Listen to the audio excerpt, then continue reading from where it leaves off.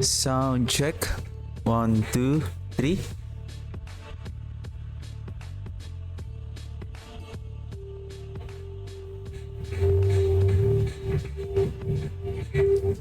Sound check.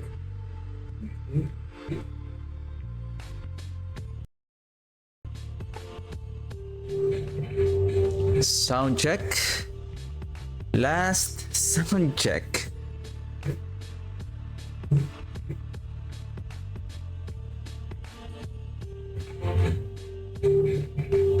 Sound check. Last check.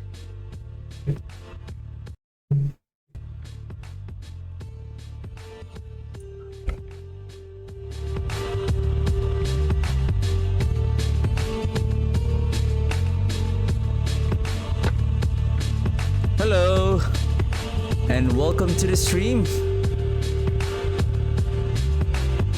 So today we're gonna watch the PTR Campfire Chat.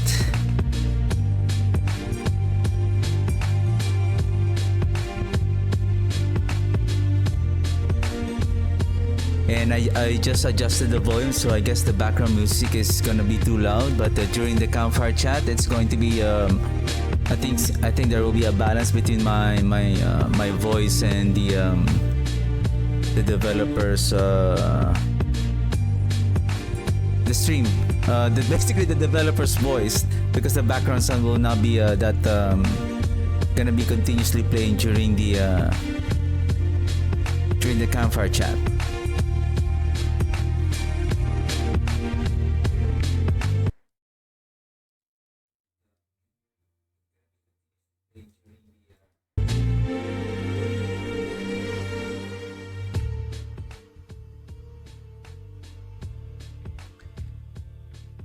All right, 1.5 minutes to go.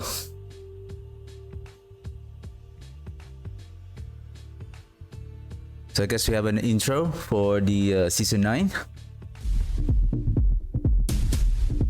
The intro of Amrak.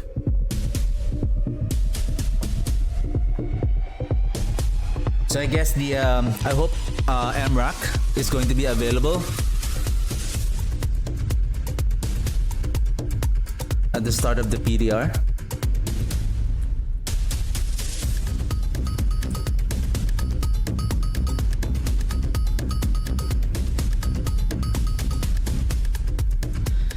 Let's go. What is the season 9 in store for us?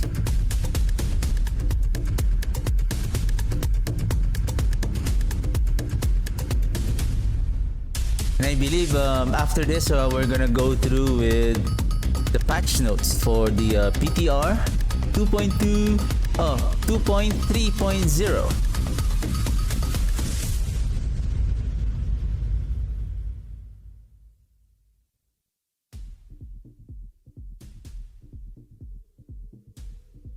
All right, here we go. Oops. Did I lose my volume? 230 PTR realm. My name is Marcus Kretz, and I'm a community manager here at Blizzard Entertainment. And today I'm joined by some new and familiar faces to the stream, which we're really excited to get into. Liam, welcome to the stream. Do you want to introduce yourself? What's his name? Adam. Hello, I am Liam. I'm an associate game designer here on Diablo. I'm always caffeinated, and I'm excited to be here. Hey, I'm Aislinn. I'm a systems designer on the final design team, and I'm also happy to be here, and probably not as caffeinated as Liam, but sometimes I wish I was. Hey everyone, I'm Charles Dunn. I'm a game designer, work on class design on the final design team, and I had some coffee this morning, so I'm feeling pretty good about it. Nice. Good way to be. And coming in all the way from downtown Albany, New York, Mr. Dan Tangway, how much caffeine have you had today? Hey everybody, I'm Dan Tangway. I have had 0 caffeine today. I'm not allowed to have that stuff anymore. So. But yeah, I am the design director for live services, and yeah, I'm excited to share what we've got cooking. Awesome. Well, that's great. Great to have you here, Dan. And yeah, we're really excited to dive into everything coming with the 2.3.0 PTR realm. It's going to be live from May 27th till June 3rd. We're going to be getting into everything coming with that today. However, I'm having it's been about a month since Season 8 launched. Bilal's return. today. We've all gotten in and gotten some fantastic boss powers. So, I know we wanted to take a moment to sort of address and see where things are currently sitting in the game. So, like, Aislinn, how do you feel things have been since the start of Season 8? Yeah, so we just love to talk a little bit about how has Season 8 gone? Like, what kind of changes did we make from the Season 8 PTR? How did they go in live in Season 8? So the first thing I want to talk about with that on this topic is level pacing and activity variety. So as you guys may be aware, we slowed down leveling just a little bit in Season 8, and I'm really glad we actually ended up bringing that to PTR because it got us so much fantastic feedback from you guys, and we decided to pull back on it a bit, and now we're actually pretty happy with where the pacing of leveling is in Diablo 4 right now. With that said, it did end up highlighting a few other things with the slightly slower leveling, which was that there may not be enough activity variety while you're leveling up. And I think we saw this with Apparition Incursions in Season 8 specifically. There was this pressure, a lot of people felt pressure to, if you want to make progress in the season, you want to actually get rewarded on the seasonal track, you have to go to the Apparition Incursion event. And so a big part of what we did is we took a step back and we looked at leveling activity variety, and we also want to take a look at end game activity variety, like with layer bosses, because we also know that there's been a little bit of fatigue with like going in and fighting layer bosses over and over and over. And so with all these things said, we've had a slight philosophical, I don't want to say shift, I would say nudge, a philosophical nudge to try and push people to different content types. When you actually do go and fight a layer boss, we want it to be a big moment, a big reward moment that one could say would punch you in the face and knock your teeth out even. And the same is true for tributes in the Undercity or the Infernal Hordes. When you go and do these things, we want them to be really snappy, really punchy, give you a lot of stuff, and then you can move on to something else. And so there's always a reason to go do something else in Diablo 4. Because we think that kind of activity variety is fun, and it makes each gameplay session more varied, which just kind of helps the game last longer. You just have more fun while you're doing it. And then beyond that kind of stuff, there's also a lot of permanent improvements that we're going to be talking about on this stream. It's going to be interspersed throughout some of the seasonal content that we're actually going to be talking about, because with Sins of the Haradrim comes a lot of cool permanent additions as well, which is going to be awesome. Oh, my earpiece is exploding. It begins. Yes. It might be a common trend on this live stream. Let me check mine really quick. We're good. But yeah, and finally, I just wanted to say thank you guys so much for playing Diablo 4. I know I have personally had a blast playing Season 8. I know a lot of people on the team have had a blast playing Season 8.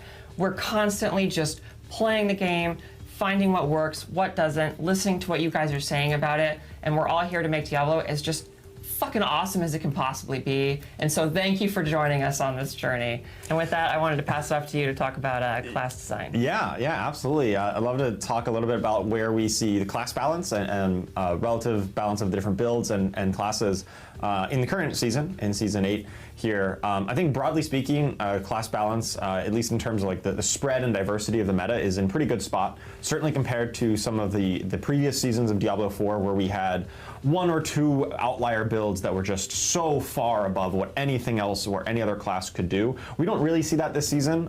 We do have some Lightning Spear Sork is maybe a little bit higher than we would like, and there are some other builds at the top, and maybe Spiritborn in particular is lagging a bit behind, but broadly speaking, we're really happy with the overall diversity of builds that players are using to experience all of the content in the game. One of our main pillars for class balance is the concept of that all builds are able to complete all content, which is really that you can take any kind of build that you can think of that's kind of coherently put together, right? You find a skill that you like, you start building into it. And you can take that build and get into Torment 4. You can complete the season journey, you can fight those Torment 4 bosses, and have reasonable success doing it. It doesn't necessarily mean you're going to be the absolute fastest speed farmer in the pit with every single build, but you're able to complete all the content. That's really the bar we're trying to shoot for with a lot of our class balance, and we want to make sure that there's a wide diversity of classes and builds that can achieve that. And I think for this season in particular, we've gotten in a pretty good spot. There are a few outliers that we're still going to look to kind of close the gap on. And also, I just wanted to say that this is an ongoing process. And one of the things that the PTR is so valuable for us testing is getting feedback on the new content we're putting in, the new builds we're trying to enable, and make sure they are hitting that mark. Yeah, it's a great point. That's the nature of live service games, right? It's always iterative. We're always trying to balance things and get them to a spot where they function really well and builds feel really good, and it feels like you're not shoehorned into one. So yeah, the state of the game right now in terms of Season 8, having all those builds be available to get you through your entire season's journey is really, really nice. So that's really great to hear. Yeah, and of course, we'll be sharing some updates for the class balance later on in the presentation, specifically around the overpower stat, which has definitely been kind of dominating the meta this season and has been for a little bit. So we're definitely aware of that and going to look to make adjustments with the interest of promoting non-overpower builds to also compete with them. And of course, also we also recognize that here in Season 8, a lot of the absolute top builds, those ones at the very top of the meta, are kind of the same ones that they were in Season 7, in the previous season. And we know there's some fatigue around that, where, hey, Death Trap Rogue, it's the best Rogue build again. Hey, Earthquake Barbarian, and so on. Bloodwave Necro are some examples of hey, it's the same class this second season. And we definitely realize that maybe we didn't quite shake up the meta as much as we really were aiming for on Season 8, but we hope some of the big changes I'll talk about later really achieve that for Season 9 going forward. Yeah, and this is kind of like a little bite-sized sneak peek of some of the things we'll be talking about later on in the stream. But again, that's the beauty of having the PTR, right? Is it's, I think Dan said it before, this is our time to adjust all the knobs in the dial so that, you can test the content, give us your feedback, and then we can, make some changes before that all goes live to make sure it feels great in game. So yeah. Absolutely. So yeah, with that in mind, with the 2.3.0 PTR, for those of you that are keen and know the roadmap inside and out, you'll know that this next season's is going to deal with all things dungeons. So we have a lot of new and exciting systems and activities that are coming in Season 9 that you'll see in the 2.3.0 PTR. So Dan, what are some of the things that players can expect to get into and try out with this PTR? Yeah, absolutely. So I'm going to run through some of the features that you're going to see in the Season 9 PTR.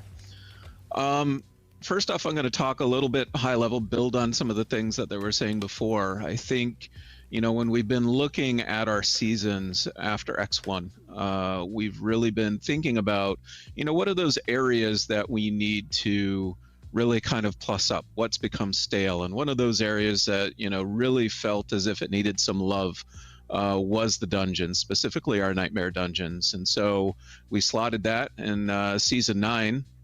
And that's really been the dominant theme of a lot of the features that we're going to release.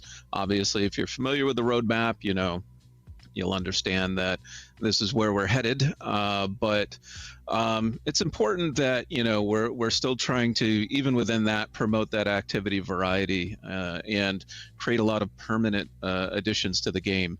I know that's something coming out of Season 7, especially. A lot of folks had a lot of feedback on. And so we've taken some extra effort to make sure that we can, bring a lot of these changes season on season into the permanent game moving forward. So without further ado, let's take a look at some of the features. I want to take a pause for a while on what he said, that they're taking permanent features, but I do hope that there are some permanent features, like on Season 1, the malignant, I forgot what they're called. Basically, those malignant, the Season of the Malignant, those jewels that you are farming, and then those jewels adds those power. Like in the case of the Necromancer, we have this the sacrilegious. I forgot the name of that item. Basically, there's an item, like I don't know if it's a malignant. It's not a malignant. It's a sacrilegious jewel or something. But the malignant hearts, the sacrilegious heart. So those item, in the case of the sacrilegious, you're gonna socket it on your item, on your jewels. It gives still some resistances, and I think there's no armor during that time. So when they permanently added those fun and powerful things on the previous season, basically it doesn't have that much impact. Like in the case of the sacrilegious soul, I don't think nobody is using that item on the build. The fact that you're losing DPS, and the only important about that ring is that it lets you an automatic every second when you get that high roll, every second of casting corpse tendrils, casting consuming corpse, auto casting the tendrils. I believe it shouldn't be a ring. It could have been maybe an an aspect, or maybe it's better to make it as a jewel or a socketable items back again. And it would be fun that you can just maybe not place it on the ring, but either on any of your items. Probably if you want diamond or skull on your amulet or jewelries for extra armor or resistances, then you can still place the jewel on your armor. That way you can still have this automatic, like in the case of Blight build, like builds that you are struggling on corpse consumption, casting your tendrils, and basically it's mostly about the corpse consumption, because that is also fuel most of our passive skills, and especially the flesh eater node. So I think making the sacrilegious becoming a ring, it doesn't help that much. And I think there are some also on the season 2, the vampiric powers, there are some aspect there that were carried over, that they become an aspect now, but some of them, I think there are still some powers of the vampiric those vampiric powers that are still good. Give me a second. I don't know if I'm echoing because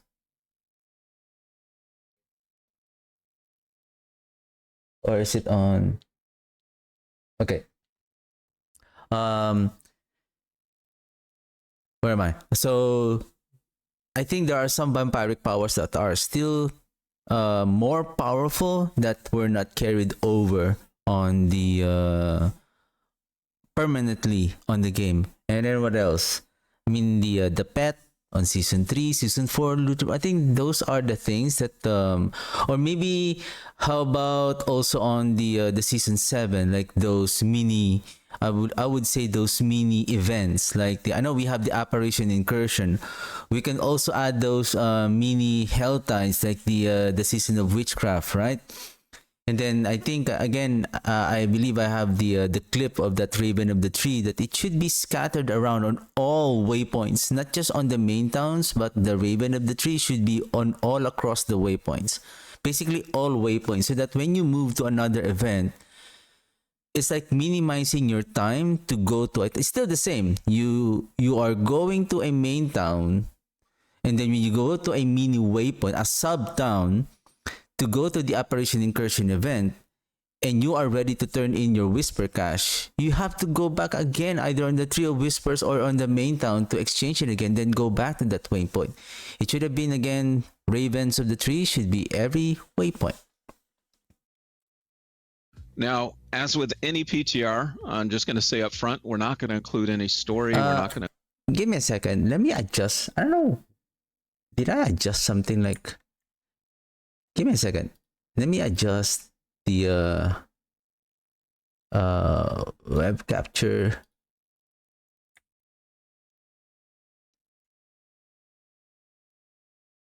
That's it. And then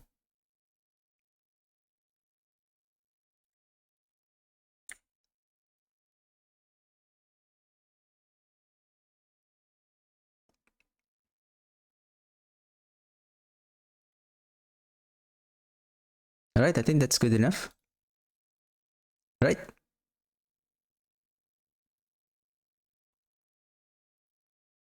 Continue. That includes Sorry about that. questline, rep track, things like that. We're really focusing on things that are more repeatable gameplay that we need a lot of feedback on. First up, Heraldric spells. So you see an image here of the UI for the Heraldric spells. It's really cool. It's kind of a create a power system this season. I'm not going to speak too much about that. I'm actually going to let Liam speak about that after I go through the rest of these features. Next up, we have Nightmare Affix updates, and I'll get to those in a little bit. We have Heraldric Strong Rooms. Heraldric Strong Rooms are a new type of micro dungeon within any dungeon. Next up, we have Escalating Nightmares. Escalating Nightmares is a new type of dungeon progression system. And finally, we have Astaroth. So let's dig into Nightmare Affix updates just a little bit more. I actually think Aislin's going to talk about it a bit after, so I'm just going to hit this at a high level. I mean, the defining feature of Nightmare Dungeons are the Nightmare Affixes, right?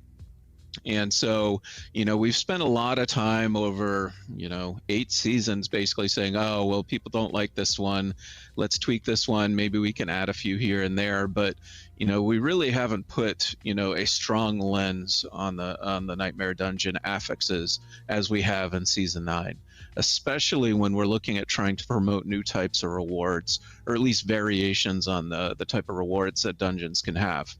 So you see here, we've got Heraldric Reserve and Equipment Delve, and both of these are new types of rewards that you can find within the dungeons. Equipment Delve specifically is you are seeking around the dungeon to find these gizmos that allow you to upgrade the rewards that you get at the end. Let's move on. All right, so let's talk about Strong Rooms a bit. I said it was a micro dungeon, right? This is a micro dungeon, however, that's going to be hidden within a Nightmare Dungeon. So, the Heraldrim have always been very secretive, and we thought this would be a great opportunity to explore gameplay kind of along those lines. And so you, upon entering the dungeon, have to find the entrance to this, Heraldric Strong Room. Now, once you're in the Strong Room, and you basically are going to be earning Heraldric Attunement by slaying enemies. And this attunement is going to improve the chest that you get at the end after defeating the mini-boss. So really, all said and done, what this Strong Room is about is maximizing that attunement. If it feels a little bit like the Gauntlet, it does have some inspiration from that. We don't have the Gauntlet in the game anymore, but we wanted to, bring that element of really trying to maximize your score within a certain period of time and giving you a lot of really interesting ways to do that. And so what you see here in the image is one of those tools. These are tests that you can choose to take at the beginning of the Strong Room, and that will modify how your Strong Room plays out. There's a couple of other images here we can go through as well. Here is the Heraldric portal that you'll enter in order to get to the Strong Room.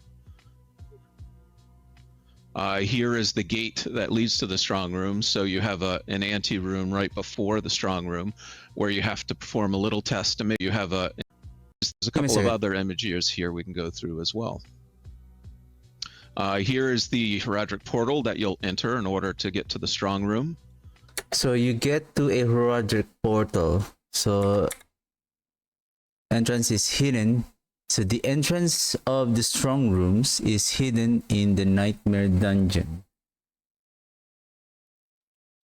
So is this like a chance, or all the time it is a Nightmare Dungeon? There is a Heraldric Strong Room. There's a couple of other images here we can go through as well. Here is the Heraldric portal that you'll enter in order to get to the Strong Room. Here is the gate that leads to the Strong Room. So you have an ante room right before the Strong Room where you have to perform a little test to make sure you understand what's about to happen next. I think there's one more.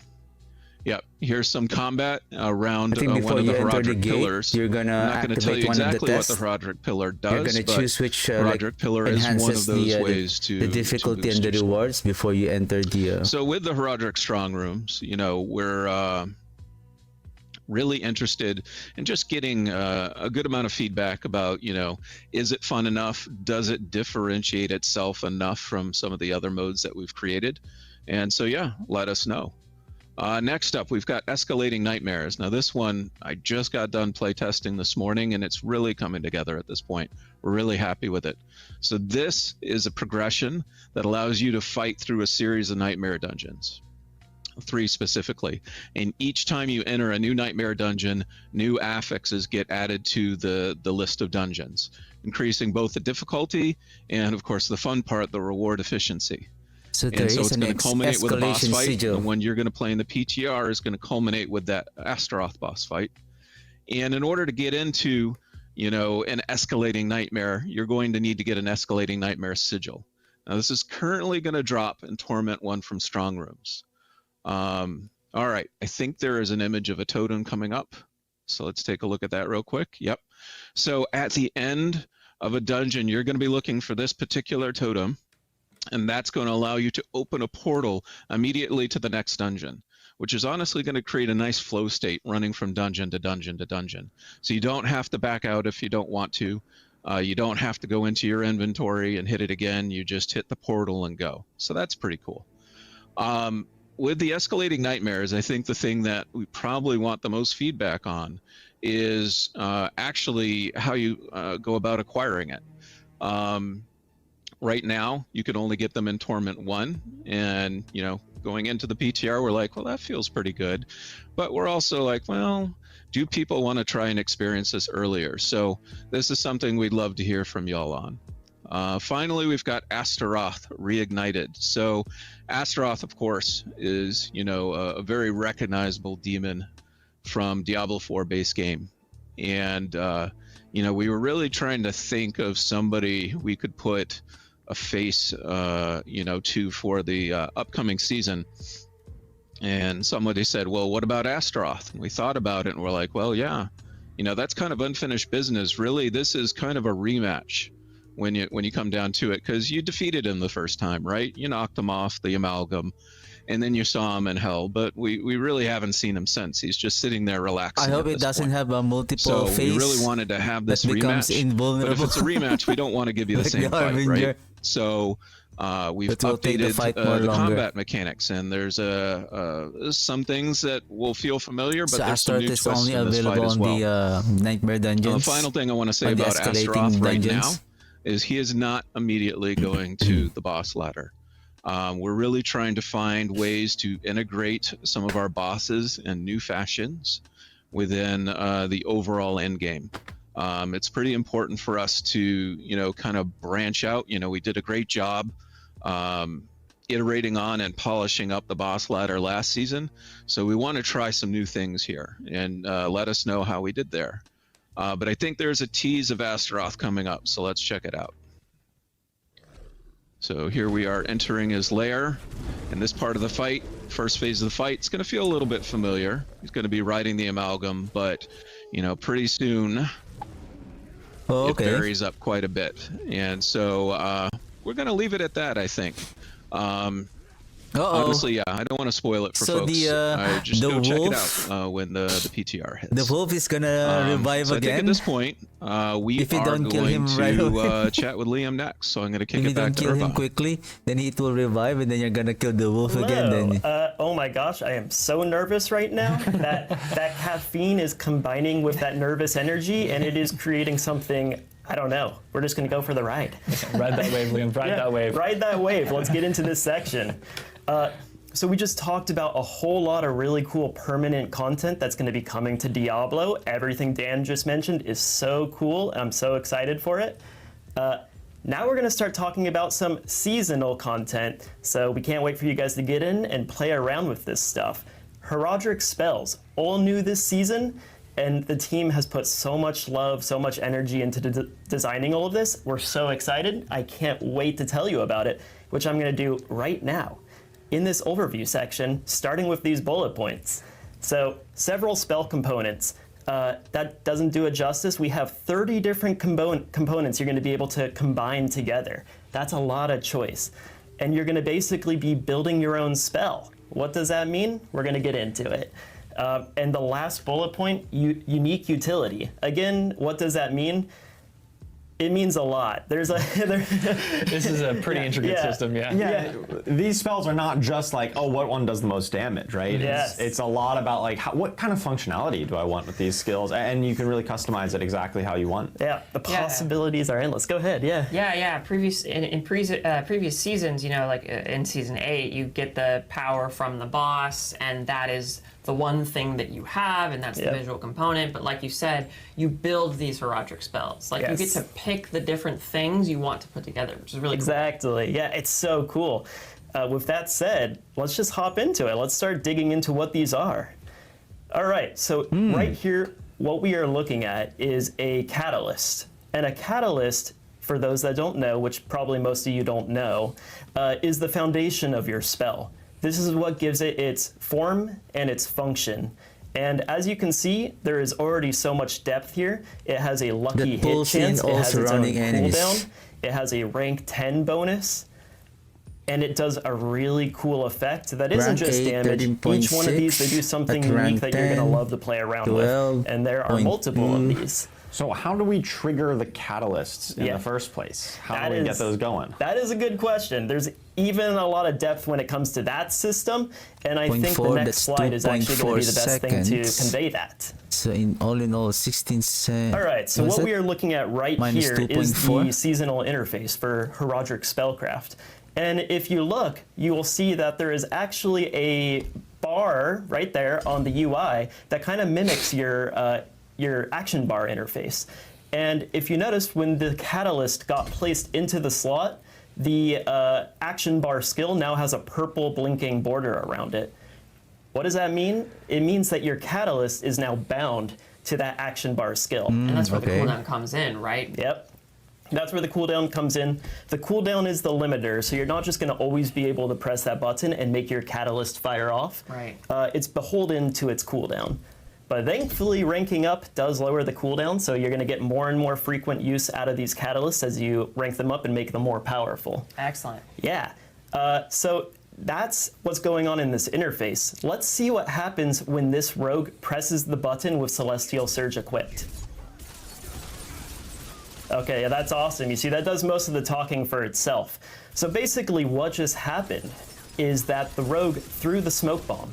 And the smoke bomb was the guiding factor for the catalyst. And the catalyst created that arcanic Heraldric rune on the ground right where the smoke bomb landed. It did its pull-in effect, and then that barrage of stars just started doing their work randomly all over that area. What do you guys think? Is that pretty cool? That's pretty neat. And that's only like one of the possible combinations, right? Because like you have one catalyst there and you assign it to a specific skill, but you could pick any of the catalysts and you could assign it to any of the skills that your class has available to it. And the way that the catalyst interacts changes based on the kind of skill you're using, right? Exactly. So think of it like an extension of your skills. You know, it's going to feel very natural and organic as you're what's the term? Invoking these into combat. So, yeah, go ahead, Josh. I really like how you get to choose like when you deploy this in combat, right? If you want it on smoke bomb, it's like, okay, I want to be CCing an enemies, or like I know there's a clump of enemies there, so I can deploy this at a key time. Or if I like don't want to think about it too much, like I just want it to happen as much as possible, right? I'll just put it on my core skill that I'm pressing all the time, and it'll happen like as often as it can. And like you get that choice in how you want to deploy these. Exactly, and like I said, it's gonna feel natural. If you're a Sork and you put it on Flame Shield, it's gonna summon on your character. If you're using a ranged ability, it's gonna go where the ranged ability lands. If you're using a melee skill, it's gonna be in melee range on the character you hit. It's just gonna feel like what you would expect it to be. You know, so the catalyst just really flows around it, however you want to integrate it into your playstyle, effectively. Exactly.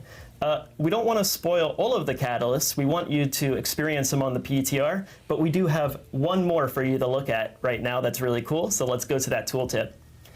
So this is the Cosmic Anomaly. This is a summons type. We know players love summons.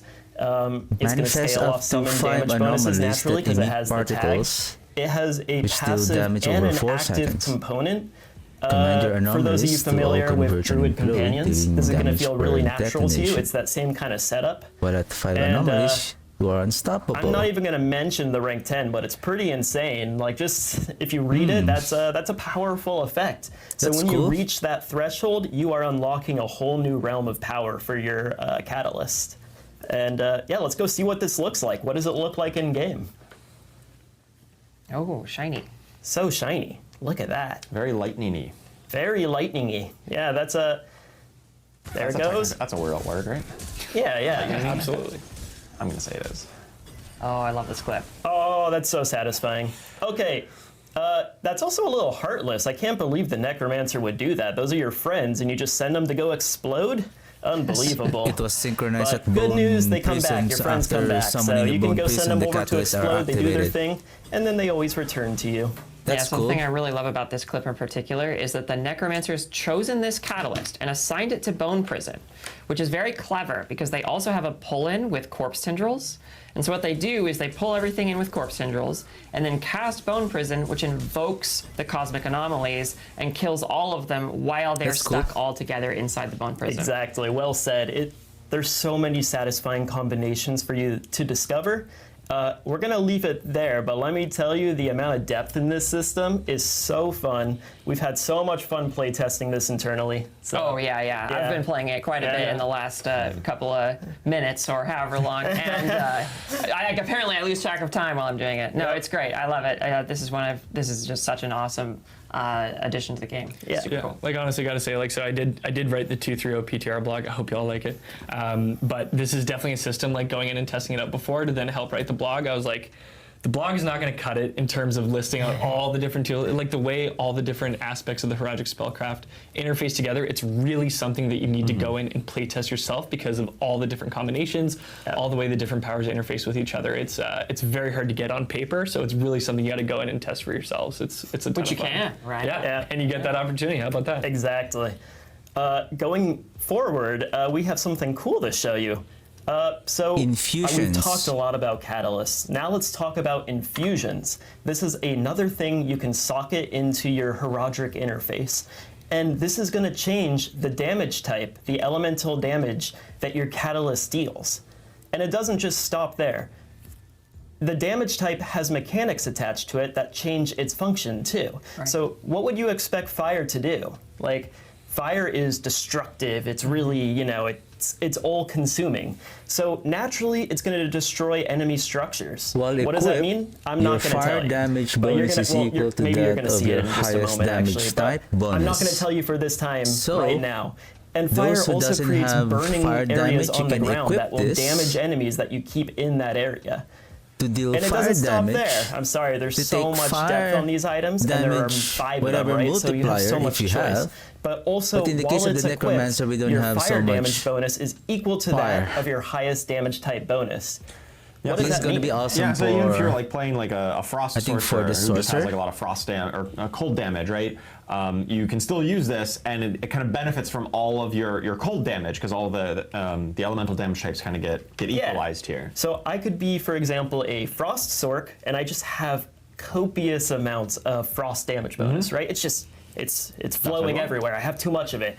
I swap in the poison infusion, and then suddenly I have an equal amount of poison damage bonus. Right. That's really cool because my poison catalyst is going to be hitting like a truck, and players love dealing lots of damage, right? I love it. But also, and tell me if this is cool when you guys get to play test with it, the possibilities expand even more because now I'm a Sork that has a lot of poison damage.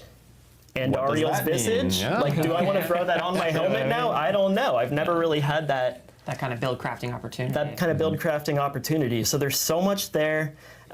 Just can't wait to see everyone's reaction when you all play with it. And so just to make sure I get this right, I have my catalyst. That's what we see visually in these clips here, like those cosmic anomalies.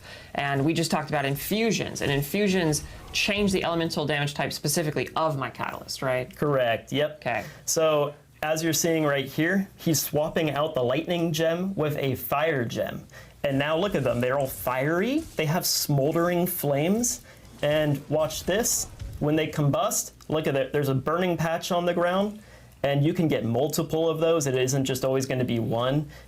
This is destruction incarnate, right? This is This is cool. Hell yeah. Yeah. And each infusion has like their own secondary damaging or just not necessarily damaging, but just effect that they apply as well. Yep. But you in can Fire's case, it's the burning. wear, I It is guess, layers one on top of catalyst layers, only. right? So And again, then we're so excited. For for people that were closely reading that tooltip modifiers. on the infusion page, you might have seen a rank 5 bonus.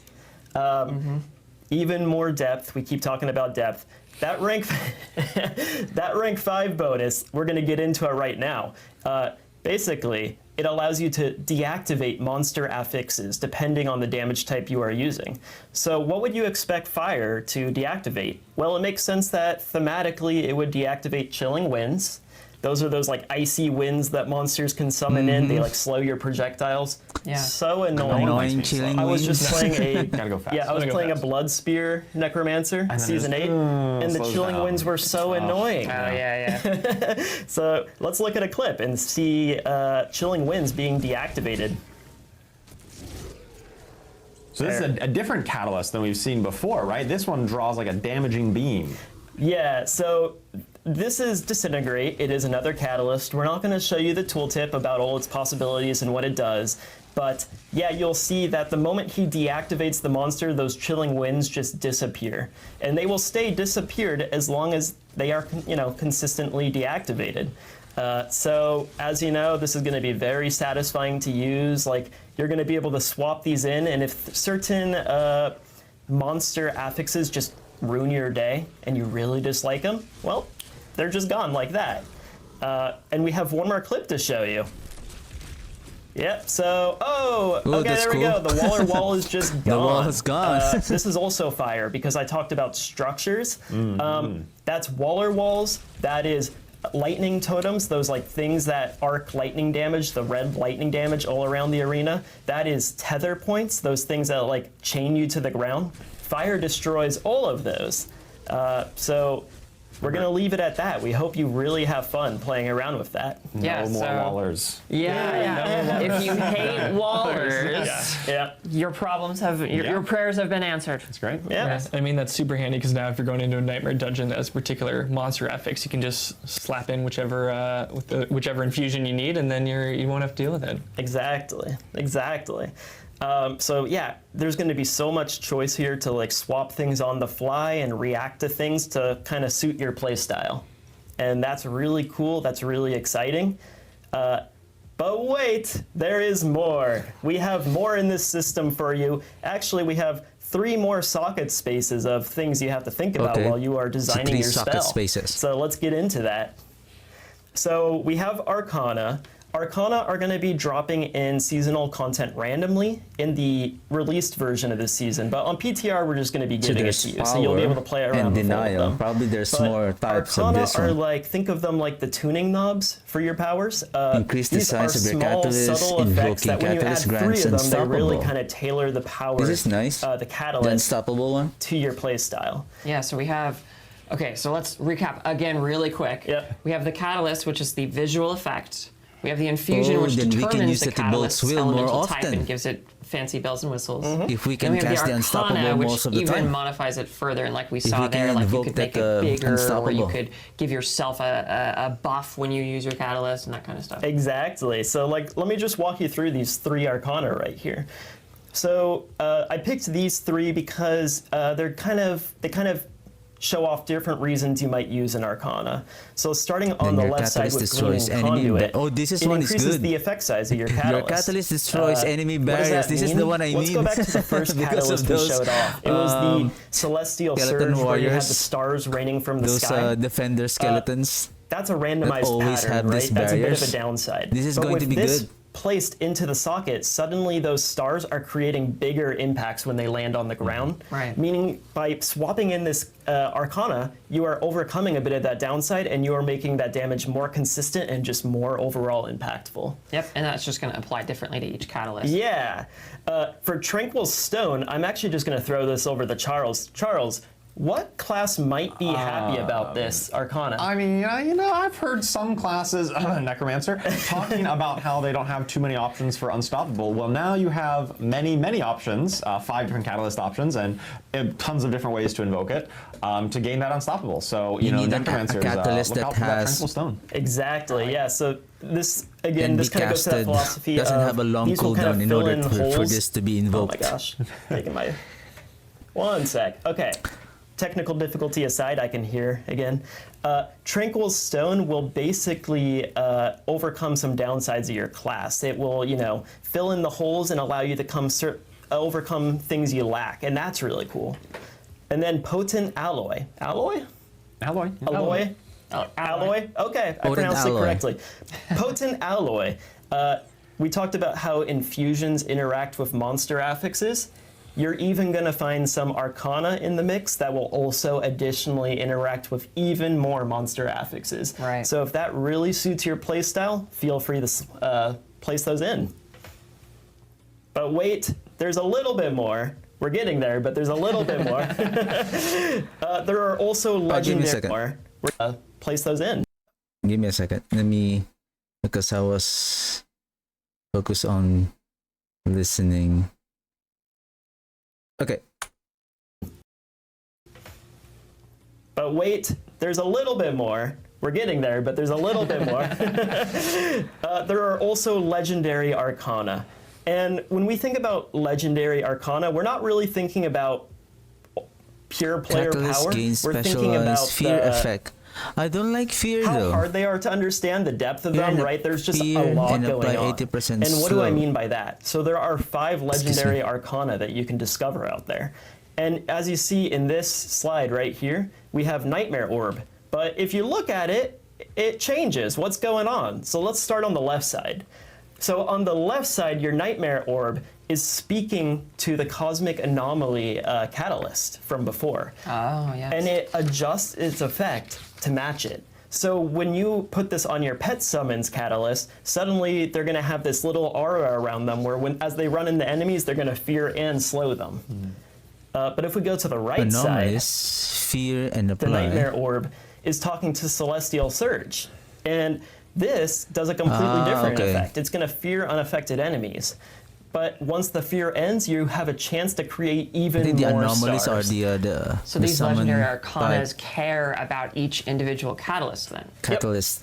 Exactly. So the same But why legendary fear? Arcana has 5 different variations To be honest, I don't like to fear. wrap your head around, and there are 5 I of don't these. like So enemies 5 moving times away 5, from me. I want them to be near I'm going me to say so the that I keyword can one more kill time. them. I'm sorry. That's a lot of depth. So I feel like you've just presented to me and us a unfathomable amount of combinatorics, Liam. Yes.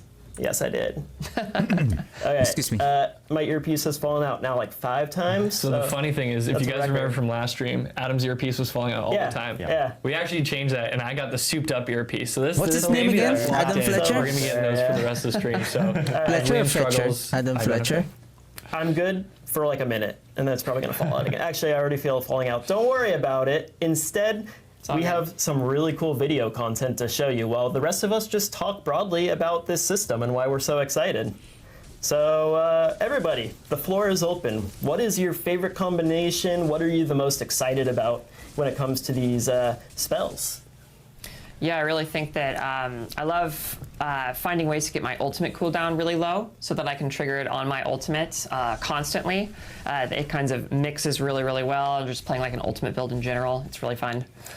Yeah, I've got a soft spot for summons. I really love the Cosmic Anomaly. I love just having a bunch of guys out there, even if they're floaty, glowy orbs of elemental destruction, and love commanding them and having them go and explode. That's just really fun for me. Yeah, I've been a big fan of playing Barb lately, but I find when I get into the higher torment tiers, you're just like so up and close and taking damage that the survivability does get a bit more difficult. So like having the ability to use some more like ranged abilities to then throw my spellcraft out and then kind of do some CC while I am like an up close and personal player, and like I'll probably play a rogue next season too. So in a similar vein, like being able to kind of like still have those damaging abilities that are, will do damage over distance while being able to like, go heal in the corner. It's nice to just like influence those play styles.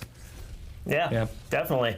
So again, so much content here. We are unbelievably excited for you guys to get into the PTR and try these out. Yeah. Again, we've had so much fun playtesting them. That will and be, we I guess, on can't wait Tuesday? to see what everyone thinks about it. I feel like I got into a state where like I was playtesting Heraldric Spellcraft, and I was So like, I need to free up the some time just started storage slipping away. space 'Cause, like, again I on just started my being like, PC. well, what if I like did this To catalyst with download this the PTR. infusion and then applied it to this skill? Oh, and now this Arcana matters, and that just happened again and again and again. Yeah. It's just so much fun to play with. Yeah. Yeah, it's a really, really intricate system.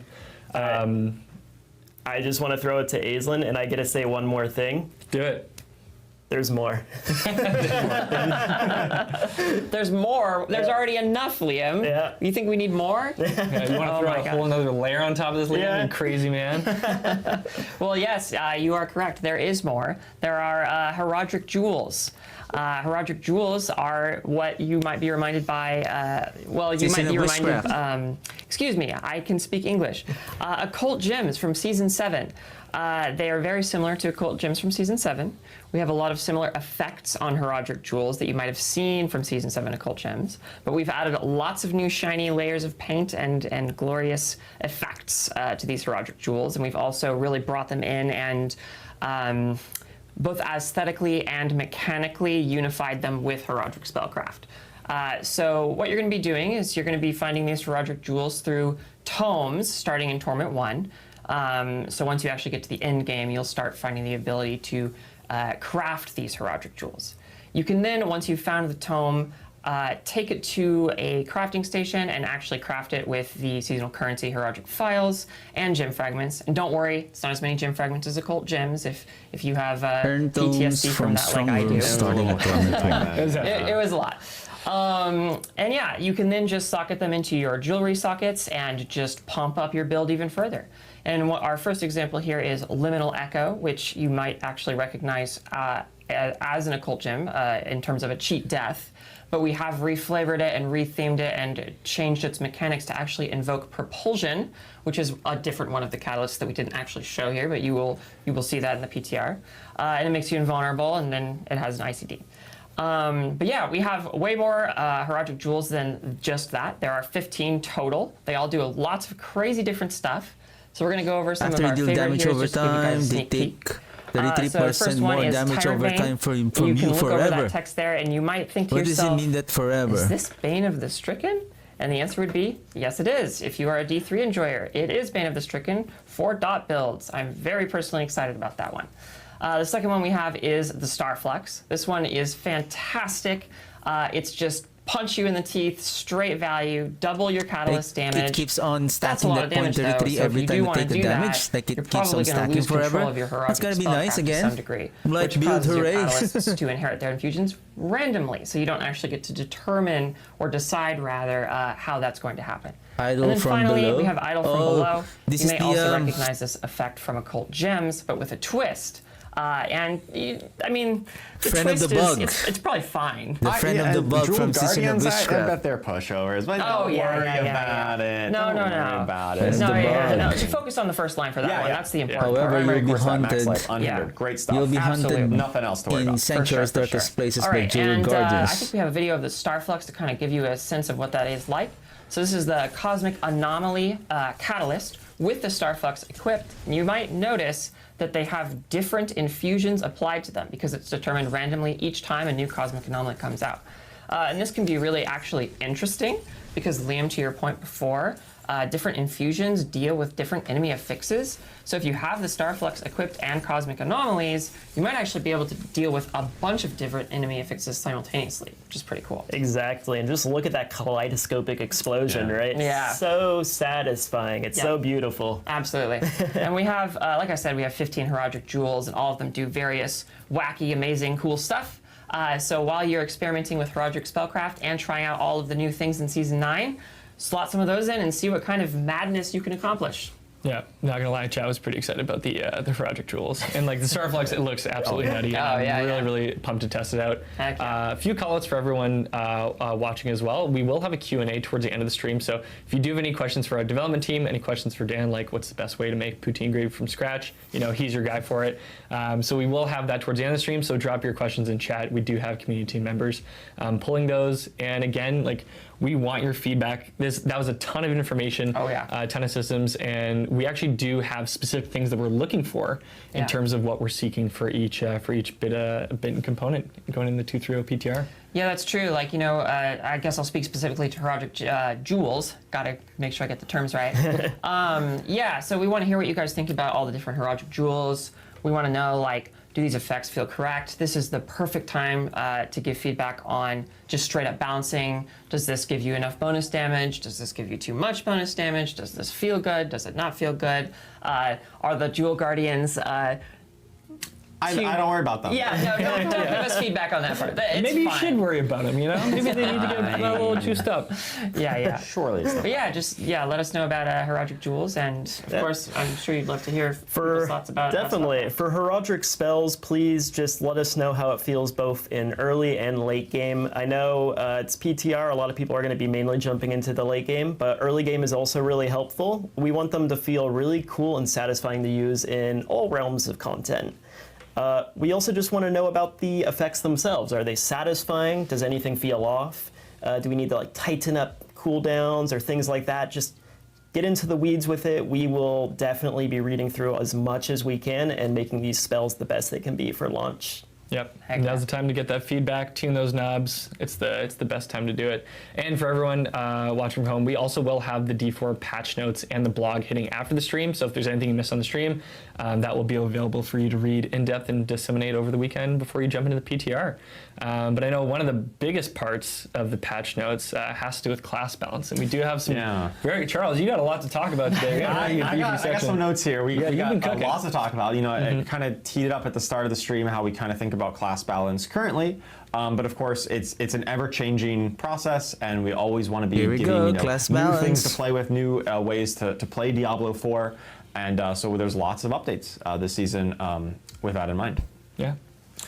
So let's get into some of the changes that affect all classes in some way before getting into each individual class and talk about some of the new stuff coming for them. These are kind of changes that are global or affect everybody.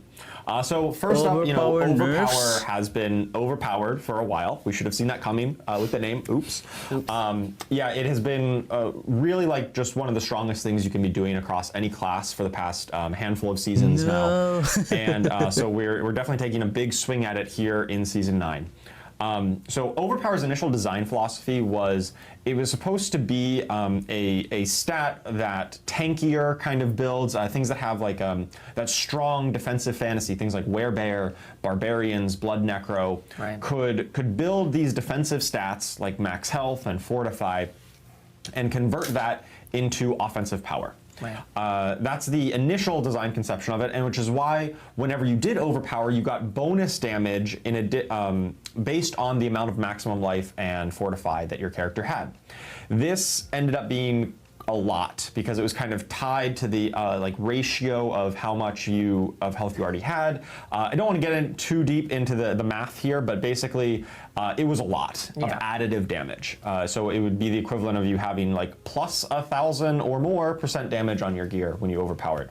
And that led to overpowers being extremely strong, far more than, say, Critical Strike, for instance.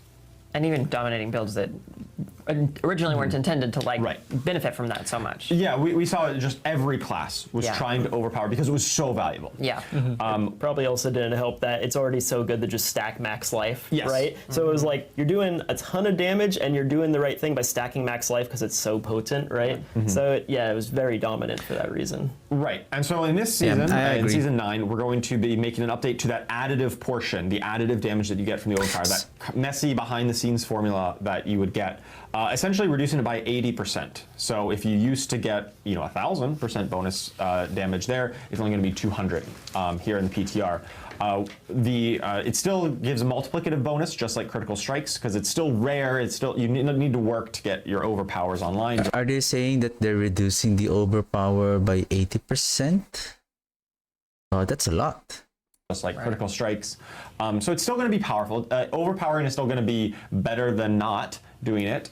But it won't be so infinitely far ahead like we've seen the it. overpower We itself. definitely want a lot of feedback on this because we know remove it's the been sand rune. the real big talking point Better of a remove lot the of sand different rune. The meta sand builds rune right now. Feels like you that need to lets the work on other overpower. classes That's that doesn't not the have intent. We means don't to want overpower everybody to feel like you have to do overpower. it all the time in order to optimize your damage. With So we regards to definitely wanna make the sure we open up necromancer, it's possibilities not to their other, fault classes. that they have overpower because that's their kind mechanic. of tied in with that, Using the additive blood. damage rebalance. Like they So, said, that's the stacking base more power of life to be overpower we more talked about. defensive, Another but using contributing the factor more was defense that whenever you to got be an overpower damage offense. on your items, it was just overstated. You know, we balanced those initially when earlier on in the game's Remove sand rune time instead when we of had nerfing a the different overpower. estimate of how often players would be overpowering or doing any of these kind of conditional effects like critical strike or dot damage or what have you. So we've done kind of a comprehensive pass on items, the base affixes that show up this season, and said, okay, critical strike damage, we're going to give you an equivalent amount of critical strike damage and overpower damage if it appears in the same spot. Previously, it was something like you would get a one-handed weapon, and it would literally have almost 200% overpower damage and Ancestral, and it would give like 55% critical strike damage. And that's just way too different, right? Yeah. Like that was one reason, like, well, why would I build crit damage when I can build overpower and get 4 times the benefit? So we're looking to renormalize that and kind of establish a better baseline of comparison of these stats against each other. This affects everybody in some way. As you're building your items, you're going to be looking for different stats. The numerical values will be different there. But we think it gets into a much better state for allowing you to go, for vulnerable damage, for crit damage, for summons damage, and not feel like you're doing it wrong because it wasn't overpower, right? Next, we've got a basic skill buff. There's a lot of things that affect every class this season. Yeah. So talking about basic skills, this is kind of an initiative where we are starting here to really comprehensively look at all of the skills in the game and look at their relative balance against each other. And sometimes we've had some basic skills which just do negative damage. You think you're healing the enemies by attacking because it's so weak, and other ones that you can actually really build a full kind of basic skill build around because it has a lot of support, has good base damage, has whatever effects. We've done a comprehensive pass on every single basic skill in the game and retuned them. And when I say retuned, I say double or triple their damage output for the most part. Literally skills that used to do like 20% weapon damage now do like 60 or 80%. Increasing the damage. Massive Besides increases that, on probably every single to add basic skill in more the game. mechanics That's to make it help more them kind fun of compete kind of right out of the box. and You more get a basic skill, good you press the button, it interaction feels with impactful. other That's the skills. goal. Right. We do want still basic skill oriented builds in the late game to exist, but of course if we just tripled or their damage output, that would cause some of them to be kind of way too good on some ends. Yes. So we have adjusted some of the scalars that you see on some of the legendary and unique items that talk to basic skills in particular, brought them down a little bit. We still want them to be competitive and probably better this season than they have been in the past. But we're just, we're not trying to triple every single basic skill. We want to make sure that it smooths out that progression. Right. I will say that this is, we looked at basic skills here in this season. It's an initiative where we're going to be looking at other categories of skills in future seasons. So definitely keep an eye on similar kinds of comprehensive balance passes for future seasons as they come down. So your feedback on exactly how we landed on this basic skill pass is really helpful to help inform like, hey, is our methodology, our comparison right, and were the tuning on these accurate. Next up, maximum resistance. This is a relatively quicker point. So right now on live, if your maximum resistance for every element is capped at 70%. Now on the PTR, it'll be capped at 75% baseline, so everyone can get a little bit more resistance. The absolute cap is still 85 if you get some maximum resistance effects, but the baseline you'll get 75 resist in order to be resistance capped. In exchange, there were some unique items that were that had just a whole bunch of all resistance on them, Yeah. like Yen's Blessing, some boots that just gave you like 50% maximum resistance to all elements. Those Solves ones, too much of it a little by itself. yeah, exactly. So some of those outliers that really solve your resistance a little too easily, we're going to tone those down a little bit. But kind of in exchange, we give everyone the option to build a little bit more to make sure that building up resistance has a kind of a meaningful journey to it. And finally, on this slide that affects all characters, the key passives, we've also done a pass, much like with basic skills, to look at our various key passives that affect every build, and kind of look at their relative power level. And a lot of the outliers that we've seen in class balance historically have come from a key passive that just scales kind of infinitely, right? You build up some critical strike damage, which increases your other damage, and that just scales infinitely, and that causes builds that can use that key passive to be far more powerful than builds that use other key passives, which maybe don't scale that infinitely. So with that in mind, we looked at every key passive, and we've set a bar of about 75% multiplicative damage. A bonus. So if it just said do increase damage, it would say 75% increase. Right. Now some will have more conditions, you know, it only affects certain types of damage, and so we budget those at a little bit higher and so on. But anything that had like a previous uncapped scaler, we're going to put a cap on it to make sure that it kind of hits that 75% mark. And even a handful of some key passives that were underperforming that mark, that were not quite that good, have gotten buffed up to try to let them compete. And so builds that got some of those buffed key passives will be really happy to see that too. Absolutely. I guess I'll just make a comment. We're not the fun police, right? No. We're not coming here to ruin your day, but what we are doing is we want to make a more consistent experience for our players. And we want the pieces to fit together naturally. Your progression is smooth. There's all these puzzle pieces. They just make sense as you stack them up. And we want to move away from having such extreme outliers. Yeah, the extreme balance outliers are really what kind of can kill the fun of the game. If you're like, hey, I want to play, you know, whatever kind of build you want, but then you see somebody else doing something different, and you're like, oh, they are 100 times better than me. It actually does affect how much fun you're having because you feel like you're playing suboptimally. And by kind of bringing some of these more in line to a kind of a budget of power that we want from certain sources, we help to eliminate those outliers that are like miles ahead of everybody else. With that in mind, you know, we think that this is going to promote better build diversity, of course, as you can play more options, and it won't feel as bad that you aren't being left behind in such a way. All right, so let's move on to the individual class changes. Those affect everybody, but of course, every class has some new stuff to talk about Class here. balance. First up, we've got barbarians. So for the barbarian, the big talk of them for a while has been earthquakes in particular. Barbarians love to, stomp on the ground, and they stomp so hard that they make some earthquakes. Those have been extremely powerful for a handful of seasons, and we know that there's other fantasies to explore in barbarian other than just earthquakes, and so we have done some updates to kind of bring down some of the power level of Earthquake, specifically on its legendary Paragon node, the Force of Nature, that gave it a ton of multiplicative damage on the Earthquakes. That has been brought down quite a bit. To the second bullet point here, a lot of the legendary Paragon nodes in Barbarian, Paragon, and across every other class has been kind of simplified. Some of them used to have effects, which was like, do a thing to get a buff, to give you some damage, and it stacks up to 5 times, right? Yeah. It would be like kind of a multi-step thing for a Paragon node, which we thought that's maybe a little bit more complex. It's asking you a little bit too much. So we've simplified them, and often it's just like, hey, do a thing, get a bonus, and that's it. Right. And specifically on Barbarian, I think they got some of the bigger updates in that regard. And in a lot of cases, the Paragon become even more powerful because you don't need to stack it up 5 times or whatever it might be. You just get the bonus right out of the gate. So Hey, they Charles, are slightly more powerful. Could you say barbarians are getting a seismic shakeup? I'm so sorry. A little bit.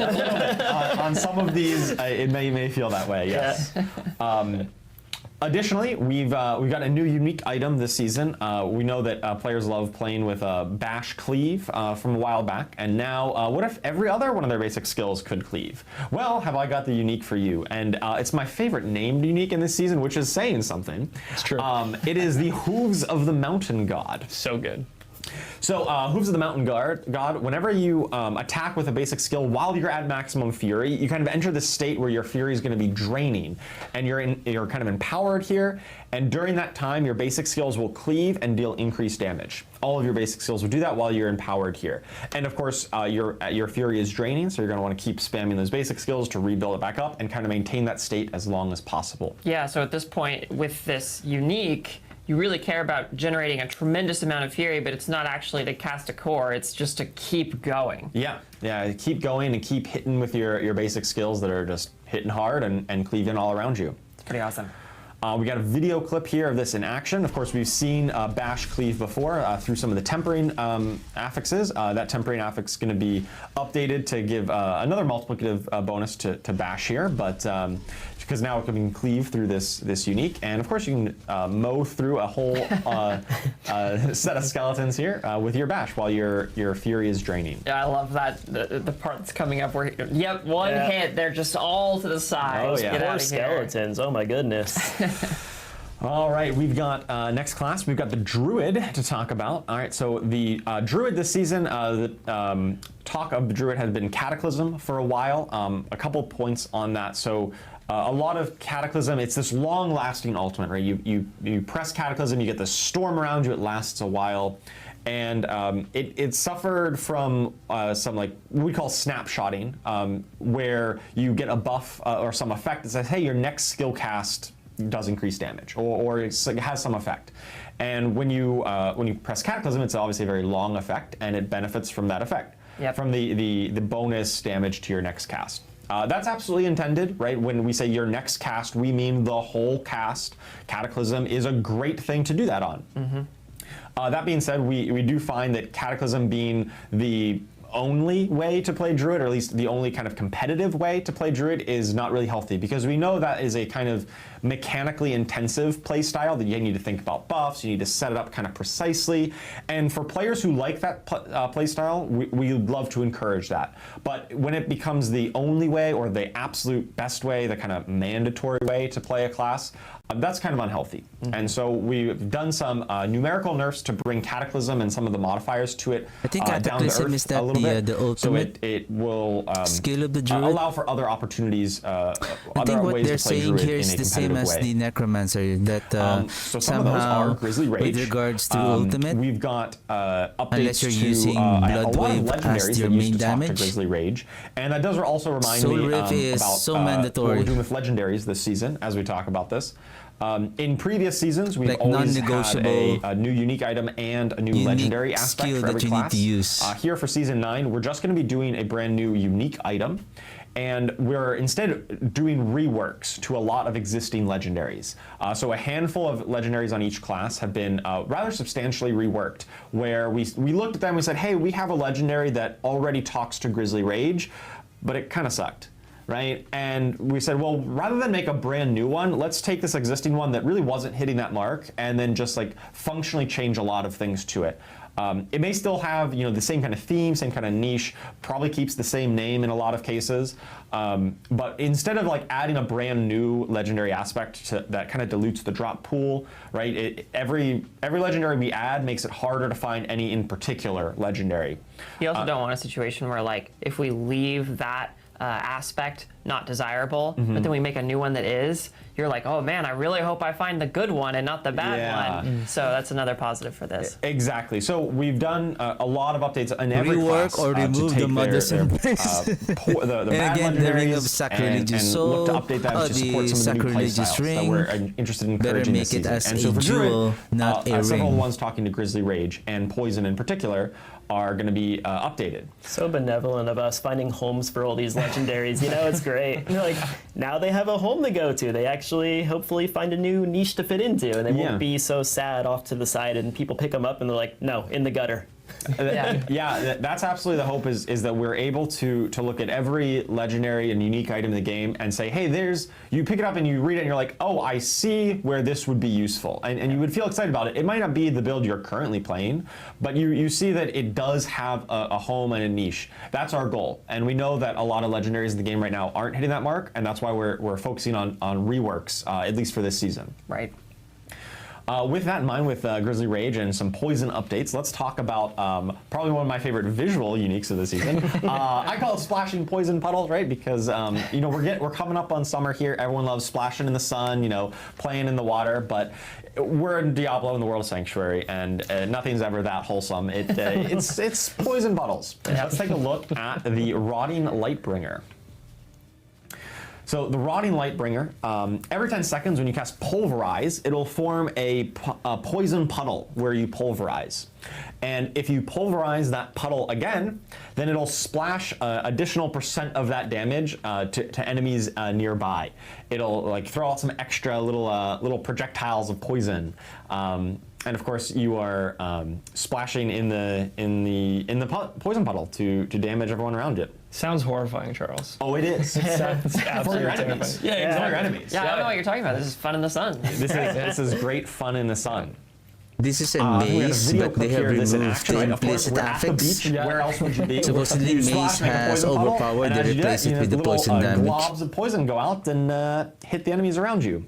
And this is also marrying the concept of like poison, the theme in Druid of poison and werebear, which has typically been for specifically werewolf, but now we're seeing it here too. Druids are the master of kind of this hybridization and mixing and matching these things. So we always love encouraging you finding ways to mix these up. Those poison puddles, those small projectiles Druid, of... let's talk about the Necromancer. So Necromancer has had some powerful ultimates as well. This is going to be a common theme. A lot of ultimate skills have been quite powerful recently. In particular, Soul Rift and Blood Wave. Now, Soul Rift is a skill which does everything, right? It does damage, it gives you increased damage, it applies vulnerable, it gives you resource. Skeletal Archmages. Restores your potion charges. Yes, Oh my goodness. potions. What do we have here, boys? We looked at all these things and said, well, we could like just chop down the numbers on some Skeletal of these because Archmages. like almost everyone is playing Soul Rift if you're not playing Blood Wave. It's like one of those two as a Necromancer. And we decided that the best course of action for Soul Rift is to just kind of reduce some of its functionality. So it will still do all of those things except generate a barrier. The barrier generation was giving a little bit too much survivability, which we thought felt a bit more at home in like the Bone Storm or Blood Wave kind of world. As the kind of a more survivability ultimate. Right.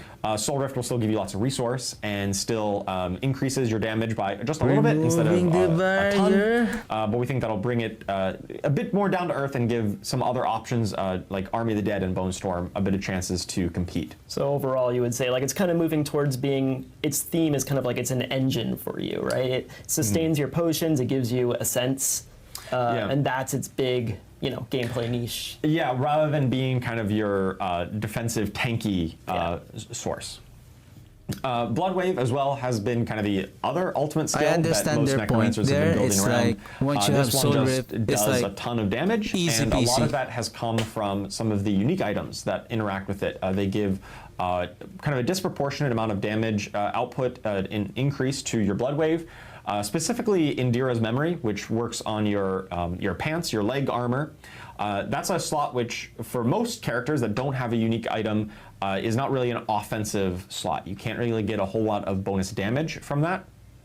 And so we're looking to say, hey, any unique items that are on pants in particular, we're going to be looking to reduce the damage output of there. They'll still have some damage output, but not quite as much.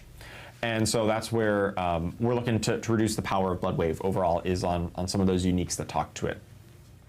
But of course, we've got new things to play with on the Necromancer. We've got Skeletal Archmages. And so this comes on the new unique, the Hand of Naz. So the Hand of Naz, new unique gloves, which if you really want to be playing a minion build, but you're like, I just want mages, maybe you're really vibing with the Herodric mage spellcraft. Mage damage, 4 to Skeletal Mage If you Mastery. sacrifice both your warriors and your golem, and so you are all in on mages, you get to summon additional mages for every minion that you sacrifice. With the occult so if you used to have a whole minion, we bunch get of, 5, bonus, then plus skeletal, With that warriors, 7. you now can get But that we many lose more damage mages. from the Kalan's Edict because Once mages attack from 25 7 times, against they get 5, to level up. 6, They can rank up to 11, a skeletal so we lose archmages. They 4 get a little bit bigger, minions. they get a little bit of a flashy visual. And the skeletal archmages 4 will minions is deal some equivalent bonus to damage, and also whenever they are attacked, they 12 will damage teleport and away to safety because they are 12 they got a new damage skill. and When you level 12 up, you learn a new attack skill. speed. Same thing I with think it's skeletal not that mages. much though. Just the way it works. Of course.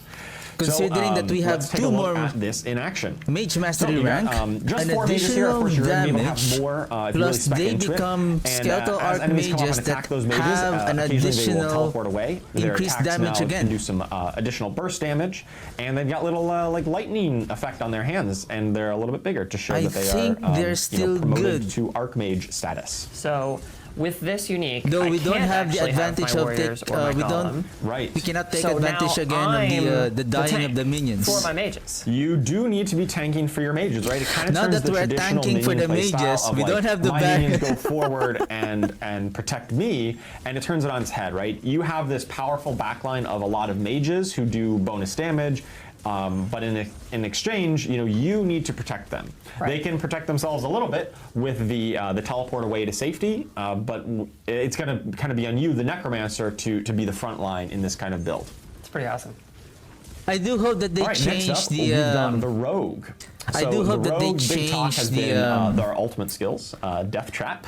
As ultimate skills are great. The design They of the have skeletal been, archmages ultimate that and very really powerful for that quite a really while. stands out. That Rogue's when no they got exception. They've got death upgraded, trap has been one of you the know most that powerful these builds are for the kind of 2 seasons in a row here. archmages.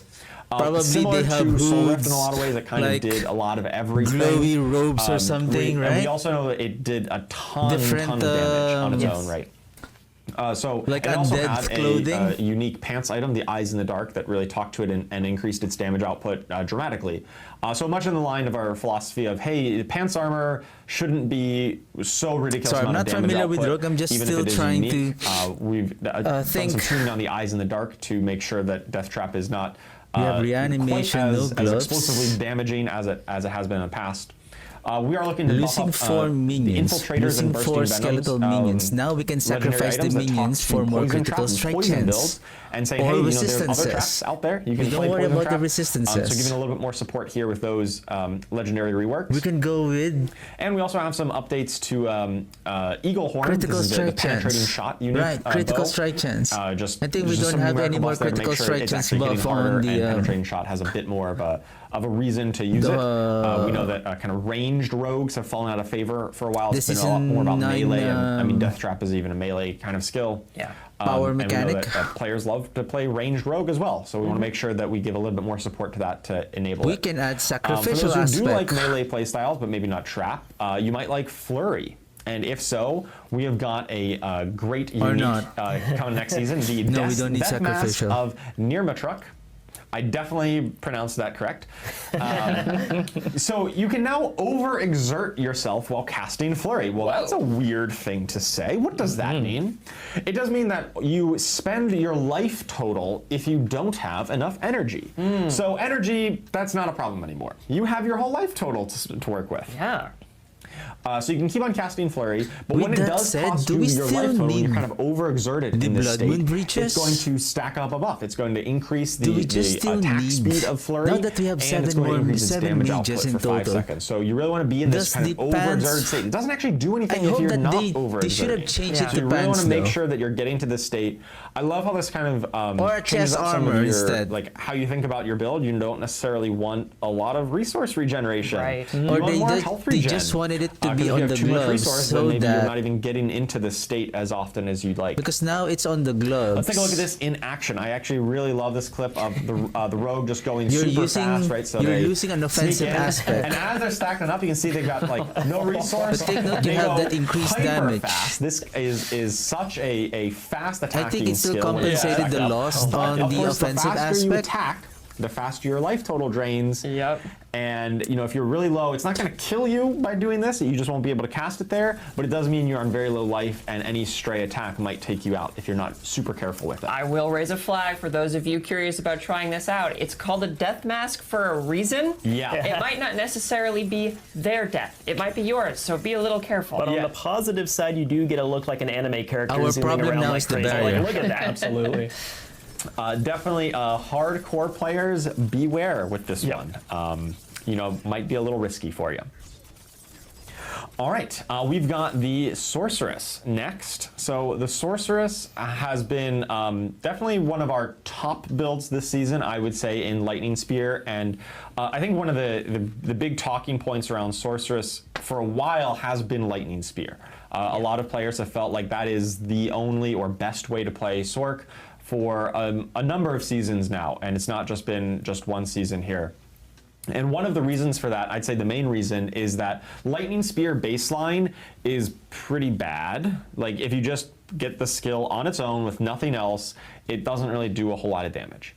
But then you get Splintering Energy legendary, and suddenly it goes from 1 to 100 real quick. Oh, yes. That legendary aspect is like one of the most powerful in terms of like how much percentage gain does it give the skill in question. Splintering Energy is like way far above really where we want legendary aspects to be. And that kind of speaks to this outlier concept we've been talking about, where when you have one particular source of power that is disproportionately valuable, like a key passive that scales crazy, or a Splintering Energy legendary, that's the only thing that matters, right? I do hope that maximizing the damage of this one thing is the only thing that matters. We find that leads to some of these outlier situations, and it's also just not as fun. would also change. Nothing else in your build mattered. Instead it's of just waiting about for the that 6 one, attack, effect, how whether it about be a legendary or reduce key passive. We find that that explosion there's better build damage variety and in terms healthier of class per balance attack, when that power is spread out right? among as many different as sources that easy you might as want as possible, rather than divide concentrated the so intensely the in damage one. into 6. And so this was definitely one of the most egregious examples, I'd say. I think it's going to be the same concentrating impact. the power in a single spot in that Isn't it? Splintering Energy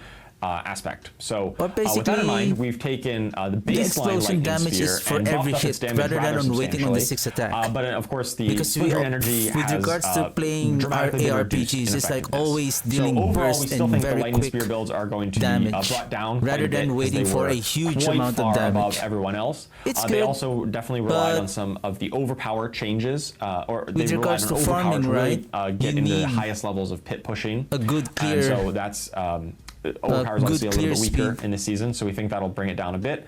In exchange, we're looking at buffing up some of the other builds available to Sorc. Specifically with burning, one of the burning key passive, the combustion key passive, was one of those that was kind of uncapped scaling. It wasn't necessarily problematic, but maybe that was really just because Lightning Spear crowded it all out. Same with like Enlightenment kind of crowding out those options. We have put a cap on that, like we've said, with the philosophy of making sure that no individual power source eclipses all others. But with that in mind, we did look at say, well, hey, this might be a little bit of a nerf to some other burning builds like Firewall or Incinerate. And so we've just done like a 25-ish% baseline buff to those burning skills just to make sure they can kind of be compensated for that. Similar with Enlightenment, that was another one of the key passives that kind of blew past our power budget, so we've done a bit of rebalancing there. But also, we've got a new unique, one of my favorites, Huge Hydras. Yes. So this is the... Chat has been very excited for this. They saw really? They saw huge hydras. Huge Hydras, and I'm just talking about this. What's this? Yes, so we've got the Ophidian Iris. This is an ancestral unique amulet. And here, Hydra gets the core skill tag, so it'll benefit from a lot of your core skill bonuses. And it'll always summon a 3-headed Hydra on, rather than, even if you had more heads, if you had like plus Hydra heads, you're still only going to get 3. Cool. That's the kind of the baseline number. But for each head that you would have had above 3, the Hydra goes larger and deals like 100% more damage per additional head. And so these big heads will also do splash damage rather than just a single target and hitting one enemy. They kind of explode on impact, just like they're shooting fireballs. Yes. And so this is going to turn your Hydra from like a lot of spammy little tiny hits into individual bigger hits with big Hydra heads. So it's no longer about how many heads can I get on my Hydra, it's about how big can I make my baby Hydra. Yes. Excellent. So it'll scale up with its damage for every additional head that you got, and of course this has an inherent affix that casted Hydras do have +2 heads, which Oh, there you go. So you already have a bit of built-in multiplier on the amulet itself. So we've got a side-by-side comparison here, right? So on the left here, we've got the kind of baseline. You got 4 Hydra heads. They're they're fine. They're there. But after nice. you really build up lots of bonus Hydra heads, you're only going to get 3, but they're gonna be much bigger than you, the character, and can be as big as some of those big elites running around the screen. And of course, with splashing, explosion, fire attacks, it should be a lot more appealing. We've also taken a look at updating some other things on Hydra. We removed its baseline mana cost, increased its lucky hit chance, and also done some other modifications to Conjuration and Hydra legendaries, just to make sure that like kind of a Hydra build really makes a lot of sense and is able to be competitive. So really love to hear feedback in the PTR about how these kind of builds land. And last but not least, we've got the Spiritborn. So the Spiritborn has been probably one of the classes that's been furthest behind, I'd say, in terms of on the current live season. And so we're definitely looking at, I think they're going to be one of the biggest beneficiaries of the basic skill rebalancing work that we did, where we looked at every basic skill and doubled or tripled the baseline values of a lot of them. But in exchange, some of the scalars on legendaries and uniques, we adjusted those downward a little bit. The net result is still that basic skill builds will be better than before, and I think Spiritborn is going to be one of the biggest beneficiaries of that. Additionally, we've also got an update to the deflection aspect with Razor Wings build. Previously, this was one of those legendaries that didn't really have a home. It dealt like a percentage of counter attacks damage, and counter attack does not do damage. So a percent of 0 is 0. Yeah. So now it's going to increase the Razor Wings itself damage when you reflect them with this deflection kind of gameplay. And so just a little bit more kind of multiplicative damage support for Razor Wings build. Following with the theme of ultimate skills on all classes, as well being kind of a little too strong. The Hunter ultimate, the Jaguar ultimate, has been the ultimate on Spiritborn since its launch that really every Spiritborn player has used. I think like something like 90+% of Spiritborn players are using the Hunter currently. And that's great that you're having a lot of fun with it, but it also means that there's other options that aren't really being explored. It's kind of taking up all the space in the build variety. And so one of the reasons for that is that the Hunter it resets itself. If you cast it and then kill an enemy, it's going to reset itself, and it can kind of chain reset.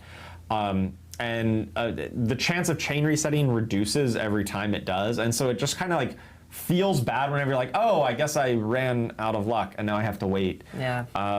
We found that to be like kind of degenerately powerful for anything that triggers on when you cast an ultimate, but also it was just not fun when you kind of failed to get that reset. Yeah. And so we're looking at reworking the exact mechanics of the way the Hunter reset works. So it'll still have that like kind of cooldown reduction theme, but it won't be quite as feast or famine as it was in the past. We also got a new unique item. This one is the Balaton's Maxiltal. I might have mispronounced that. Maxiltal. I literally looked up how to pronounce this morning. Maxiltal. And I tried. That's good. It's a tricky one, Charles. It's a very tricky one. So this works with Poison and Thorns builds, kind of hybridizing those two together. So attacks against close enemies, when you're attacking close up, you're up close and personal, you're going to do bonus percent of your Thorns damage, but as poisoning over 3 seconds. So you get a kind of a free way to apply poisoning here. But if you've also been hit recently and you've retaliated with your Thorns, then that poisoning damage is going to be increased even further. So it really allows you to convert your Thorns damage into offense, and it does even reward you for actually getting hit with that thorns. But a lot of this is going to come in that poisoning damage when you're hitting the enemies up close and personal. Yeah, I love how this unique really takes the core concept of thorns, which is you must be hit, but still it like empowers you very intensely in terms of your offense by leaning into that, which is pretty cool. Yeah, it definitely solves that problem where previous thorns builds were kind of, we were hesitant to make pure thorns of like just build thorns and nothing else to be too powerful, because then you just walk in and you AFK and everything dies, and that's not necessarily fun gameplay. And so I think this does a really good job of straddling the line of active and passive gameplay that thorns players would really want. Totally. So that's a lot. There's a lot of class changes coming in the PTR, and so we'd love to hear all the feedback you have around, do these unique items and the legendary reworks and the other balance changes, are these builds good, right? Can you play that Hydra Sork? Is it reasonable to play in Torment 4 at the highest levels when you have like the really maxed out stuff and every point along the progression, and not just that build. Every build that I talked about here. We're also really looking to make sure that we get feedback on the basic skill update. Like I said, we touched every single basic skill in the game. There offense might be on some outliers the still, Tan of some things that are a little Nuz too for the strong, a little too Necromancer. weak. Maybe And since as we're we gonna are be doing doing the similar tank passes for the and looking at mages, other kind of I categories of would skills in the skill tree, we'd love maybe any kind of to add feedback on a kind of damage exactly where they reduction land to so that we can help to the inform future Necromancer, balancing as well. considering that we don't and finally, have just wanted any to sustainable make sure means that to get the we barrier. really are focusing on kind of shifting up that very top of the meta. I talked a lot about some nerfs to the really overperforming builds, specifically Overpower, because we do want to make sure that Season 9, you don't feel like, oh, it's all the same builds all again at the top of the meta. For the third season in a row. We really don't want that to be the case. We want to make sure there's new options for players who really want to push the limit of their character, and it's not just the same thing over and over again. Totally. Wow, well, Charles, take a bow. That was an incredible section. I mean, players are going to have a ton to chew on in the PTR. That is an absolute smattering of content. Are you surprised he pronounced everything correctly? I mean, you nailed it. I was ready to razz you on the spirit board unique again. I'm like, man's been practicing. That's fantastic. So yeah, patch notes and the blog do hit following the stream. So if you missed anything in any of the sections, we will have those available following the stream, so you can get in and really get into the nitty gritties of all those changes. But we do have some more changes still coming that are going to affect the entire game. So Aislinn, I know we've got some systems. We kind of teased it. Dan sort of touched on it at the start of the stream, but we can finally get into it. What do you have for us? Yeah, let's talk about systems, guys. So the first one I want to talk about is the the seasonal activity variety. That's the next one. So something we saw in Season 8 was we added seasonal currency to the lair bosses. And it was for the Season of the Boss, which we really ended up liking. The reason we like it a ton is because it touches all parts of the game. Like, you need to go to a bunch of different places to actually get lair keys. And so if lair bosses in the end game are a thing that provide access to seasonal progression, that kind of naturally disseminates out to the entire game experience, which we really, really liked. So we actually want to keep that going forward, and we'd like to use that on top of any other ways that the player can earn seasonal reputation or seasonal currency in a given season. And the same is true not just in Torment, but across the entire game through elites and bosses granting seasonal reputation. Whenever you kill any elites or any boss in the game in Season 9, you are going to earn seasonal reputation. And this is tying directly into that problem we were having where, we felt really pressured to go to Apparition Incursion. We love the seasonal content, and we love the Heraldric Strong Rooms, and we love all the new amazing Nightmare Dungeon updates. But we also want to make sure that if you end up finding yourself in Helltide or in a stronghold because you felt like it, you're actually earning progress, and the game's rewarding you for if you playing do Nightmare Dungeons or other activities, you're still getting I'm a very reputation. scatterbrained player. I'm always, I'm going to do this activity, then this one, then this one. But now I get to feel good all the time. Yeah, that's the hope. So thank you for that. That's awesome. Of course. So that's the hope with this update. And I just want to reiterate, there are still going to be really powerful and good ways to earn seasonal reputation and currency, specifically through interacting with the season. These are on top of all of that other stuff, so that you can just go do a bunch of cool stuff. So yeah, that's that, and let's talk more about the Nightmare Sigils and what's coming with that. So we talked a little bit about it when Dan was talking about this, and I actually want to preface this section with something that's not listed here, but I think you guys might want to know. Blast Wave You can Shrines. now teleport to Nightmare Dungeons from inside a Nightmare Dungeon. We wanted to make that update just a quality of life change because this was Season of the Nightmare Dungeon, so there you go. It's going to be a lot smoother to go from Nightmare Dungeon to Nightmare Dungeon in Season 9 and going forward in Diablo 4. Very happy about that because it was kind of annoying to like have to leave the dungeon and then go to the next one, but that's no longer a thing. Okay, that's nice. That out of the way, let's talk about these new affixes and what's so cool about them. But except for So- the normal dungeons, In but for live right Nightmare now, Dungeons, there were you open the only next one, you hop two into the positive next one, affixes in the not game. There was like an forcing you to go experience out, affix and a gold and then affix. you have to enter and that again. ended up getting pared down over time. And we kind of wanted to take a step back and be like, how can we inject a lot more depth and ways for you to like find what you're actually looking for in a Nightmare Dungeon? Blast Wave So what we decided Shrines. and landed on was we wanted to make a lot more positive affixes, and we wanted to assign a rarity system to them, so that sometimes when you I crafted or hope found that a Nightmare this Dungeon dungeon sigil, affixes you'd get like really the rare Horadric ones that Preserved were Materials, really powerful. Forgotten Wisdom. And other times you'd get normal ones, but moving ones that forward, might it's give gonna you, be more like, fun a specific if the kind of dungeon reward, which affixes can be really useful. those magic And legends. so I would here, say even for example, I don't we know if have there the will be Horadric legendary Materials or Reserve. magic. This one gives you a smattering of Giving different more resources of the that you might side, need. So if you find yourself more low gems on for our, souls or for other example, kinds or of more resources, gold, you can or more specifically go to guaranteed this Nightmare ancestral Dungeon item. and stock up on that Right. stuff. And we have some other affixes like that, for example, specifically gems or different kinds of gems, which also helps you stock up on whichever kinds of Or gems you maybe might you be can needing. craft also And then to there add are, more of course, still, like affixes. the experience one That's and the going gold to be fun. one, and a lot of other miscellaneous affixes that will just, you hopefully can be really fun tailor to just go in and and poke around and customize pick your which ones are nightmare the best for sigil you. or escalating sigil. And another thing I really wanted to call out is that To we the rewards that specifically you wanted want. to avoid penalizing specific elements or builds in negative Nightmare Dungeon affixes. So something we saw earlier in Diablo's development, or excuse me, Diablo 4 being live, was there were negative affixes that would say, you deal less shadow damage or whatever. And if your build was a shadow build, that kind of didn't feel great.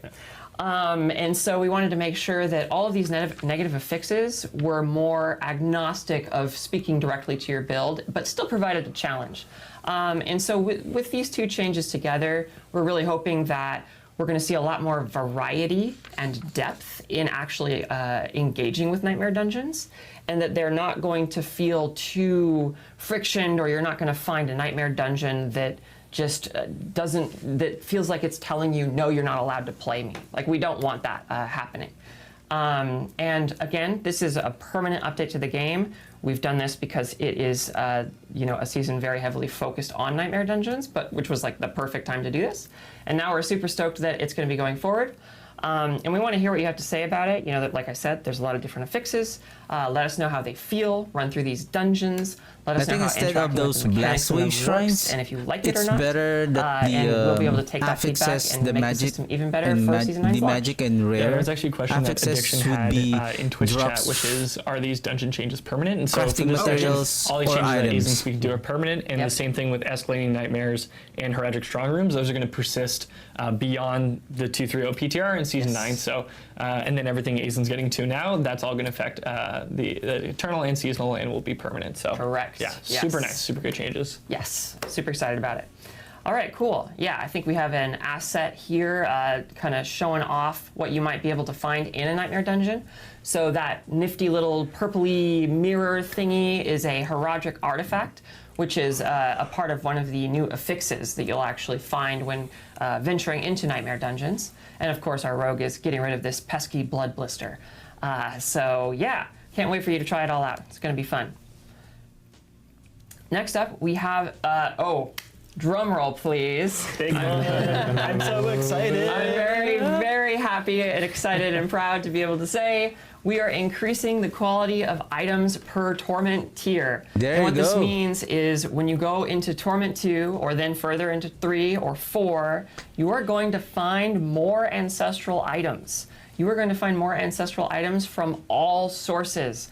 This includes layer boss drops. When you go and fight a layer boss in a higher Torment tier, you are going to have a better chance at finding ancestrals when you climb those torments. This is true throughout the world when things are just dropping randomly. This is true in the pit. This is true everywhere. We really like this change. We think that it rewards you for ascending the torment tier. There in a you very go. That's what I've been impactful, talking like about, we say, right? punch you in the face kind of way. I made a clip about And this. Like it's the not more so that you intense climb, that it feels required though to go to higher torments, and that's something we also you really can want to stick make with sure we Torment get 3. right. You're still because getting we want to maybe ensure that we're enriching the mythic progression items, journey for all 1 players, GA, regardless of where you are in the game right? right now. Ancestral items. And so again, we Then keep as you saying this, optimize your but gear, this then is you're ready to climb gonna to be a Torment test 4, then you can realm. get more, So 2 more please go GAs, higher on, chance on try 2 this out, GAs. see if you can feel the difference. And Right? can you feel It's the nice. difference? Can you not feel the difference? Do you More like rewards. the difference between these different torment tiers? It's like and increasing your the rarity. loot You can quality stick even changes on that are Torment occurring 2. between them. They That's can just make another the topic that difficulty we'd of love Torment 2 hear to your be feedback Torment on. 3, then Torment 3 and Torment 4, then another All right. layer of difficulty And to with that Torment, said, let's just the talk new about Torment a 4 bit of more miscellaneous the reward rewards economy is- stuff. are more. So And the rarity here, increases as there's well. some more miscellaneous feedback that we got from Season 8 that we want to just improve on for the game so that everyone just has more fun. Overall We hear you guys increase of about legendary rune rune drops. rune Yep. drop rates. We Tribute know of that those Harmony were too increased low. rune drop. So we've just increased the chance All across the whole Undercity game tributes now drop a to get that rune. back to a point where it feels like if you What are do you mean playing a drop lot a and you really rune? are trying to make Okay, progress every towards like crafting tribute mythic, drops a that's rune. feasible. Tribute of Another Titan, Tribute thing of where, Radiance, again, the big Ascendancy. reward moments, we want to make sure that Whisper when you Cash actually run a resource tribute of increase. harmony, it feels like a big burst. Like it's like, oh yes, okay, cool. This is a lot of runes. This is fantastic. And so now, if you really do want to find a lot of those runes, tributes of harmony are I going to be a haven't really checked good that one bet. also. We also kind of just want to inject on today's stream, I'm identity gonna test into that one. Undercity I'm gonna tributes check in it out. general, The that they tribute of now harmony. all just drop How a rune many always. the rune drops So now just in and the general, rarity going to the it Undercity, provides. you're going to find more runes than you certainly would have before. Whisper Cash, Jewelry and that Cash, just applies to cost all different reduced, kinds of and tributes. increased gems from Infernal Hordes. The Whisper Cache resource increase That's one nice. is actually split among 3 different Whisper Caches. So we were finding that the Gold Whisper Cache, the Materials Whisper Cache, and the Gem Fragment Whisper Cache just weren't really giving you enough for the opportunity cost against the other kinds. So we just bumped up how much those are giving you of their respective thing pretty substantially. You can also now actually find whole gems inside Gem Fragment Whisper Caches.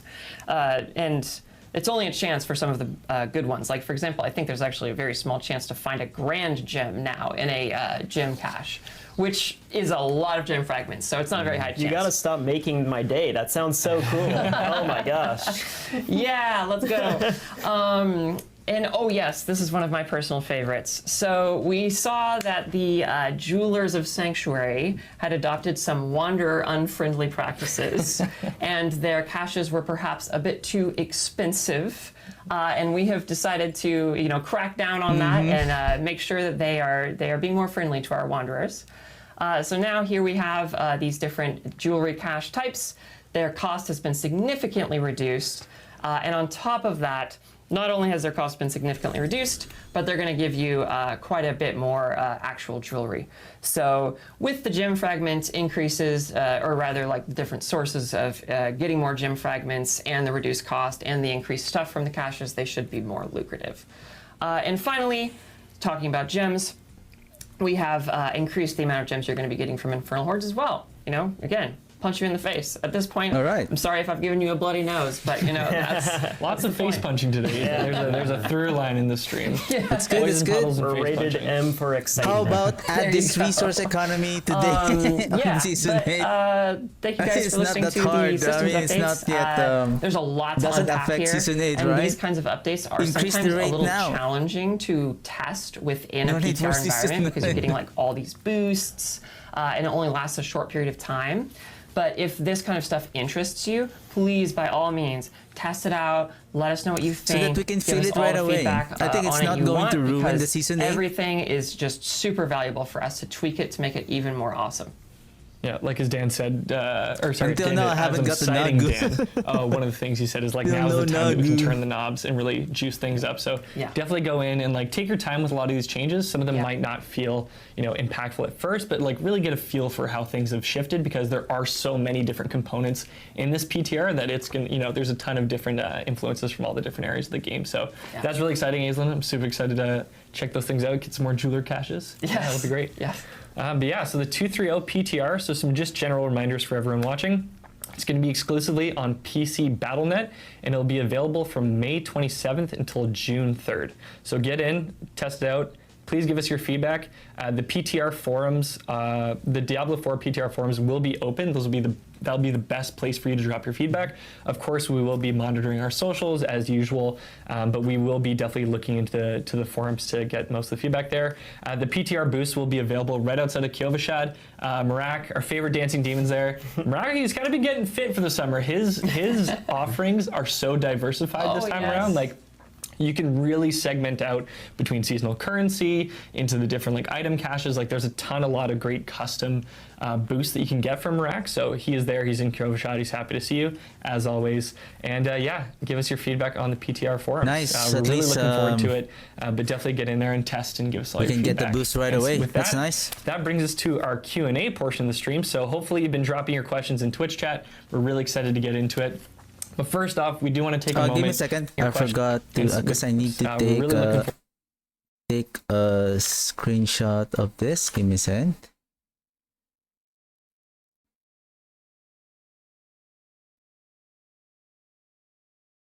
forward to it, but definitely get in there and test and give us all your feedback. Yeah. And with that, Hello that brings again. forward to it as always. And yeah, give us your feedback on the PTR forums. We're really looking forward to it, All right. but definitely get in there and test and give us all your feedback. Sorry about And that. with that, that brings us to our Q&A portion of the stream. So hopefully you've been dropping your questions in Twitch chat. We're really excited to get into it. But first off, we do want to take a moment to address our first question, which is what are we potentially doing about reliquaries? So this is our first stream since Season 8 launched with the Reliquary. It was our team's first big swing at changing the battle passes in a big way, bringing in different rewards, more enhanced rewards, giving some more choice to the players. We have heard your overwhelming feedback. We know that this is a system with some mixed feelings. Reliquaries, And yep. so we are looking, the team is working very hard in the background. We are looking to bring some more things into the Reliquary to really give you some of that value. And this is something we've been talking about a lot. Thank you all for the feedback on it. We've been reading that across forums and socials ever since the season launched. And do note we do have an event reliquary that is coming up around the corner. So in a couple weeks, pretty soon, you'll get another event reliquary to dig your teeth into. But it is something the team has noted. We don't have a timeline on it, but it is something that we will implement in the future. So thank you again for that. Additionally, with Season 8, we also had the Berserk collaboration, which like Aislinn, I know you've got the Brand of Sacrifice on right now. Like you're a huge Berserk fan. I became a fan once we started the IP collab. It's been really fun seeing all the like Guts and Griffiths running around in game. But again, we have heard your feedback on that IP collaboration, and we've taken that into account. And for those of you that know the roadmap, we do have another IP collab coming down the pipe in the future. So we want to take that feedback from the Berserk collab and really integrate that into the future offerings so that we can better diversify and change up some of the ways that you access those pieces of content from the IP collab. So again, thank you very much for your feedback. We do really appreciate it. Ongoing game dev is an iterative process, and the community is a very big part of that. So we very much appreciate it. Yeah, Absolutely. thank you for that. And yeah, with that, let's get into Q&A. Okay. So thank you. Shout out to the community team for grabbing all these questions. What are we going to start off with? All right. Renata Kane. This one I might send this one to Dan first. Will you be able to find heraldic strongholds inside escalating nightmares? Yeah, you absolutely will. Escalating nightmares are nightmare dungeons, and so any feature that you could find in a nightmare dungeon, including the affixes we talked about, and also including heraldic strong rooms, will appear in that flow. Awesome. Love that. The Rudder. These new dungeon changes will be available in the Eternal Realm at the start of next season? Yes, the Nightmare Dungeon affix changes. I think I might need to throw it to Dan.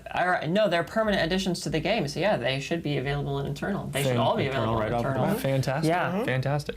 One other question. I didn't have this, it didn't catch the name as it was flying past, but people were asking, where is mouse and keyboard on console? That is still coming with Season 9. However, because the 2.3.0 PTR is exclusive to PC, we're not going to test console changes. However, that is still coming. So Yeah. fear not.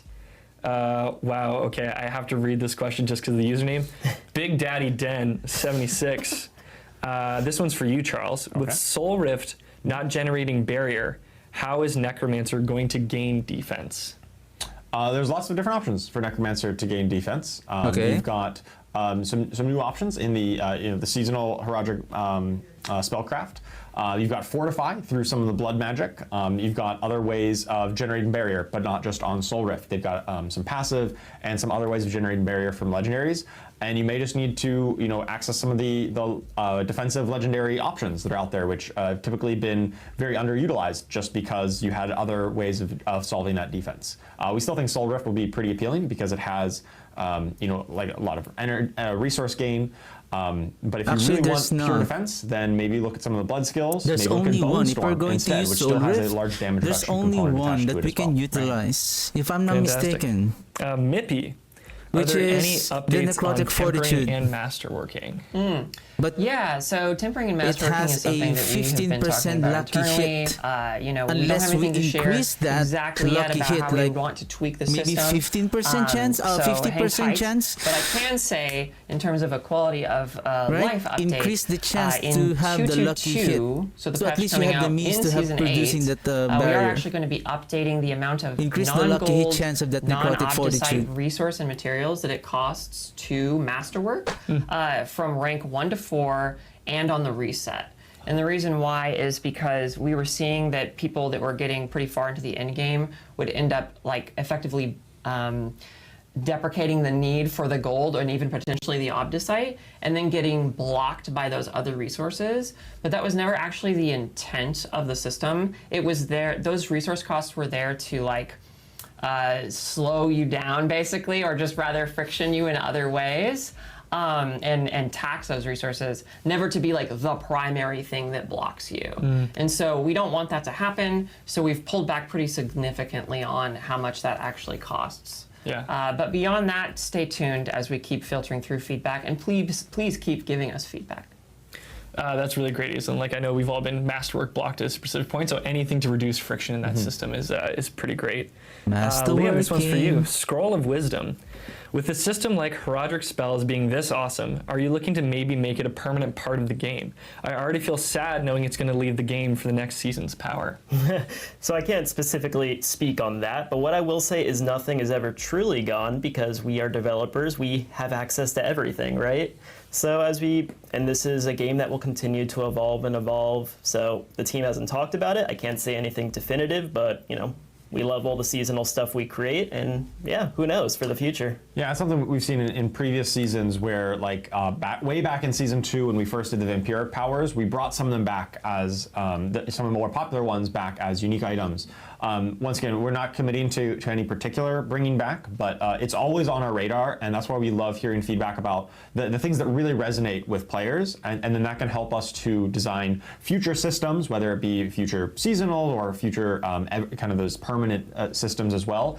We're always listening to that, and it's always on the table to bring them back, the ones that really resonate with players. Nice. Party Cannon 1990, very fun name.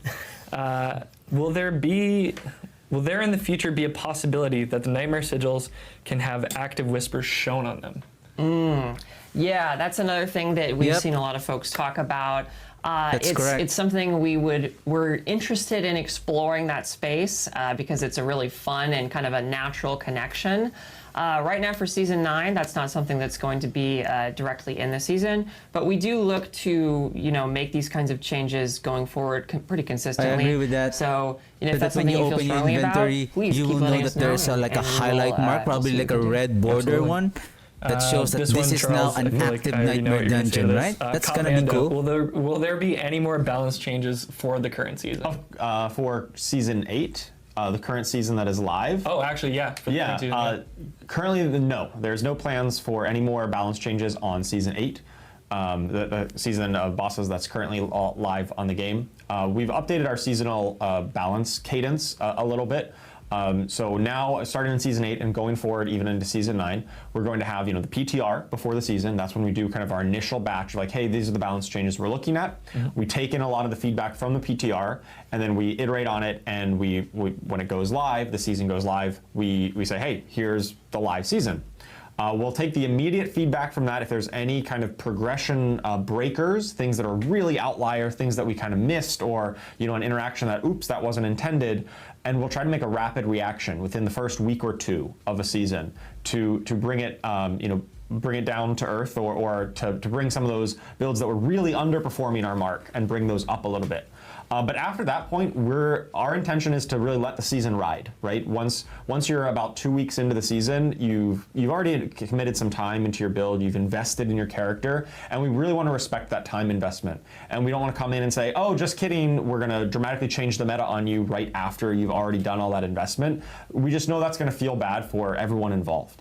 And so we've really committed to making fast, rapid reactions right after that season launch within a week or two, and then letting it ride from there until the end of the season, until the next season when we kind of repeat the cycle again. Yeah, honestly, it's like I'm really glad at the way we do it too, because like even for Season 8, having it be a bit of a shorter season, Yep. It would be so rough to you're like, okay, I've got these 2 months with with my build and with these boss powers, so then to have I almost think like we the can rug still pull use the Blight halfway through and as a being unable means to really get generate into the the nitty-gritties of it barrier. and stick with that build. So Yeah, and that gives us But we as need a developers, tremendous amount and of like attack speed designers in looking order at this to data and consume thinking the about these balance corpse. changes, it allows us to kind of Raise take our focus skeleton. off Season 8 and focus more on Season 9. And so Sorry, I'm just we're going trying to to be putting out figure higher out quality how balance to changes and improve higher our quality defense releases. now that the by solar kind rift of barrier is gone. moving on from a season to focus on the next one earlier, that just gives us more time to look at that data and really deliver high quality releases season over season. So the little plug I'm going to put, please play the PTR because we're all a bunch of nerds. And I promise you, when you're playing the PTR, we are watching and we are just reading all the things being said, and it is so fun and meaningful to us to see people reacting and giving us new ways to improve the things we've made. Oh, absolutely. 100%. 110%. 150. we will be reading your feedback. Do not worry about that. Karoi Nekamata. I think, Liam, this will be, it could be one for you, but maybe for the whole team. Would you consider the possibility that one can disable the effects of other players, or at least dim them down, so that one is not always flashed when, i.e., Sorks, like 4 Sorks are running around? And I could see that with the powers coming in this season. They are so bright and visual that it's gonna be a busy stream. It's probably a bit, the Herodric spells are pretty insane, and I know like we've had Earthquake Barbarians running around covering the ground with broken ground. Guilty. Yeah. So this is definitely things we're considering. Like we all, play the game and we play in parties, so we know what it's like when everything is just cluttered and insane. I can't speak to broadly everything. I've heard bits and pieces. You could talk about that, Charles or Aislinn, but I know with the Herodric spells, we are making use of some tech to do that on some of the powers, such as with the pets, the cosmic anomalies. You're not going to see 100 cosmic anomalies floating and going everywhere. They're going to be kind of dimmed out, very similar to like the Necromancer minions. We'll be using that kind of thing for them. Yep. Yeah, this is a kind of overarching pain point that I think surfaces from time to time, which is very reasonable and fair. And it's something that the team considers, especially with every new release, the Herodric Spellcraft. I'm glad we're doing that. And it's something that they take into with a lot of consideration, and they want to protect the visual clarity of the game, but they also want to make sure that people can see the things they want to see. So if there are certain things that crop up that you find particularly egregious in that way, especially during the PTR, please play the PTR. Let us know, and we can get that information to the team, and we can talk about it. Oh yeah. I got a question here from Airsoft Daniel. At Diablo, what changes will be made to reliquaries in Season 9 to provide more value to paying players? So kind of similar to what I addressed at the start of the stream, we do have some changes coming in to get some more content into reliquaries. It's unclear as to whether or not that's going to be hitting in Season 9. It will be in the future, so I Season 9 hope is that probably the too rewards soon for would those still be changes the to same hit. as However, what we we are have looking on to the previous inject battle more of that pass. content into the Like you developers still moving forward, get so it's some, definitely a something free to look portal, out to look a out free, for. Probably not Season 9, a free but cosmetic definitely in the across future. all weapon And types, I think we've got then time for one last all items cosmetics as question. well. Let's see. Not just a few item cosmetics that you can unlock, and then you are Blight forced Bantha. to buy This one's for you, the Charles. premium Are battle you bringing pass to out any unlock more new more items, cool ancestral and or other mythics type of into the new cosmetics. season? So for the new season, we're going to be releasing one new unique item per class, the ones we highlighted on stream here. No more, there's no additional items, unique or legendaries that we didn't talk about. But there will be some new, relatively new legendary effects because we did some substantial reworks of, we basically said, hey, this was something that talked to Grizzly Rage was my main example, and we just kind of completely changed its effect. So in some way, those are kind of new, but they're not brand new in terms of Change a the brand new ring of legendary sacrilegious to And we didn't go jewel. over those The reworked suckable legendaries item. explicitly on the stream, but they The are going to be ring of testable in the PTR. sacrilegious. They'll be Change testable in it PTR. They'll be in the to patch notes suckable blog item. once this is done. There just was like a handful, and because they were kind of reworks, Maybe we're naturally remove or limited on time. This update stream's mothers already and been boys. quite a while. So we wanted to make sure that we, there are more class balance changes and more content than we even talked about here. So make sure you check out the blog afterwards for all those details. Absolutely. And that brings us to the end of the Q&A portion of the stream, which brings us to the end of the stream. So yeah, if you're still watching, thank you for sticking with us. This one has been a beefy stream for sure. Patch notes and the PTR blog are going to be hitting following this stream. It is a very, very substantial blog, so we will have all localized languages available early next week. But you can check those out when those do go live. The PTR is going to be available from May 27th to June 3rd on PC Battle.net. I want to give a huge thank you to all the developers that have been here today. Dan coming in all the way from Albany, thank you for hanging with us this whole time. It's been really great hanging out with you and getting to chat the new season. And to all of you at home, thank you for tuning in. Like Aislinn said to start the stream, we love that you played Diablo 4. We love being a part of this process, and you guys are a very big part of that. Thank you to our production crew. There's a ton of hands that work behind the scenes to make these streams possible. They work very tirelessly. So thank you to them for helping bring these streams to life. And yeah, we will probably see you all for the 230 PTR. We'll see you in Sanctuary. Hell yes. Oh, and stick around following the stream because we will have the Diablo creator. We're going to be rating RizarJ on both, RizarJ on both YouTube and Twitch. So stick around for more great Diablo 4 content. But yeah, Awesome. we'll see you in the 230 PTR. See you in Sanctuary. Yep. See you guys. Bye. Thank you. All right. And that is the end of the developer Campfire Chat. So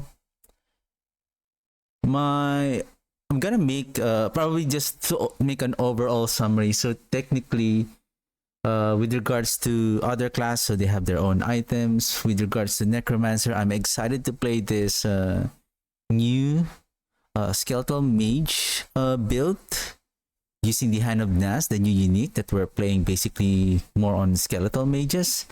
And there are some huge changes, especially like on the Necromancer's Soul Rift.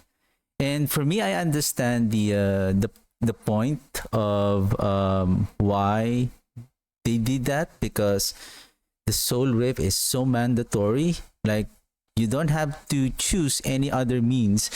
So by removing the barrier, now you are theory crafting. I don't know if they also changed. I can't remember if they also reduced. I think they said they only removed the barrier. They reduce the damage, or is it also the essence? I hope the essence should not be changed. I think damage is okay. With regards to the update, I know it's going to hurt a lot of builds, but it allows you to make a different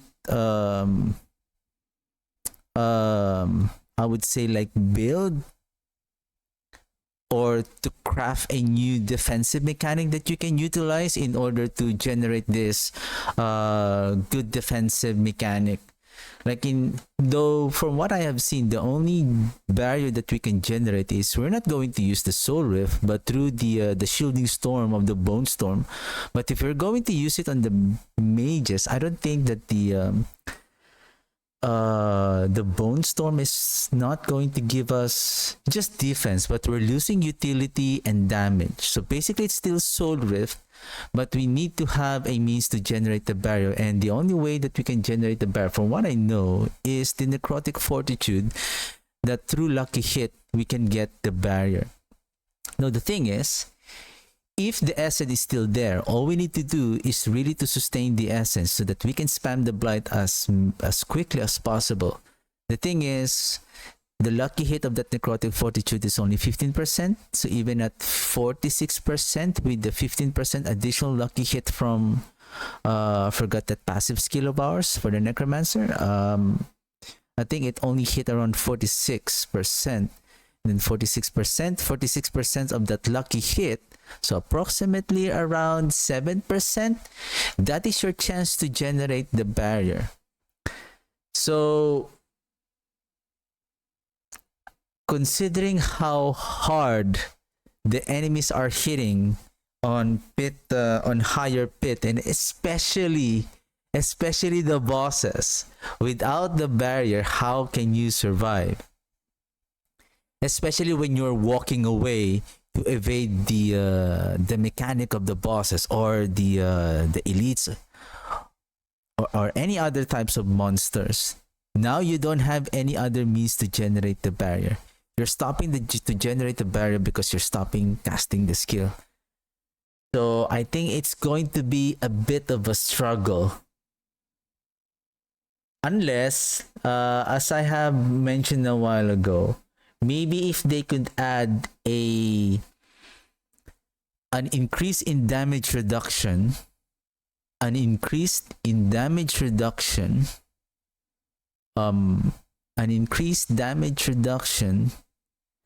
to the Hand of Naz, so that we can still be the tank for the mages. Or can we still use maybe the Hardened Bones? So that's the only, I think, most Necromancers players are worried about, is that we lose the chance to generate the barrier. So, and then with regards to the overpower nerf, my take on that overpower nerf is, I think they need to remove the Sand Rune, or maybe change it with a different invoking power. It's because other builds, because the main goal of having this overpower is the idea of that, as what they have said, is you are increasing your defensive stats, like life, right? Basically it's life, and then you're using that as a means to do offense. So because of the Sand Rune, it allows other builds and other classes, even though they're not generating overpower, so they're utilizing their main mechanic, multiplier damage, crit damage, and then now they can stack life, and then proccing Sand Rune, then they can overpower now, which is, that's the only thing. Or they can restrict the overpower only on certain builds, not to nerf the overpower overall. Like I'm hoping that I'm expecting that they might be reducing overpower on the Dominate glyph again, or what else? Our overpower, but they shouldn't reduce the overpower of the classes who has overpower mechanic already, because that's the idea of their build. Now nerfing it down, then they're losing their DPS again. So now they're gonna fall behind, like our blood builds, the blood spear, blood surge, right? Or other classes who utilizes the overpower. I think the Sand Rune is the problem, not the overpower, if I'm not mistaken. It's the Sand Rune. The Sand Rune that allows other classes and other builds that even though they cannot do overpower, now they can overpower. So that's the problem. And with the changes of the Nightmare Dungeons on Season 9, it's a positive for me. It's a positive change. Now you don't have to go out on Nightmare Dungeon to hop in on another dungeon. You just need to activate the new dungeon, then you will teleport while you're still inside of that existing or completed Nightmare Dungeon. So that is a cool addition and then escalating dungeon. But I do hope that on the next season, that the affixes reward would be like gold, crafting materials, gems, a higher chance on getting ancestral items, something like that. Those are the affix, and especially on the affixes on the escalating Nightmare Dungeon, that will be fun. So that you have another means to engage on farming your materials, right? So yeah, excited to test the new changes and the skeletal archmages on Tuesday when the PTR 2.3.0 will launch. And yeah, that's it for that. After my lunch, we're gonna go over with the PTR 2.3.0 patch notes. Okay. All right, I'll see you guys later, and I'll be right back. We're back. Sound check. Are we good?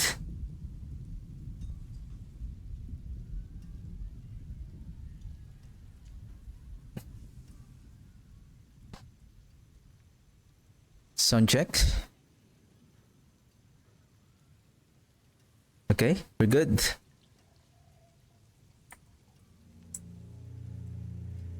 I'm just gonna run the game at the background so that we have a chill background sound as we go over with the 2.3.0 PTR patch notes. So alright, so let's go over. So what do we need to know on the upcoming PTR 2.3.0, which is going to be available on May 27, that's Tuesday, up to June 3rd.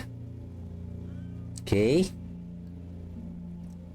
So let's go ahead with the customize powerful or Roderick spells. Where is my data sheet? Let me open my where are you, sir? Open.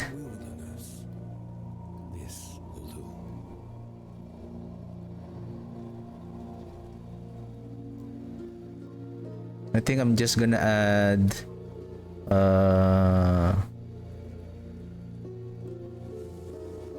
duplicate. Yeah. Then I'm gonna rename this as PTR 2.3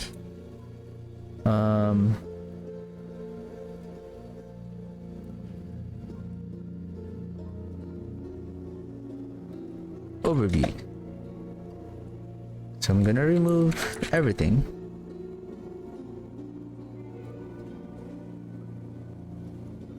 As I'm going to write down. Okay, let's switch. Go back here. Maybe I'll close this one.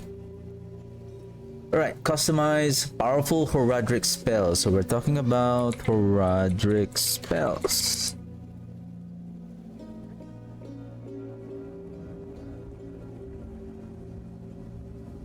Okay, Season 9, Sins of the Horadrim introduces a new way to interact with your powers, granting access to powerful spell crafting abilities to create incredible combinations. So we have 3 different potent elements combined to create these intense spells: Catalyst, Infusions, and Arcana. There are untold possibilities through the different combination of Catalyst, Infusion, and Arcana to build your Horadric spell. You can equip a main Catalyst, an Infusion. You can equip a main Catalyst and Infusion to support main Catalyst. So the Catalyst is the main skill, and then an Infusion to support. So Infusion is support, and 3 Arcana to augment and build your spell. So there is, I think we saw already the 3 Arcana. I think the Unstoppable, the big area of the effect, and then the what's the third one? Removing the I think those barriers and stuff. So heraldic spells. So there is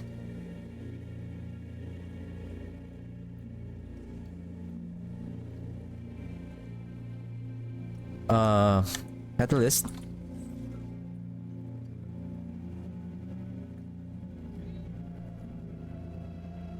I feel like as I'm going over with the patch notes, there's a high chance I'll be playing only a few hours today, but it's okay. It's okay. I just feel like because I'm going to go through it, but it's okay. So that we can prep ourselves on the upcoming PTR. And then I'm gonna make some notes what I'm going to check and observe on the PTR. Only, I just want to make sure that I'm gonna go through with. I'm going to check the important ones because of my limited time to check on based on my stream. Based on the time that I can play also. So Catalyst, this is the main skill, the main spell. Why there's 3 L's, and then Infusion. So this is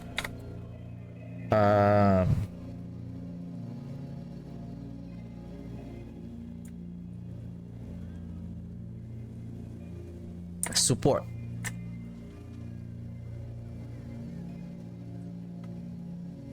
Then Arcana. I think these are just effects.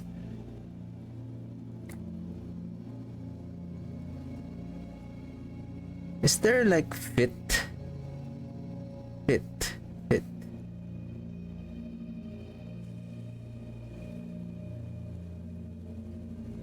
There's no fit.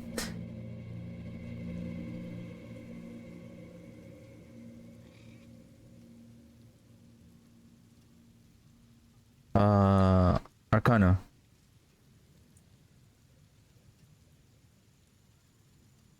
Augment.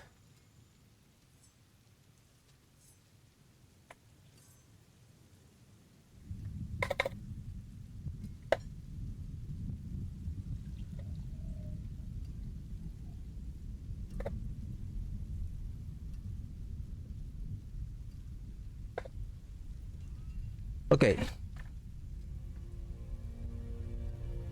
To build the heraldic spell, each element contributes to your overall spell, allowing you to tinker and build incredible possibilities. This is your chance to really experiment and wield heraldic magic with untold potential. Use the PTR vendor mark to gain access to these elements of heraldic spellcraft, which is the only way to access them before the season starts. Oh, Mark. MRAC. Sorry about that. The PTR vendor MRAC. Not Mark. On season launch, the Wayfinder, Catalyst, and Infusion can be earned through the seasonal questline, while Arcana will be found through exploring Nightmare Dungeons. So Catalyst and Infusion can be earned on the seasonal questline, while Arcana will be found through exploring the Nightmare Dungeons. Okay, so let's add that. Available on seasonal questline.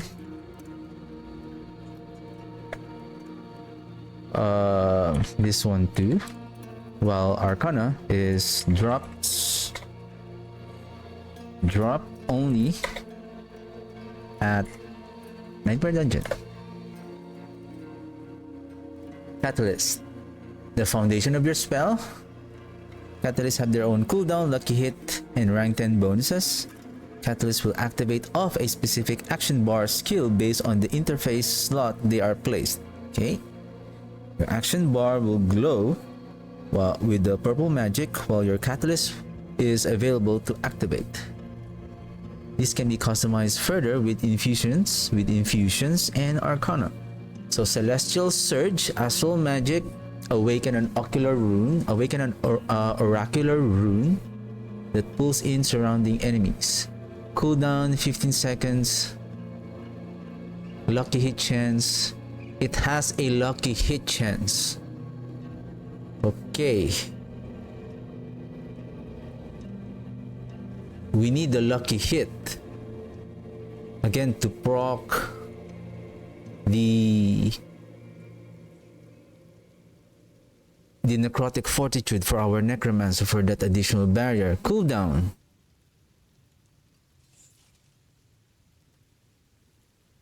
$15 up to 11.2 seconds at rank 20. Rank 10 stars periodically fall around you and are guaranteed to crash around a nearby enemy for the same damage. Cooldown. Basically, it doesn't have a duration. A torrent of stars follow that randomly strike the area 20 times for damage each. So 20 times of damage. Each 20 times, it will proc a lucky hit of 30%. So technically, we're looking at 3 divided by like approximately around 7, from 6 to 7. Based on the lucky hit chance, for every stars that it will strike, it will deal approximately 7 times of 100% lucky hit chance. What I mean is, if basically for a 100% lucky hit, but this is a chance. Oh, give me a second. Lucky hit chance of 30%. If we're talking about lucky hit on the necrotic fortitude, and that is, my game is ongoing right now. Necrotic fortitude is at level 3, 15%. 15%. Times 30 of that, so that's 5%. In order to reach a 100% lucky hit, so the 20 times of that strike is just 100%. One instance of 100% lucky hit. In terms of generating the barrier.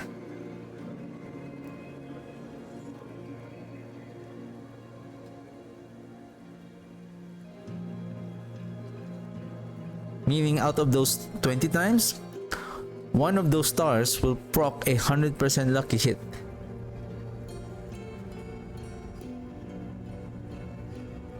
Unless the lucky hit chance scales with our lucky hit bonus. And that one is what we call the precision decay, or the lucky hit chance on our items as well. Does it also increases that? The lucky hit chance? So okay, let's add that one.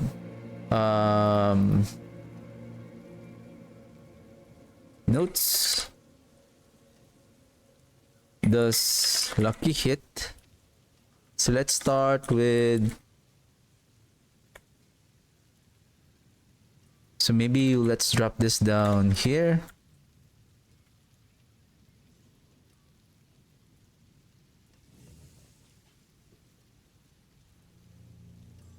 Does lucky hit of catalyst scales with, no, I think this one should be, I'm gonna put it here, things to test, but I'm gonna transfer it on a different sheet, but for now I'm just gonna place it here. Things to check on PTR.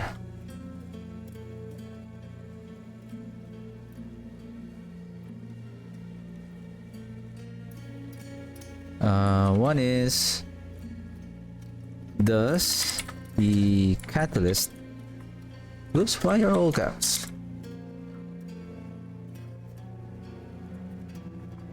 Lucky hit scales with skill 3 and or affixes. Okay. Then disintegrate, arcane magic, Form an arcane conductor that emits a persistent beam between itself and you, dealing a steady blitz of damage over 8 seconds. I think this is the one that that we seen on that when they showcase the disabling of the chilling wind. I think this is the one. Cooldown 5.3. So you can damage, luck hit chance 9. Enemies within the beam are slowed by 50%. Each stars periodically fall around you and are guaranteed to crash around a nearby enemy for the same damage. It's like more star. I think because of the luck hit, I like this more. Propulsion, arcane magic.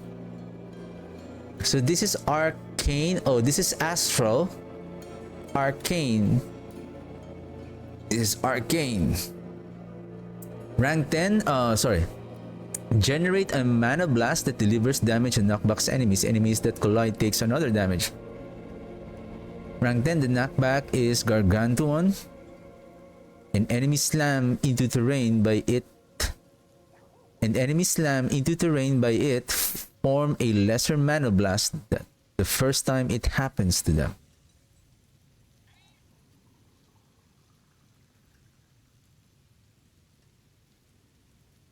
Okay.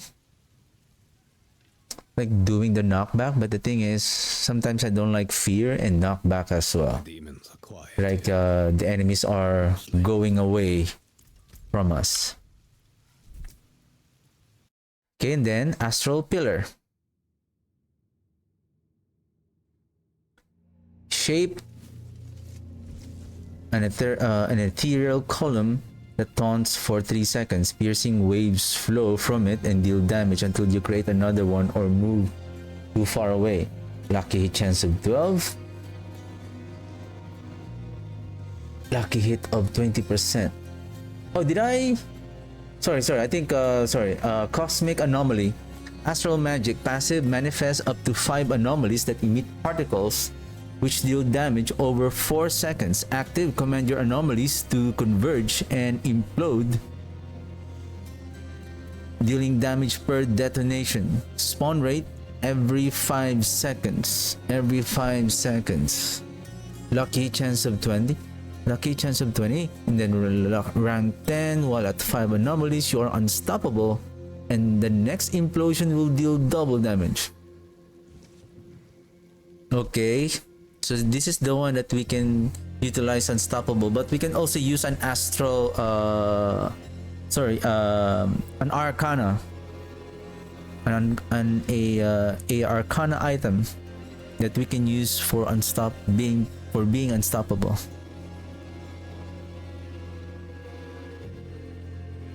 Astral Pillar. Oh, give me a second. Let me change my.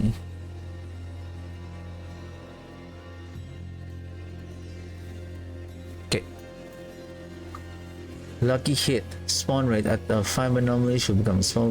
Lucky hit chance of 20. Okay, Astral Pillar. Cooldown of 7 seconds. Taunts for 3 seconds.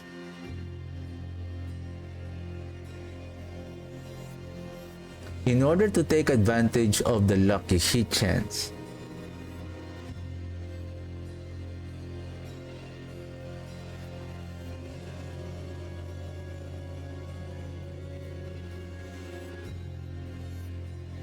I think this one has a higher chance, plus every I think there's a guarantee to form for another star to fall.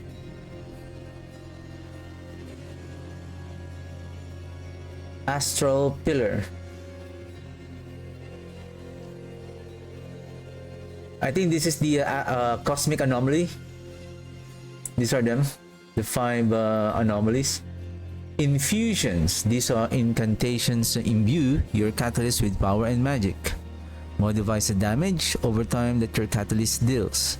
After leveling to rank 5, each infusion gains its own bonus that allows your catalyst to deactivate specific monster's affixes.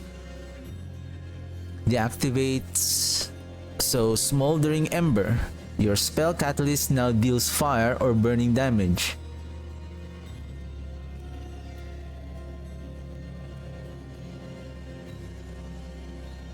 Deactivates Chilling Winds, Smoldering Ember, Nebulous Extract. So this is shadow and corrupting damage. Enemies hit deal 5 to 10% reduced damage for 4 seconds. While equipped, your shadow damage bonus equal. Give me a second. Your shadow damage bonus is equal to that of your highest damage type bonus. This is interesting. Deactivates monster summoner effects. This is interesting. If you have another scaling damage, how about you can scale your critical strike damage? Or is it that the highest damage bonus type? The thing is, what is the highest damage bonus type?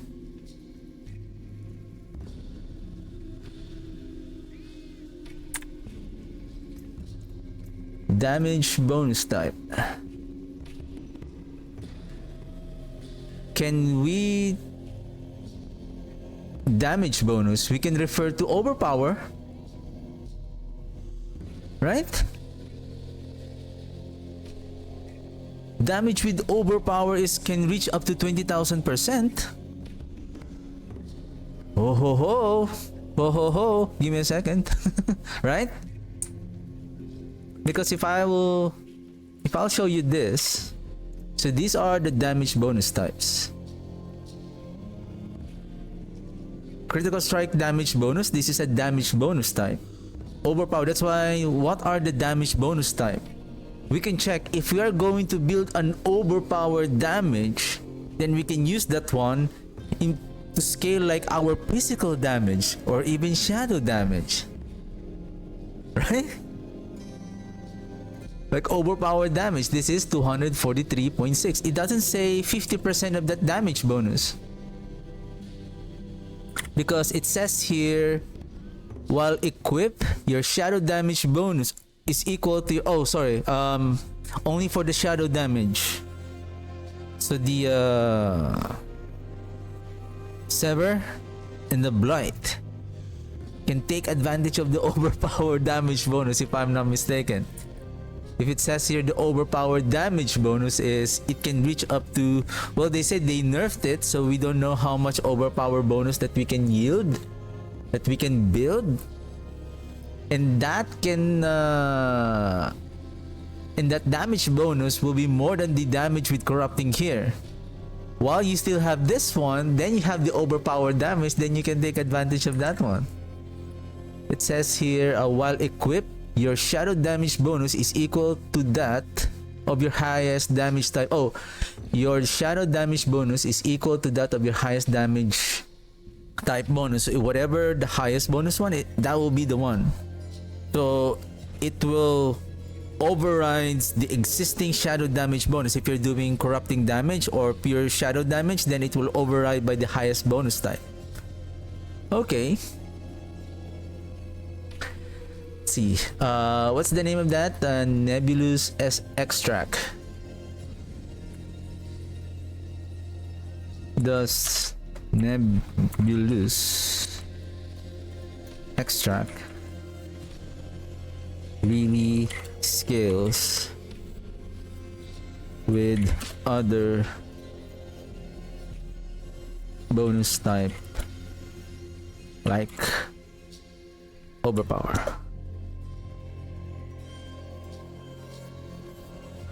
Alright, Glacial Nimbus. This your special catalyst. Your spell catalyst now deal cold and frost biting damage. We're not doing cold damage. Your spell catalyst now dealing poison and poisoning damage.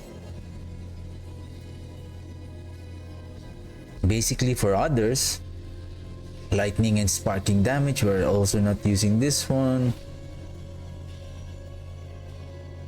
It seems like, give me a second.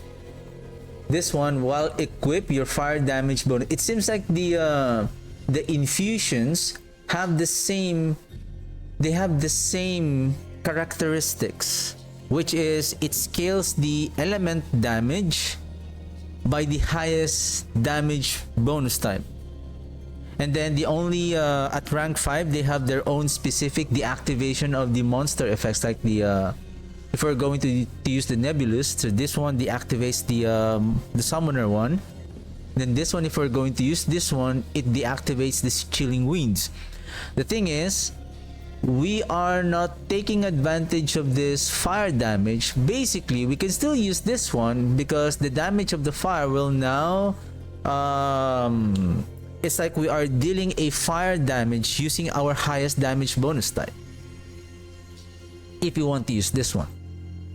Yeah, corrosive vapor. So this is deactivates vampiric effects. Poisoning damage. Did I already go over with this glacial? So this is the frosting damage, and then this one is explosive effects. Thunderous particles. So this is lightning or sparking. Deactivate suppressor. So if we're doing the skeletal mages, then we need to bring this one. And then now, so I think there are 1, 2, 3, 4, 5. There are 5 infusions. And then now we have Arcana. So let's let me check. 1, 2, 3, 4, 5. 5. So there are 5 catalysts.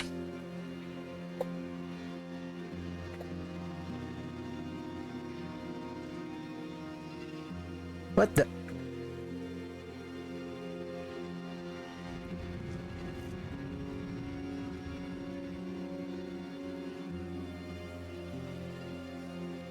Oh, why did you got combined together?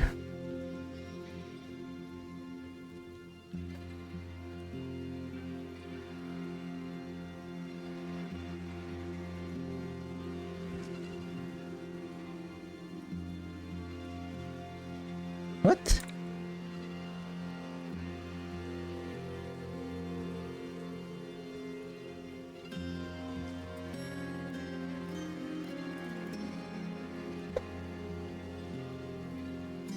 Let me remove this one. Oops. What? Where are you? What? What happened to you?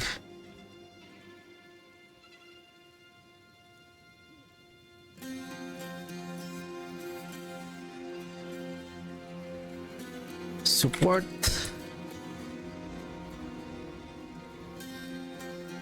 Then same here, 5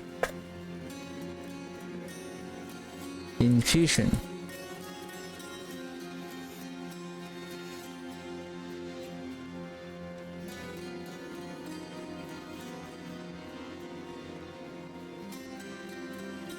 I think I have to create a new one.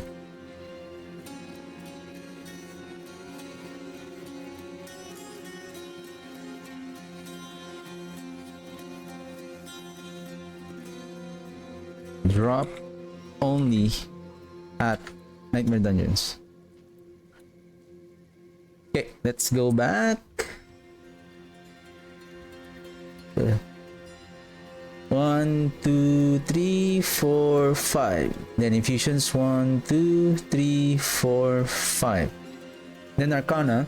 Equip up to 3 different Arcana to modify your catalyst in many ways. Did they show on how many that we can slot?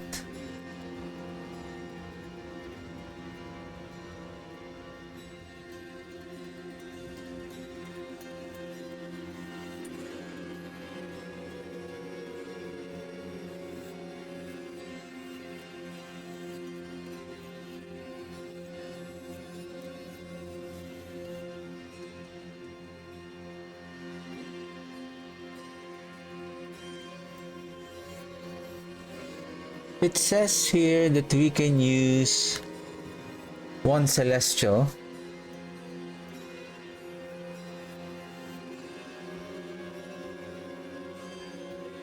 What is this one?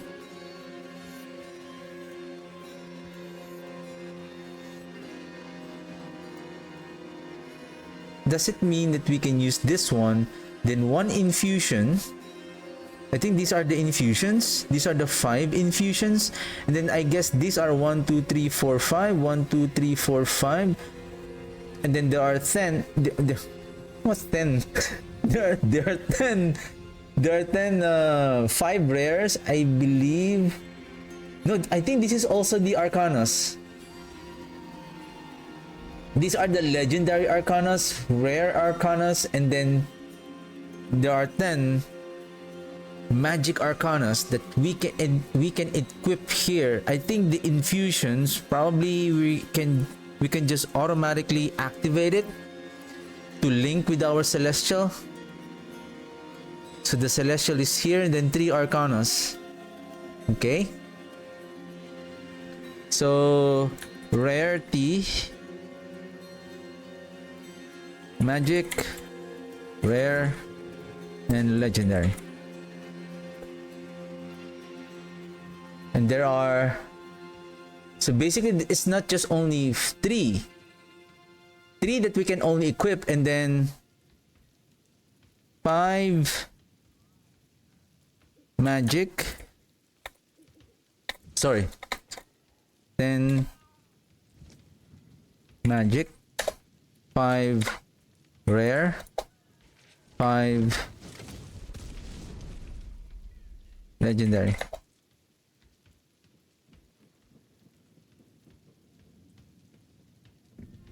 Okay. Arcana. There are 3 tiers of rarity, yeah, magic, rare, and legendary. Excuse me. Legendary Arcana adjust their effects based on the catalyst they are bound to. Discover the depth and complexity as you delve through the possibilities. Contain specific spell tags that can be relied on. Okay, magic.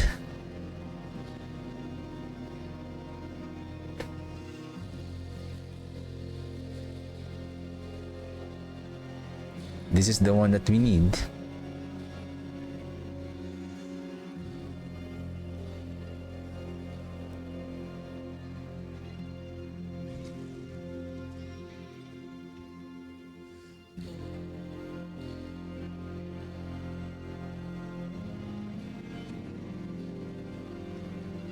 And this one too.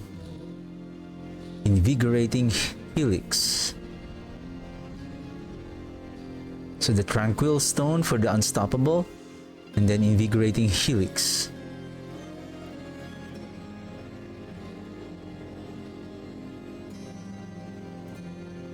Invoking your catalyst grants a this one too, the Bottled Wind.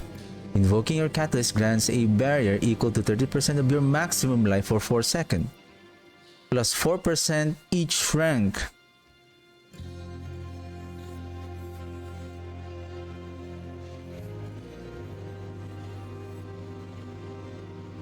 Invoking your catalyst grants a barrier equal to 30% of your maximum life for 4 seconds.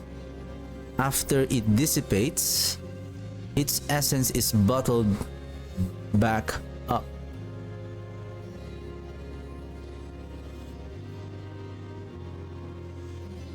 What do you mean by after it dissipates, its essence is bottled back up? So are we saying that invoking your catalyst grants a barrier of 30% of your maximum life for 4 seconds, and then during that 4 seconds, as you gain barrier after 4 seconds, does it mean that because if you're keep on invoking the catalyst for 4 seconds, then you are going to gain a barrier? Then after renewing your Bottled Wind, then you have now 100% of barrier?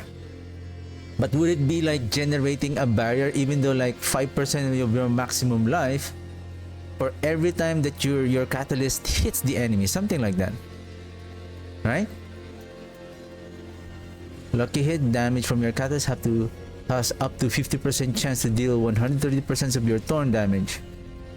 After Catalyst activates, you gain maximum resource for 10 seconds. Volatile Crystal.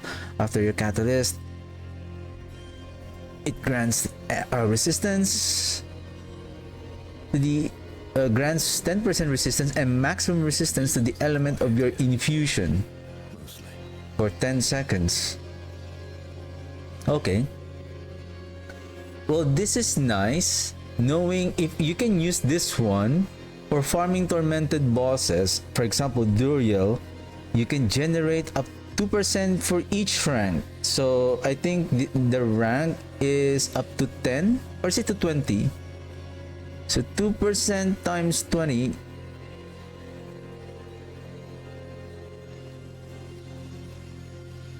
I forgot how many rank is the I think it's only 10, so that's plus 20, and then you can reach up to 85% maximum resistance, because now our maximum resistance is 75, and then the maximum, it caps at 75, but the maximum resistance you can generate on top of 75 is, I think, up to 85%.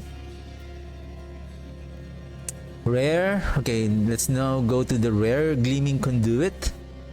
The effect size of your catalyst is increased by 10%. Okay, Fractured Core. Your catalyst, give me a second. I think I have a screenshot of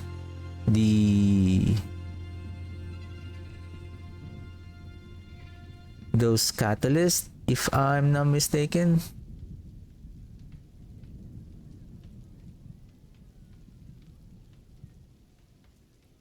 What they showed is already max rank,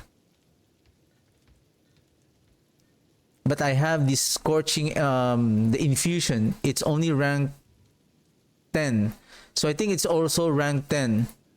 It's also rank 10, and then rank 20 on the catalyst. Okay, rare Gleaming Conduit. Size of the catalyst, Fractured Core. Catalyst deactivates monster damage resistance aura. The catalyst deactivates monster damage resistance.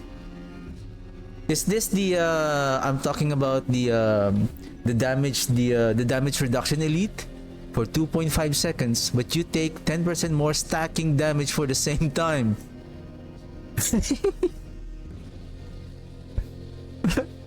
I don't know. Unless your build is so tanky. Your catalyst applies vulnerable.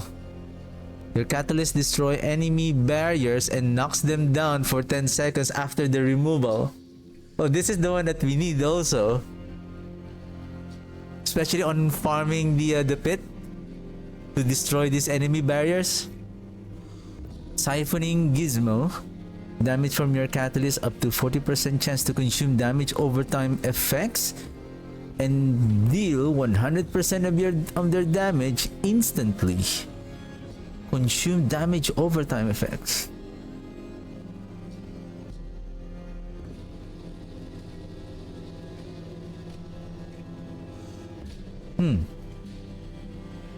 Legendary. Okay. Your catalyst gains a specialized blink effect that grants unhindered. Floaty Bubble creates the following effects for each catalyst. Celestial Surge blinks you to the center of the oracular rune. Disintegrate blinks you to the target but leaves its arcane conductor behind. You are unhindered. Propulsion brings you to the center. It's basically, it's more on blinking than being unhindered. Okay. Then the Nightmare Orb, Celestial Stars, Celestial Surge, Fear. I don't like Fear. Fear removes enemy vulnerable effects to fear. Removes enemy vulnerable effects to fear. Oh, sorry. Removes enemy vulnerable effects to fear unaffected enemies for 4 seconds. Removes enemy vulnerable effects. So when we apply vulnerable, then this one, the Nightmare Orb, removes it. Then they fear them.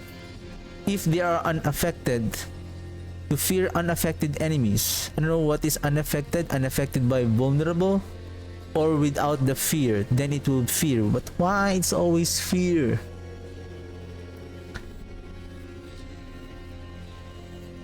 Frigid Heart. Your catalyst gains a specialized freeze effect. Frigid Heart creates the following effects. Freezes enemies. Your disintegrate beams. Propulsion. To the Frigid Hearts. The Frigid Heart, it's more on freezing effect. Nightmare from the nightmare word. I think it's nightmare, like it fears. Floaty. It's more on floaty because you're blinking, like you're kind of floating in the air as you blink. Pressurized. 20%. Yeah, more on each freeze. Give me a second. Each freeze increases your lucky hit chance by 10% for 5 seconds, up to 25%.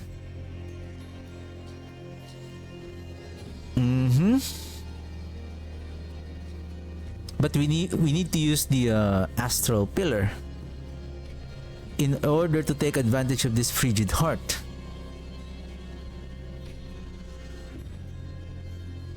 And then pressurize steam. Your catalyst gains a specialized stun effect. Pressurized steam creates stars have a chance to stun, and are guaranteed to critically strike stunned enemies. Okay, this is good if you are building critical strike.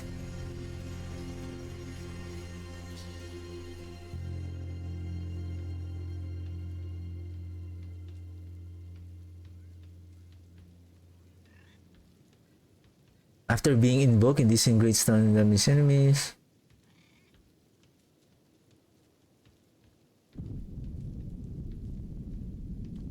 And then Astral Pillar. So the pressurized team is for guaranteed critical strike and overpower.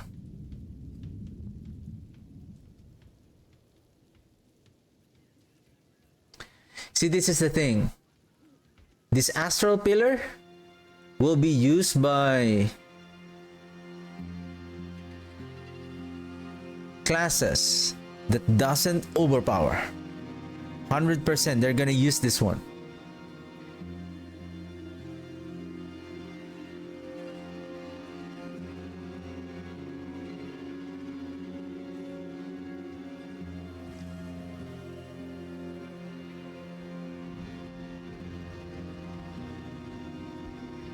Yeah, they're gonna take advantage of this one.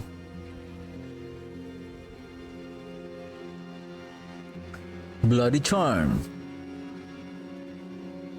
Specialized execute effect for non-boss enemies and with the 10% or less life.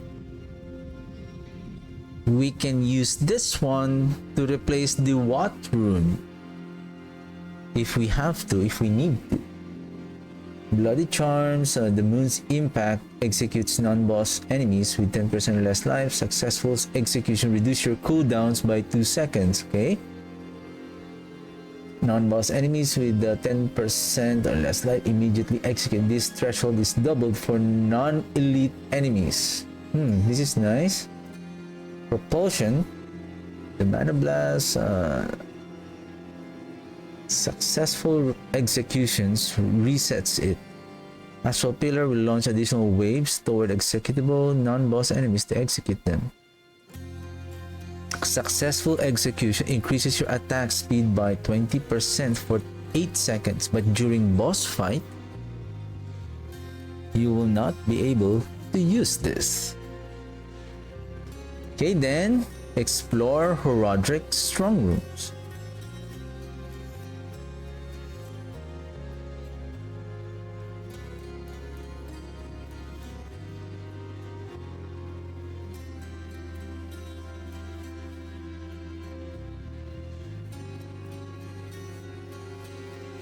Once the strong room is unsealed, there will be a limited amount of time to complete the strong room. Oh, okay. Before the valuables are sealed away forever. Slay demons and satiate Horadric pillars within to bolster your ability to earn Horadric attunement.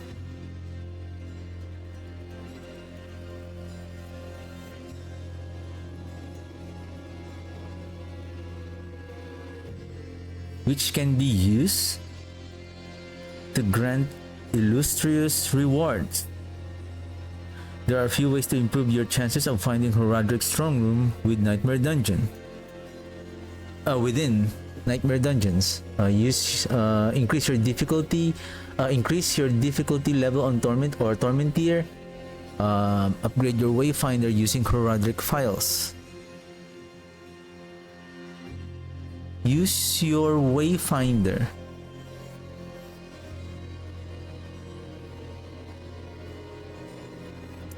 So Horadric files the seasonal currency to increase its ability to locate a strong room. So I think this is like some kind of a device, or is it after we finish the seasonal quest line, we will get this Wayfinder?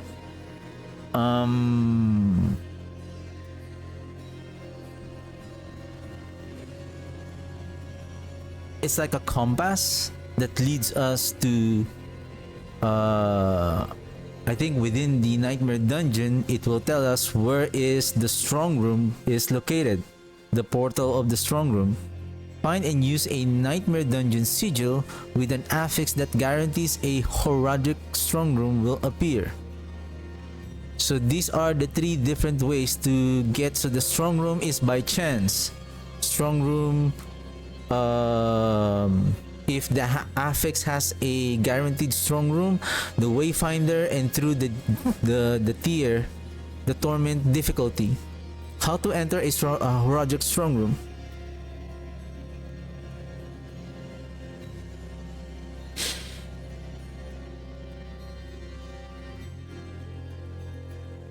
Once you locate and activate the Horadric Gateway, monster will ambush your location. Defeat them, and a Horadric portal will appear to teleport you into the safeguarded strong room.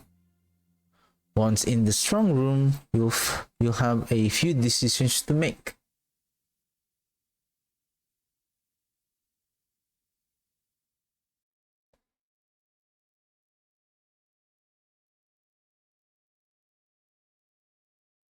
So initiate the Horadric artifact pillar.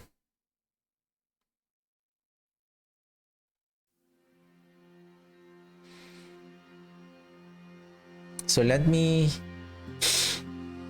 get this idea.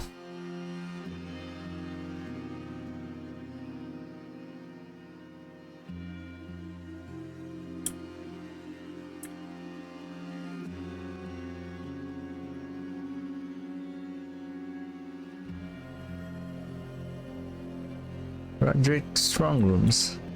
So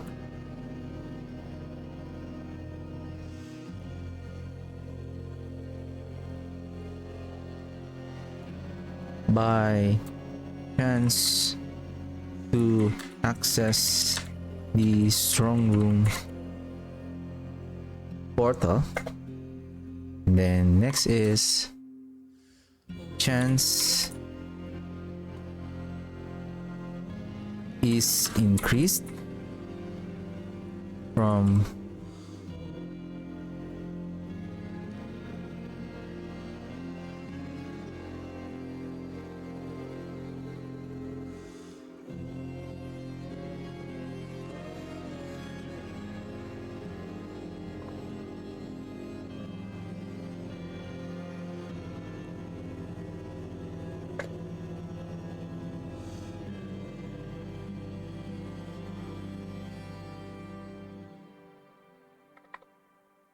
what did you do there?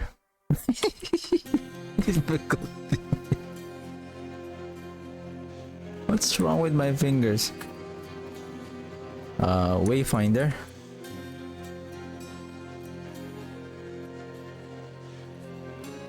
I guess a device. Then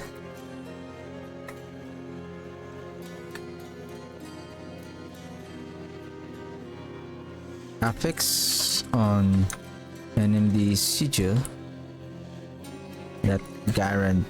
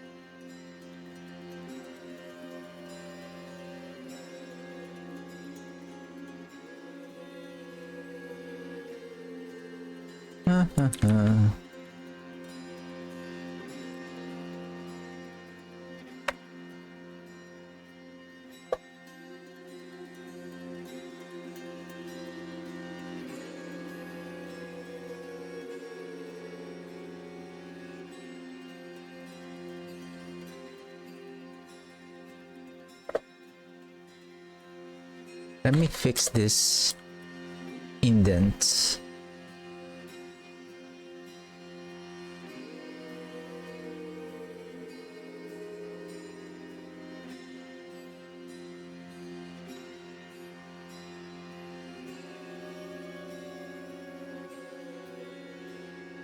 Whoops. I think you'll be fine there.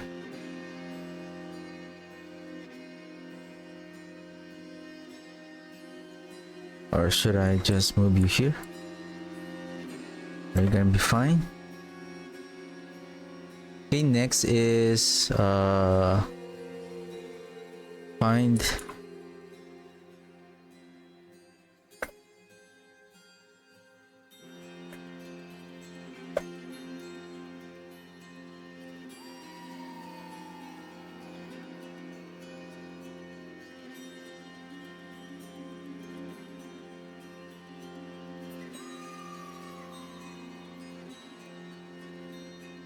find the gateway. Fight monsters to access the portal. Excuse me.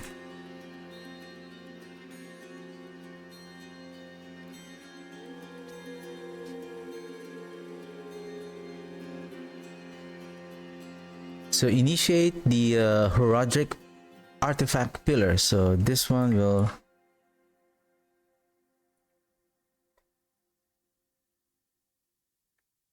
activate.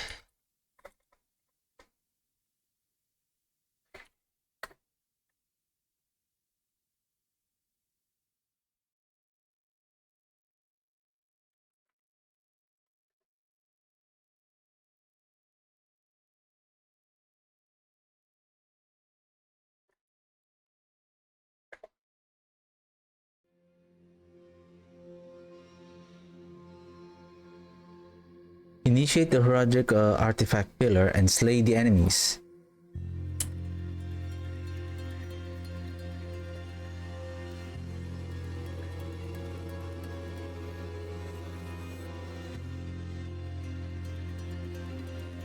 You'll be presented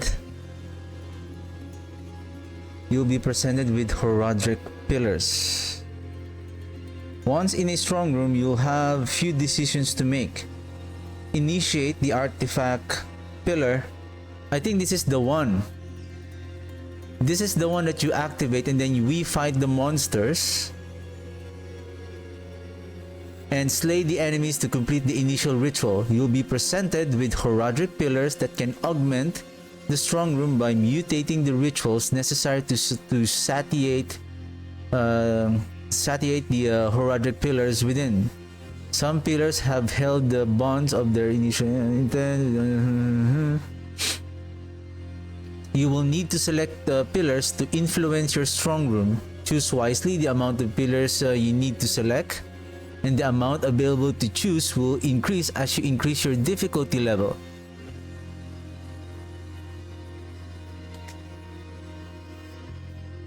it doesn't say how many like strong rooms.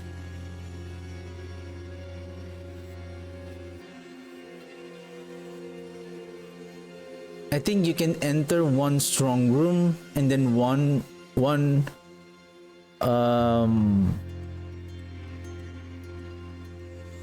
pillar that we can activate. But if you use the escalating nightmare dungeon, you will have multiple strong rooms.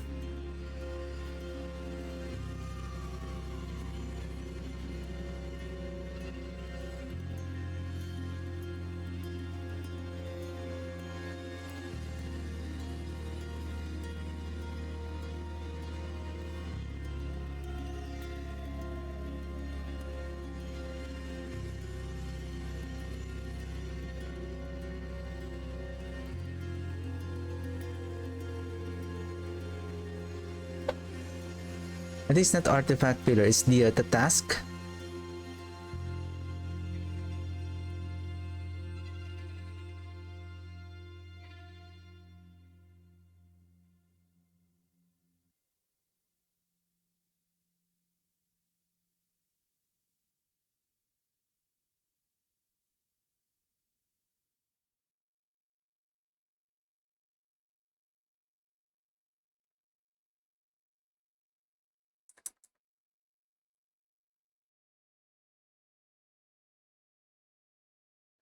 Choose the artifact pillar augments.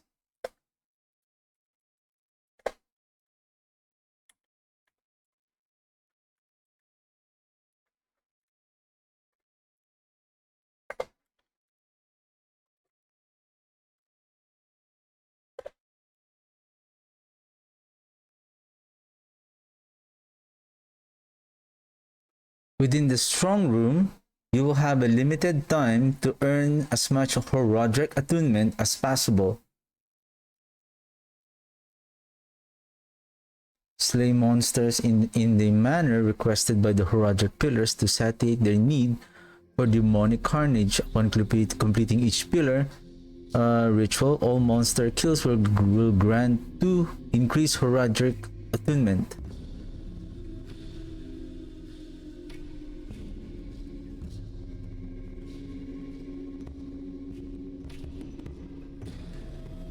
Upon completion, you'll need to fight the boss that spawns to leave the strong room, which is Astaroth. On leaving the strong room, you will have the option to select a Horadric cache, which scales its rewards based on the amount of Horadric attunement earned within the strong room. So,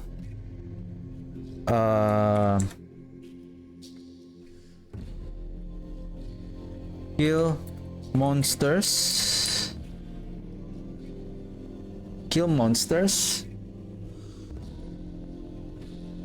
based on the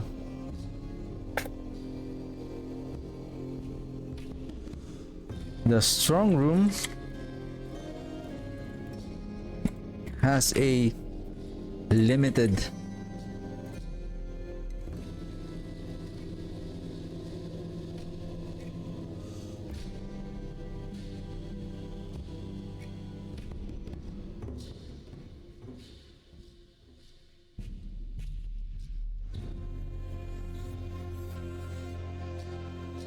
is time restricted.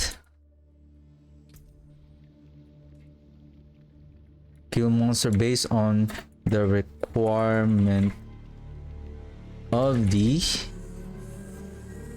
artifact.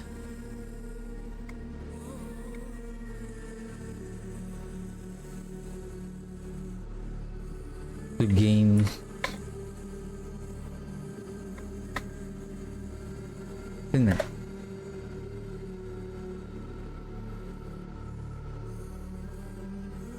+2 attunement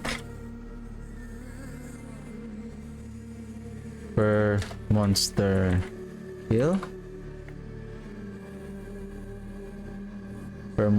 kill.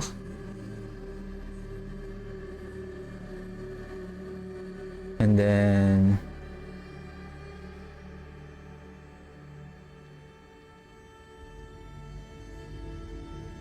slay monsters in the manner requested by the Roderick pillars. Slay, kill monster.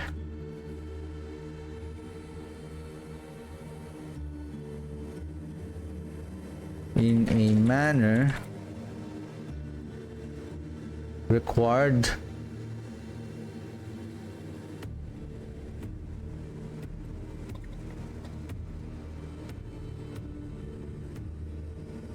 by the Heraldic artifact to gain attunement.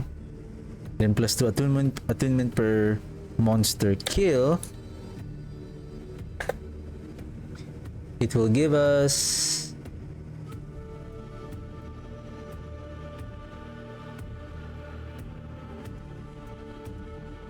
I think the limited time, it's like this is the way.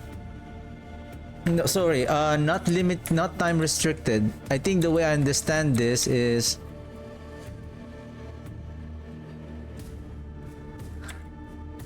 it's like the same mechanic as the wave of the 1 minute wave of Infernal Hordes. Let's just say in 3 minutes you need to kill the monsters. The more faster that you kill them, the more attunement that you can get. And then after that time limit, then you will now enter the boss lair. Upon completion,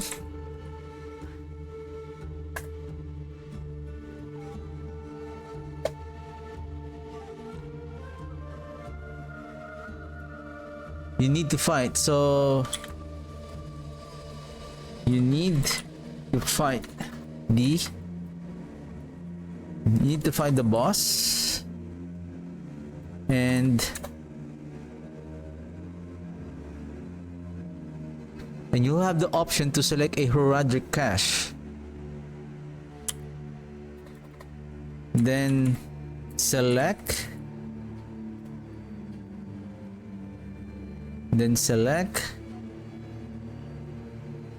a Heraldic cache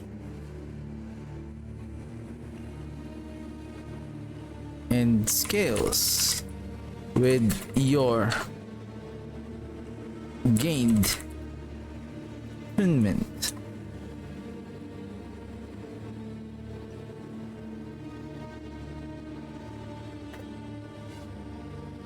It's like the burning ether of Infernal Hordes. Then survive the escalating nightmares. Nightmares have a way of sweeping into the marrow of your mind.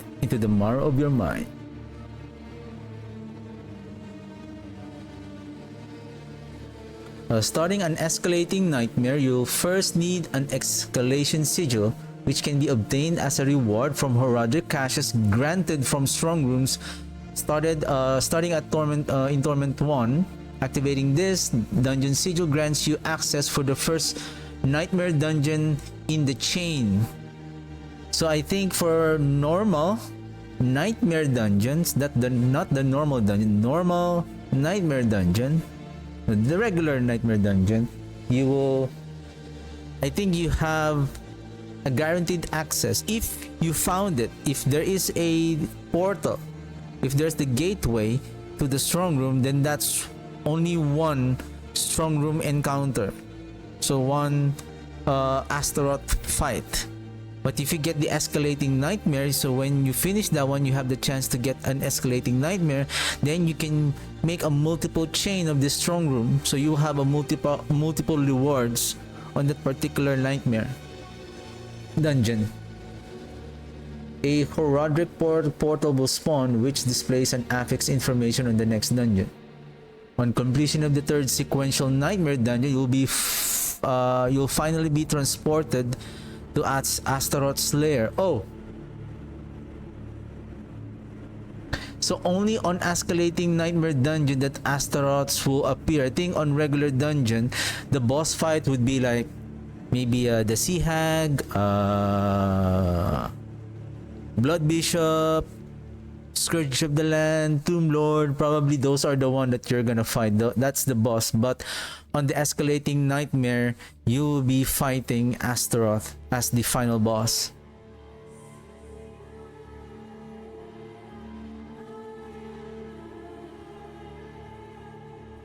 If you slay the Amalgam before Astaroth, the Hound of Hell goes into a resurrection state, but the Amalgam can't be slayed while his master still lives.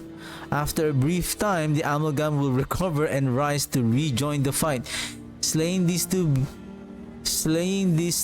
be a test of your mettle on the battlefield.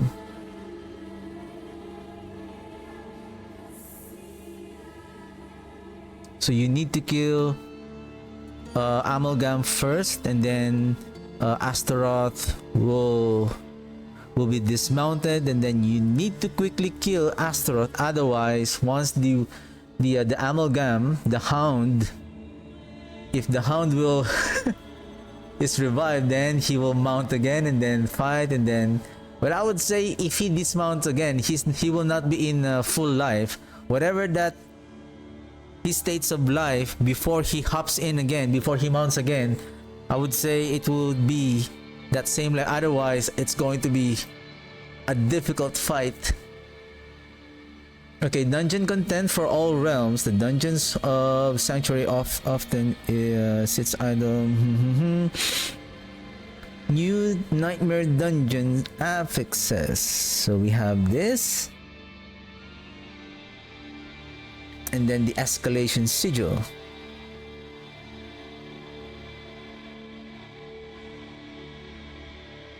So I guess you can plan ahead, choose the arcana that you need to use so that you can deactivate this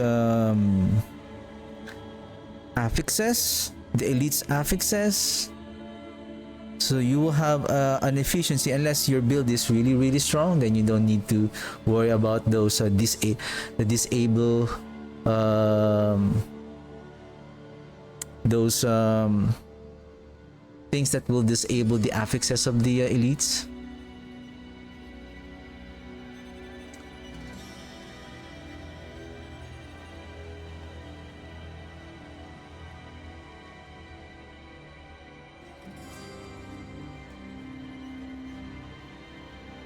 Okay, the affix types. Roderick Reserve spawns in loot chests with specialized rewards.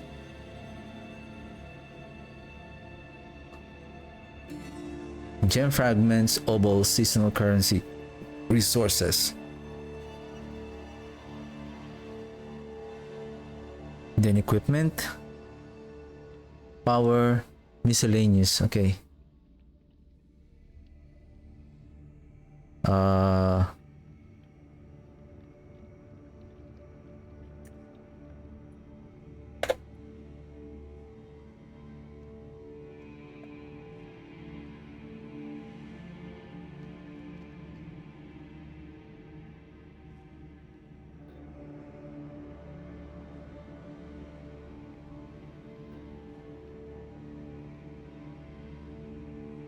Roderick, equipment, power, miscellaneous.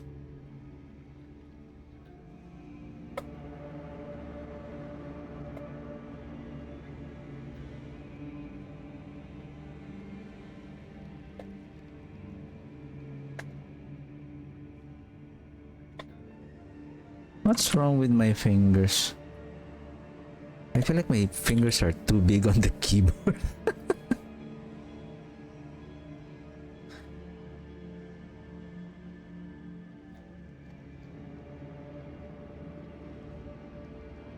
Miscellaneous of Forgotten Wisdom, increased experience, modes on kill. Pressure Breach, a number of gilded gremlins will invade the dungeon. Gilded gremlins. Is this refers to the treasure goblins? Miscellaneous. So if it says miscellaneous here, miscellaneous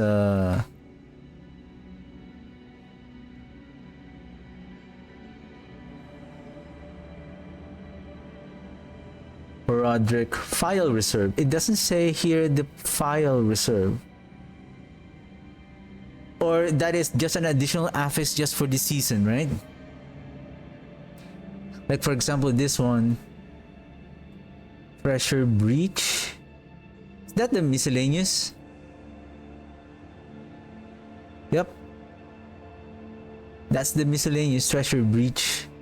Then Horadric File Reserve. I think this is the one that this is the currency that we need to upgrade the Wayfinder.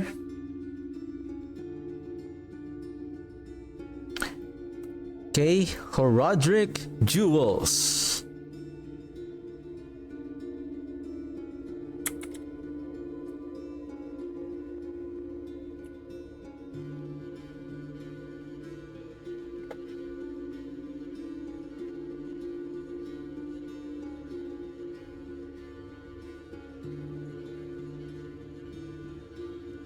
Upon reaching Torment 1, Horadric Tomes, okay.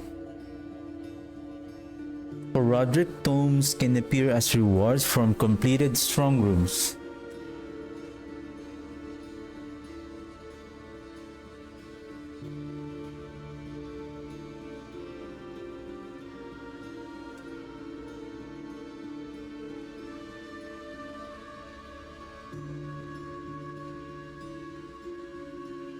So Horadric Tomes, I believe this is, first is Horadric Tomes. I think this is the crafting manual.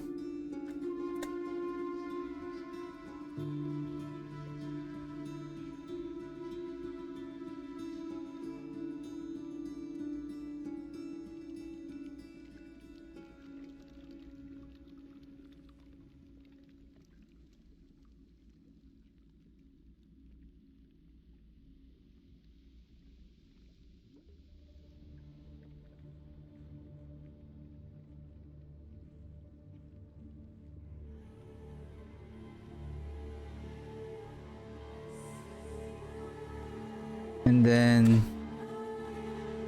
Horadric Tomes, give me a second, Horadric Tomes, and then Horadric, then Craft Horadric Jewels using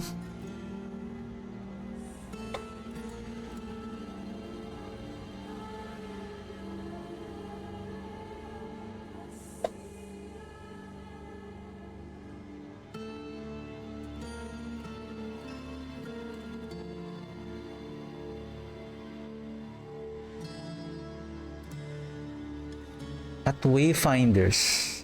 I'm intrigued. What is this Wayfinders? These powerful gems grant variety of alluring powers and effects. Okay. Seal of Control. Well, you have 2 or more Arcana from the School of Control equipped.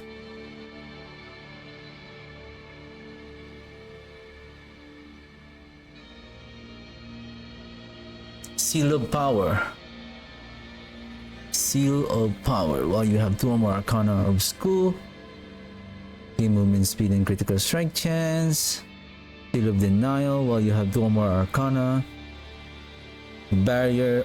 Okay, so this is another one. While you have 2 or more Arcana from the School of Denial equipped. So this is the School of Denial. So we need 2 denials in order to gain more barrier, fortify, and thorns. I think this is the same as like the witchcraft effects last time.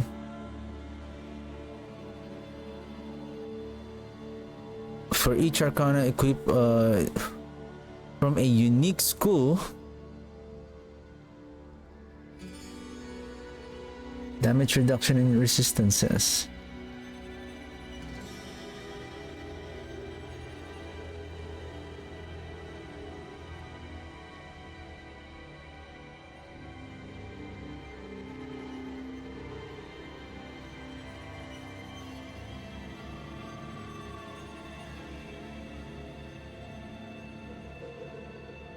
The Reverie Horn is for the summons.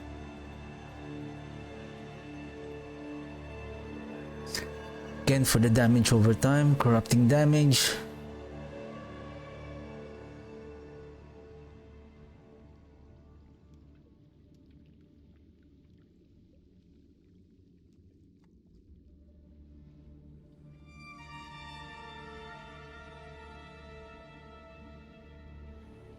After you cast your catalytic skill, if it's an ultimate, gain attack speed for 10 seconds.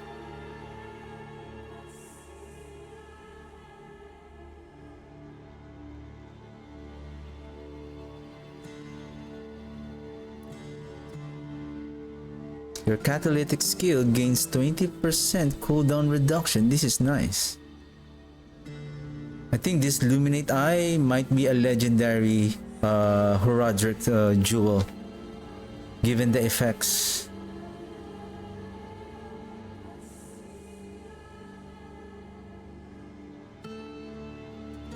Are they also categorized as magic, rare, or legendary?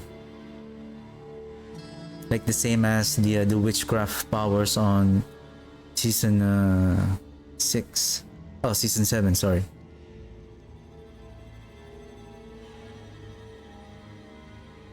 Your infusions are 150% more potent.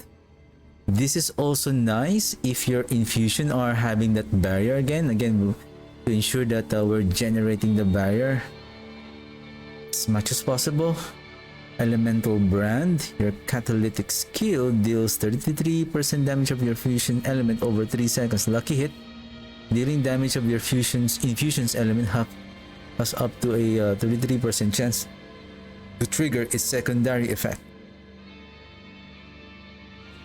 I think these are the two legendary, Starflux and Elemental Brand. But they look idle from below and Seal of Power. Idle from below. Looks like everything is like legendary. Unique. So the Idol, Seal, and Starflux are legendary. Unique. Sorry, unique.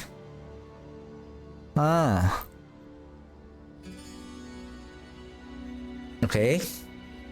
Because it was not categorized as like which one is magic, rare, and unique. Or if there's a legendary one. The Starflux, the catalyst deals 100% more damage. However, you lose control over Horadric spellcraft, causing your catalyst to inherit infusions randomly. But they deal 100% more damage. However, you can take advantage of all of the infusions if you're going to use the anomaly. So you have at least 3 out of 5 of those anomalies that will still inherit the infusions. Alright. New unique items. So I don't have to go over with the other classes because I'm not familiar, but I'm gonna focus on Necromancer only because this is the class that I'm more familiar with and have more knowledge on the class. The Hand of Naz. Before I continue, give me a second. Let me take a very quick break. I'll be right back. Okay, let's continue.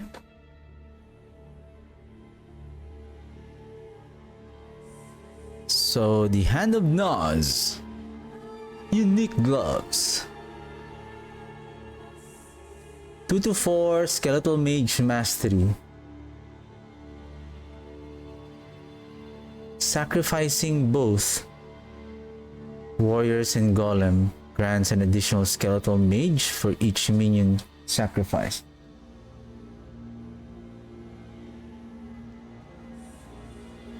When a skeletal mage attack 25 times, upgrades into a skeletal archmage. Skeletal archmages teleport to safety when attacked, and their attacks occasionally shatter on impact dealing 50 to 100% increased damage to the target up to 3 additional targets.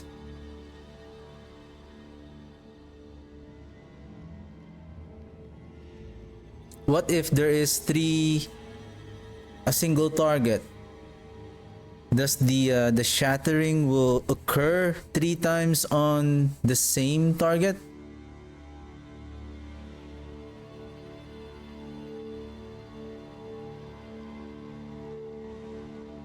I don't know if this additional target is like a chain reaction, like if you have 3. I think this is not like an explosion kind of impact. It's like it will chain like 3 enemies, if there's 3 enemies, if I'm not mistaken, because their attacks pierce, right? The mages pierces the enemies, so when they shatter, so this explosion happened on 3 targets.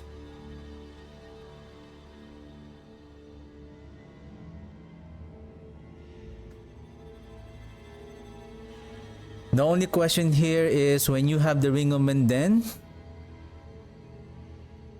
this is going to be interesting. Does the Ring of Menden will also explode on each of the shattering effects?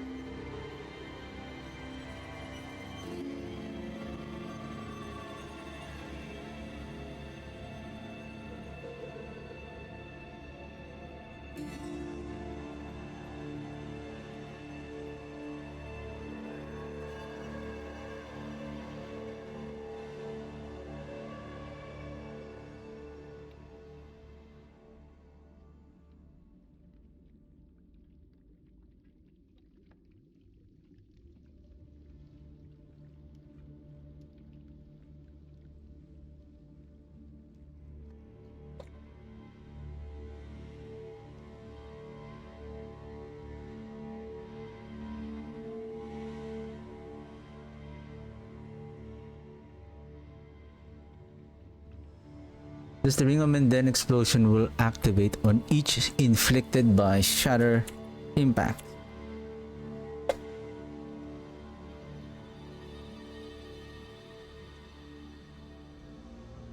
Right?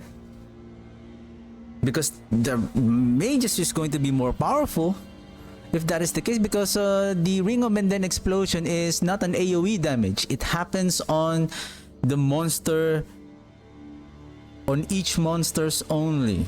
It's not an AoE damage.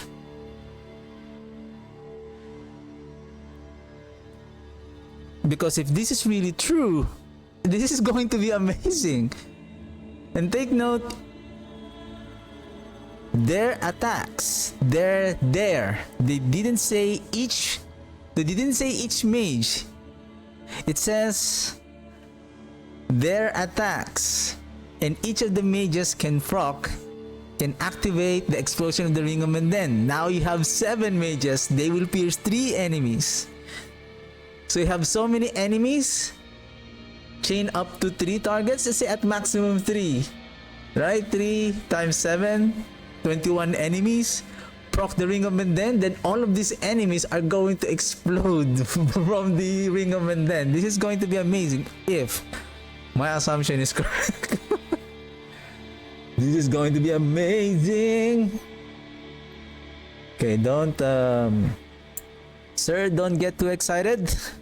If this is wrong, if the Ring of Menden will only explode on one enemy, then this is bad. Features offered for testing: PTR boost, of course, equipment, Paragon, unlocking masterworking, layer keys, tribute, infernal compasses, yeah, progression, level to 50 and 60, unlock all waypoints, grant renown rewards, fully upgrade potion. And then the seasonal mechanic, the Horadric spellcraft, files, and Horadric jewels.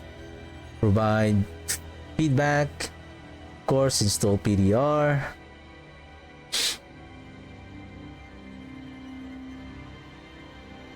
Again, I think we can choose our existing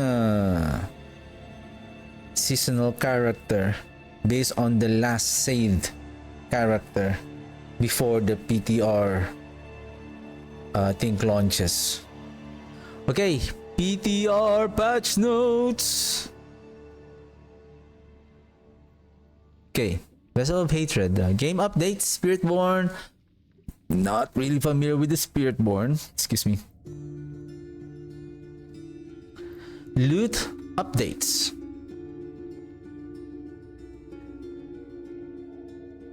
The drop chance of legendary runes has slightly increased. I think they are already mentioned about this on the Campfire Chat. Under City Cross tribute, drop rate slightly reduced across the drop rate slightly reduced. This change was made because we saw how this tribute was stockpiling heavy in player inventories. Drop rate slightly reduced across the board. Root tribute, the tribute of runes. I thought they're talking about the tribute in general. Rewards more runes per attunement, scaling with torment level. Okay.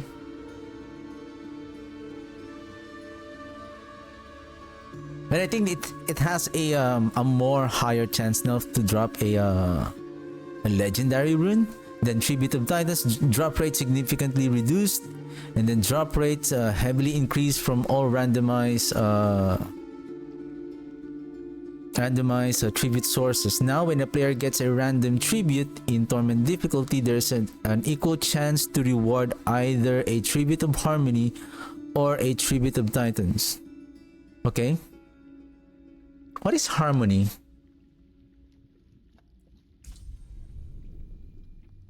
Okay, I'll go back with that Harmony later.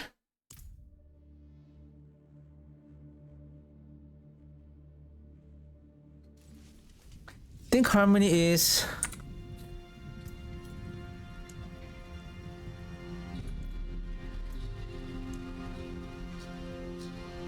so that's the rune. So Harmony is the rune, okay.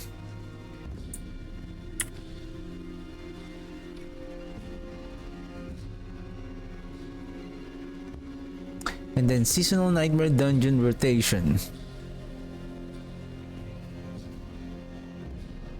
So this is for the Vessel of Hatred. Fix an issue where rank 5 bonus to Thorn's damage for the Protector did not properly apply.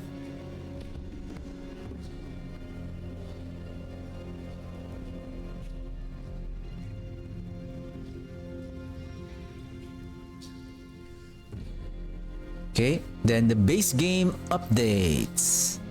Game updates. New items. Again, Barbarian, Druid, Necromancer. Okay, same thing.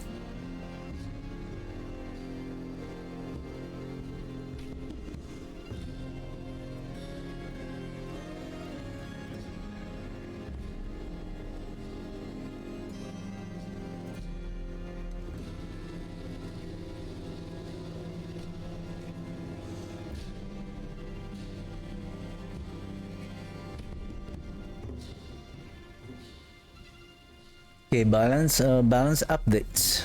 General Shard of Veratiel, so it was reduced by 50 from 200 to 150. Engorgers reduced as well. Yen's Blessing. Rackonaut's Wake reduced as well. Akarat's Blessing reduced. Moonrise reduced, but increased the rank from 16 to 21.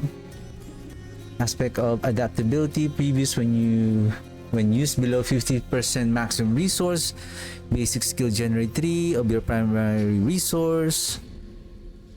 Now basic skill generate 5 additional primary resource per skill. once per skill.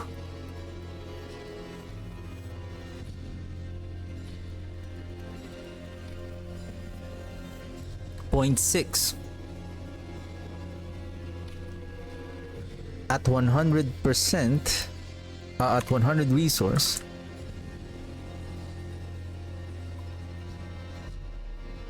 $60% damage increase. Still, a reduce of multiplier damage. Barbarian,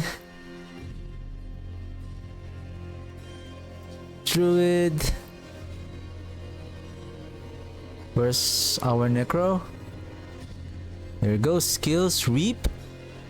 The basic skill has been increased. Hemorrhage as well. Decompose, Enhanced Decompose, Bone Splinter has been increased approximately like 100% or more.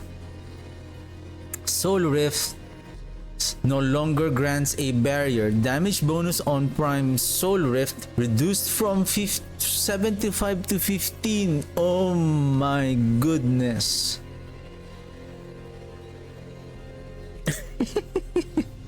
How much is that?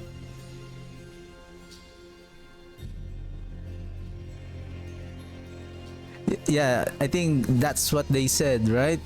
15%, 80% reduction. They mentioned that on the Campfire Chat. They're reducing, I think, besides the overpower. Ouch. We lost 60% damage multiplier. Woohoo!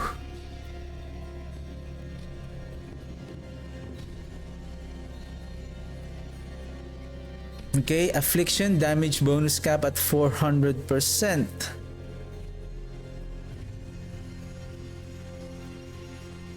Ossified essence. Previously, your bone skills deal increased damage for each point of essence when you have for each point of essence you have above 50 when cast.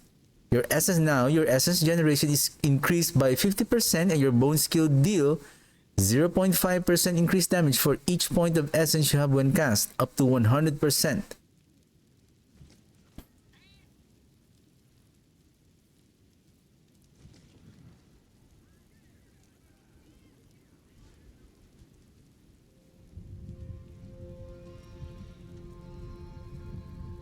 Okay.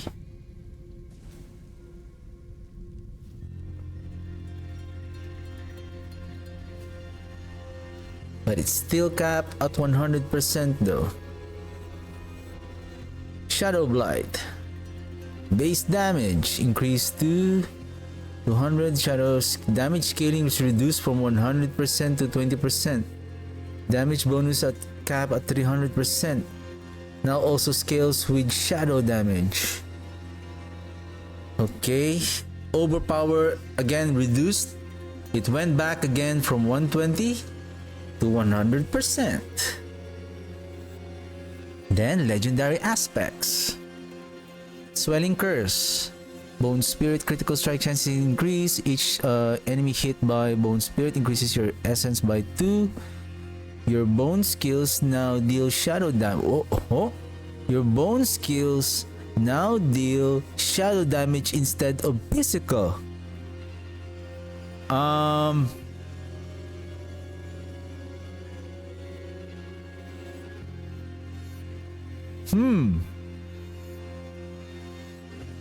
Enemies take 15 to 25% increased shadow damage after being hit with a bone skill.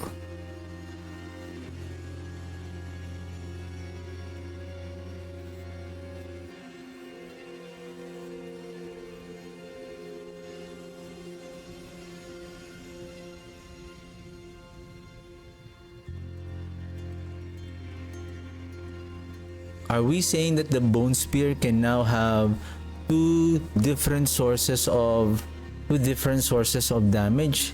Shadow and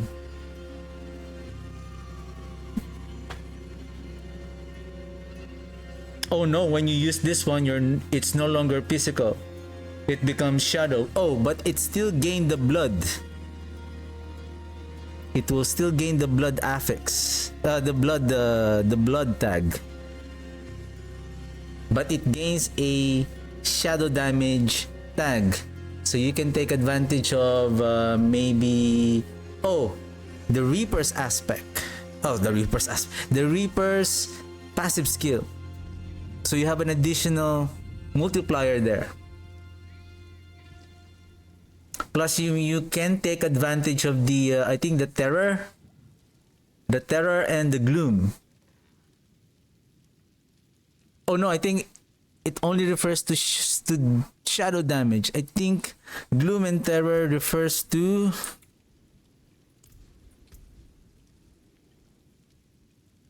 darkness skills. Well, but this one, you deal increased shadow damage to elites, so you can take advantage of this one, except the gloom. But when you damage because it says here when you damage enemies with darkness skills, they take increased shadow damage. However, if you're using the Soul Rift, this is darkness. When you damage enemies with darkness, so your Soul Rift is a darkness that damaging the enemies. Now they take multiplier increased shadow damage. So you can take advantage of this one also.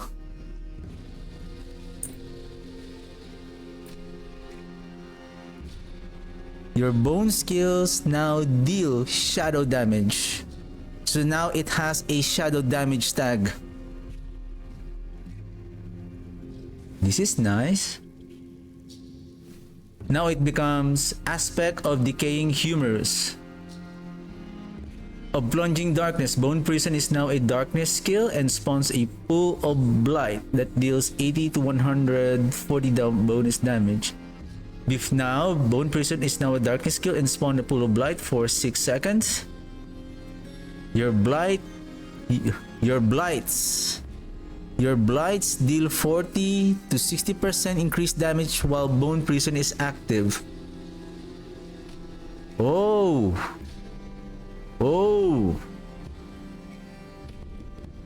Are we saying that we can now integrate using the plunging darkness to be integrated with our blight skill? Your blights deal increased damage. It says blights while Bone Prison is active. Even though the enemies are outside of the blight, then the enemies being hit by our blight skill, right? Oh, this is going to be interesting.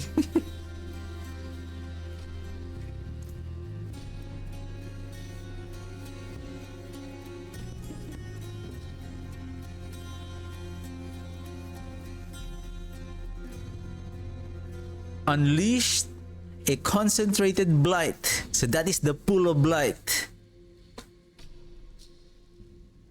Whoa.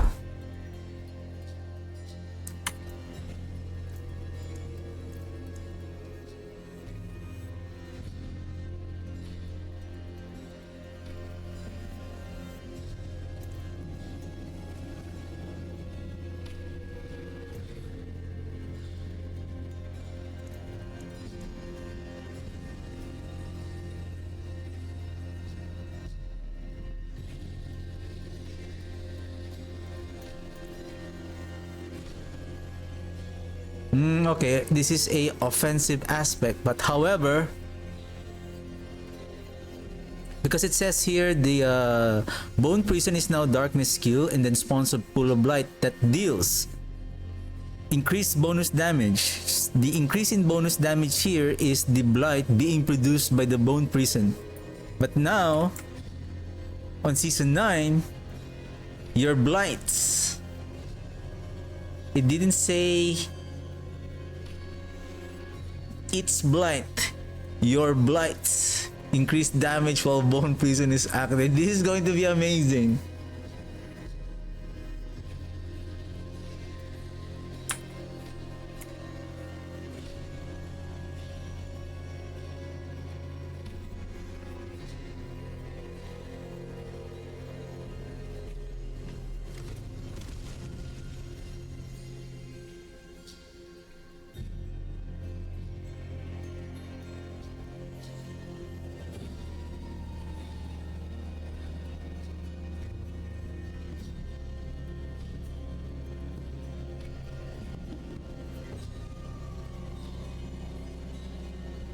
Right.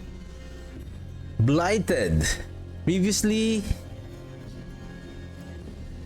the blighted aspect. Okay, you deal increased damage. Consecutive hits with the Shadow Blight key passive deal increased damage for each hit.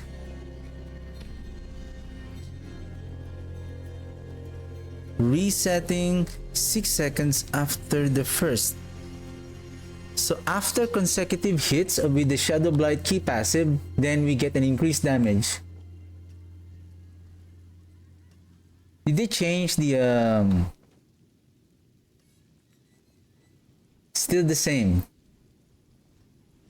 Nothing was changed on the mechanics. So if I'm not mistaken, the Shadow Blight tick will happen on every 8 times that we deal shadow damage to the enemies. At 8 times.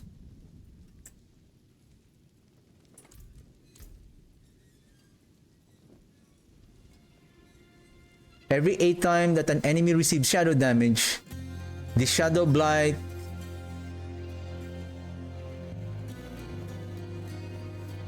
the Shadow Blight damage will occur.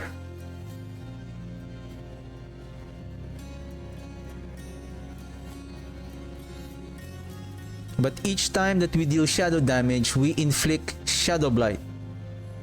So every damage we are stacking the basically the way I understand this, if I'm not mistaken, for the 8th time, the 8th time is basically the number of times that the enemy get hit by the shadow damage. And for the Blight build, we are dealing shadow damage from the Blight itself and the Soul Rift. And the corpse explosion as well. When we consume the corpse. When we cast this skill. So now there's no more 8. There's no more 10 times. So every time, every consecutive hits with the Shadow Blight. So we get an increased damage. Though it is a nerf. But I think it is more consistent. Because after hitting the enemies 10 times.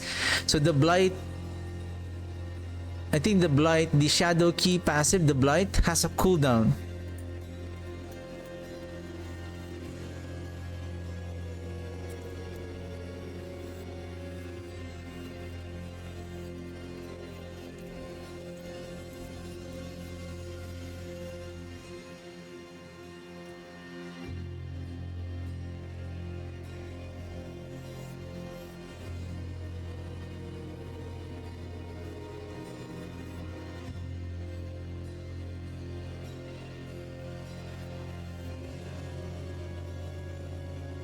You deal increased damage for 6 seconds after the Shadow Blight key passive damages the enemies 10 times. So basically after we hit the enemies 10 times, because that is the proc of the Shadow Blight already. So we get the blighted damage for a duration of 6 seconds. Then after that 6 seconds, then we start building the Shadow Blight.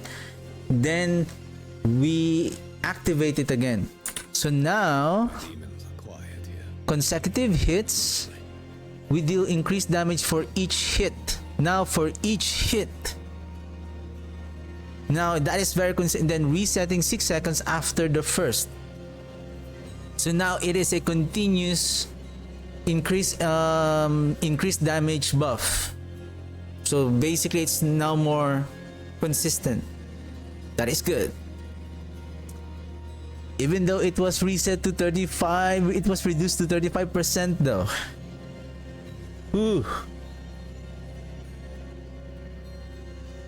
I don't know if the consistency what is that word?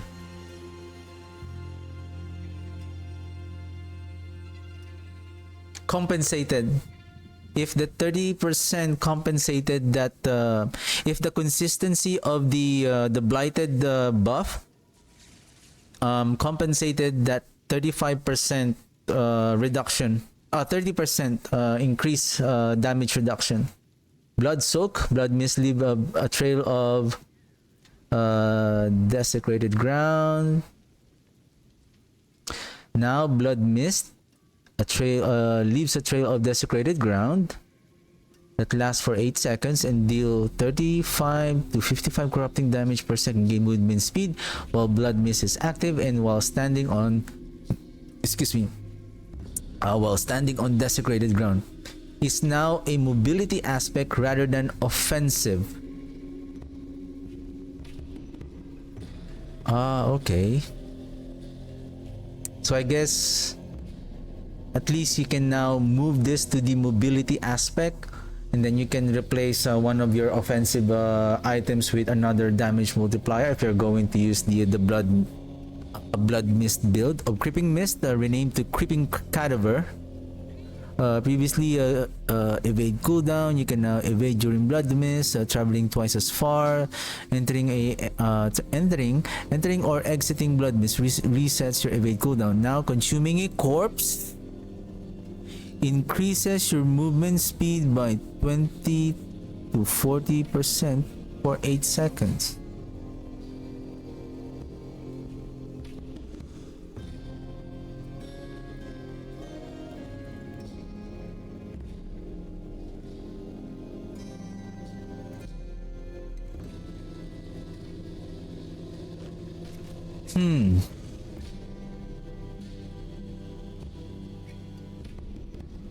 I see.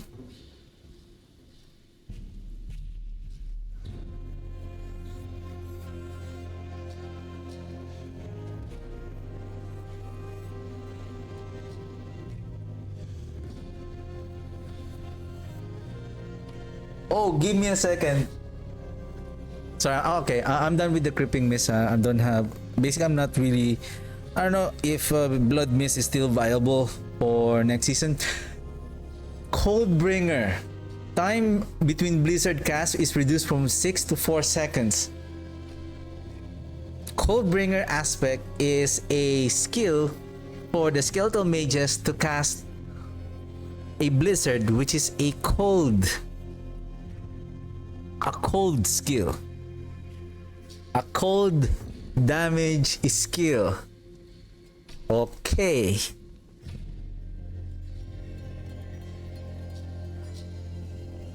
Basically, we don't have any cold though. I don't know if there's any good cold. I forgot how much damage is the cold. That we can scale this damage as well. Give me a second. Give me a second. This is interesting.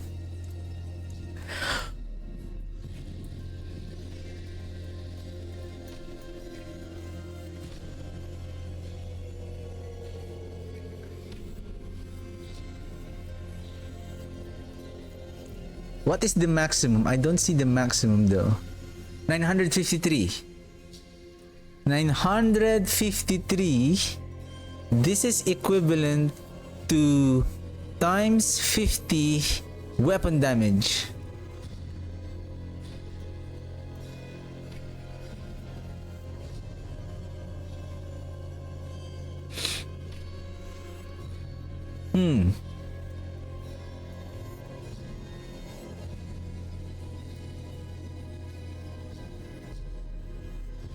So this happens only every 4 seconds now. Because if we're going to invest on critical strike damage again, so this Coldbringer, we can use, I don't know if there's any chance that we can use an infusion that increases the cold damage based on our highest damage bonus type, which is, let's just say, critical strike damage. Then this one will scale on that damage as well. Though I don't know if that is because this is what? Oh, see, this is a utility. We can use this on the pants, on the boots, on the helm. And then every 4 seconds they cast this and basically this is over 6 seconds. For this one, every 8 seconds now the time the cooldown was reduced to 4 seconds. Oh, this is going to be interesting. Okay, anyway, let's not get too excited.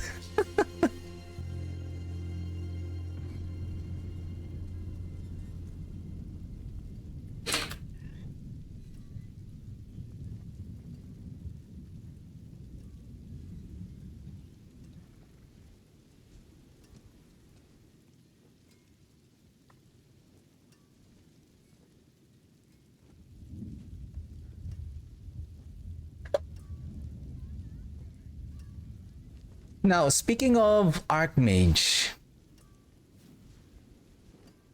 we can still use the aspect of service and sacrifice, because the requirement of the aspect of service and sacrifice is it's not a requirement, but it is an effect wherein your skeletal warriors will die. And the damage bonus of the aspect of service and sacrifice is a constant buff.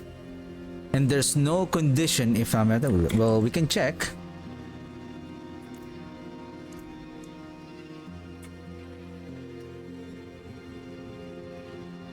Skeletal mages take less damage and deal increased damage.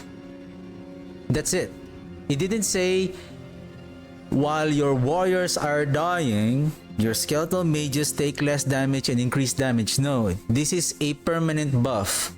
No condition. The only condition here is basically an effect that your warriors are constantly draining their life. 25% per second, or basically they lose their life they will die after 4 seconds approximately. Right? So, yeah.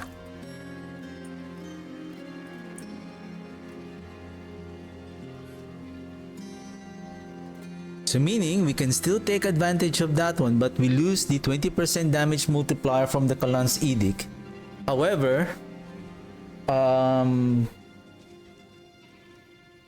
unique power grants 100% damage. So the 100% minus 20%, and then we lost 4 minions. So 12, 4 times 3, so that's 12 plus 20, so that's 32. So we have an approximately 68% increase in damage. And not just that, we have an additional 2 ranks approximately. Because even the on the legendary item, only +2 on the skeletal mage mastery that we can get. That unique hand item, minimum 4. So it has +2 ranks, and we're talking about an additional 40% damage multiplier. And especially now, if the Blood Moon breaches are working, then we can increase our summoning damage from the Hellbent Commander, right? That's going to be interesting. Mages hooray. Mages hooray. Okay, unique items. Deathless Visage. Oh my goodness. No more Blood Spear. However, you can use the Plunging Darkness. Or was that the aspect of Decaying Humerus? Is it?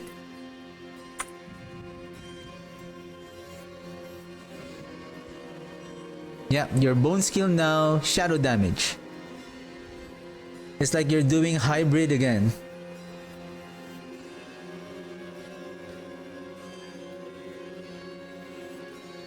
Excuse me. Okay. Indira's memory of, again, damage reduced from 80 to 40%. I don't know why they have to reduce the blood spear damage though. Is it really that powerful?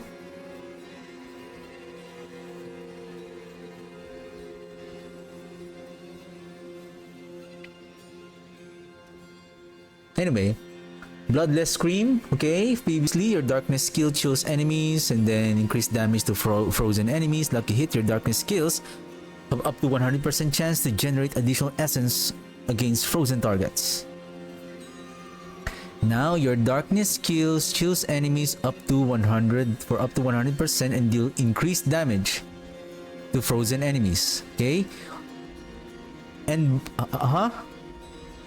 damage to frozen enemies and bosses. Okay.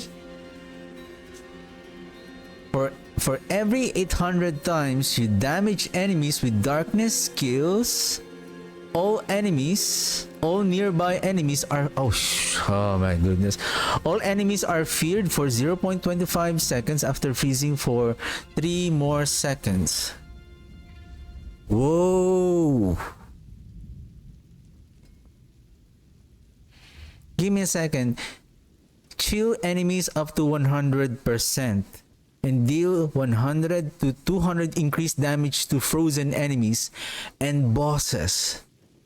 My goodness. Correct me if I'm wrong here. If the Bloodless Scream, based on this one,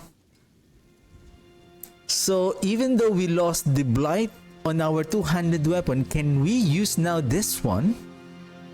And give me a second.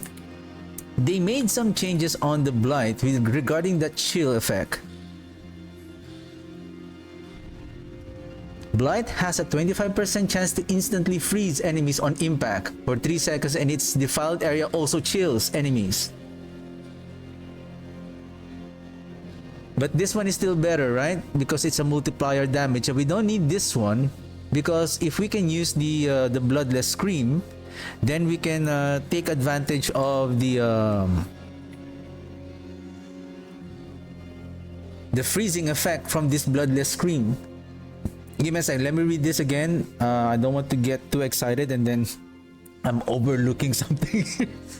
Your darkness skill heals enemies for up to 100%. For up to 100%. And deal 200 to up to 200 increased damage to frozen enemies and bosses. Of course, bosses, we cannot freeze them, but we can chill the bosses. If I'm not mistaken, we can still inflict the chill bosses. Oh, we inflict the chill bosses. Or, because if I'm not mistaken, we cannot apply crowd control to the bosses, but we can apply the crowd control effects as a stagger point. The stagger points, it fills up the stagger bar of the boss so that it will become daze. So it's like, it's, how do you call that? It's not basically like stunned. Basically, it's like it's got stunned for a short period of time. Nice. Oh ho ho. You know, this is so powerful. 200%. There's a high chance that they're gonna nerf this one. I bet. Probably they're gonna reduce this by half. Probably, or maybe 100. Maybe up to 150. This is huge though. And this is going to be amazing. Like, you keep on chilling the enemies, keep freezing the enemies. Again, this is going to be the season of the darkness skill. Darkness skill. Paragon board. Bloodbath. Overpowered damage. Oh no.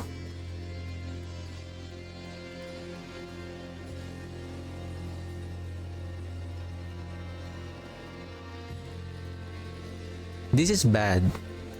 Again, I understand that they most of the builds are utilizing the overpower, but then again, the reason why overpower is so utilized, it's because of those aspects and the rune. For the rune, the sand rune is the one activating a free guarantee to overpower crit. A free guarantee to overpower crit, even though the class cannot deal overpower. So you're giving them the ability to overpower. And then there's another one. I forgot the name. Overpower. Blood boiling. Every 20 seconds, your next skill is guaranteed to overpower. When your core skills overpower any number of enemies, this one is not important, but the overpower here. So, again, so there is two means for you to activate overpower on your build, even though you are not you don't have an overpower mechanic on your class. So the nerf on the overpower, especially on the necromancer, because this is our mechanic. This is the thing. Our overpower skills, this is our mechanic.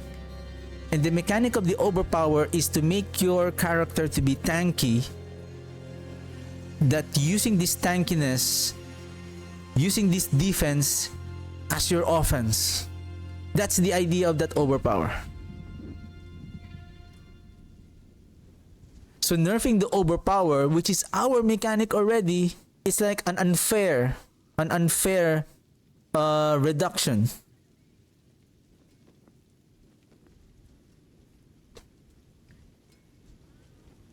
So yeah, it's like happy, and then sadness. happy, and then sadness. Okay.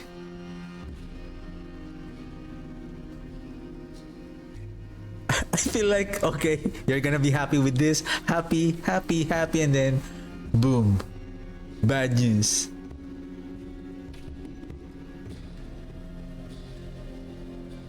The blood spear is really affected by the season 9 nerf.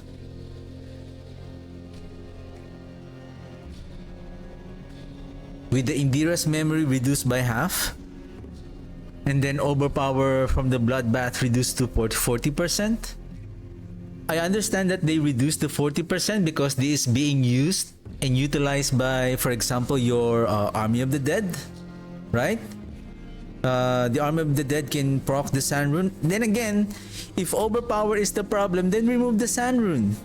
Or change the effect of the Sand Rune, that's it.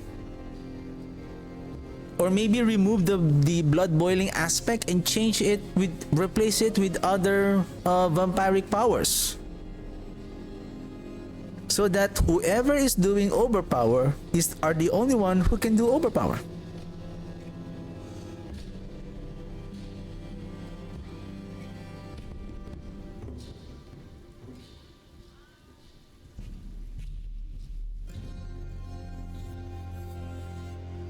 Or this is my my thought about overpower. Or how about the overpower can critically strike, but the critical strike damage, when it crits, it's not going to utilize, or it's not going to use the critical strike bonus, but it has its own critical strike damage multiplier. Let's just say overpower damage.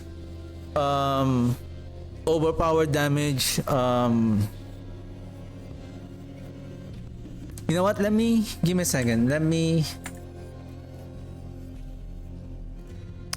me a second.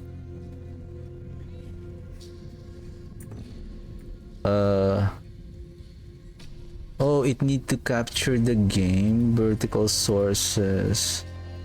How can I?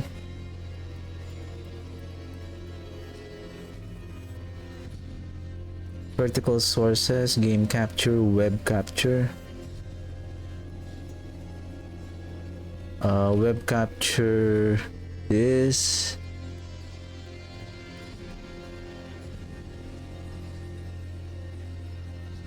Just bear with me for a while as I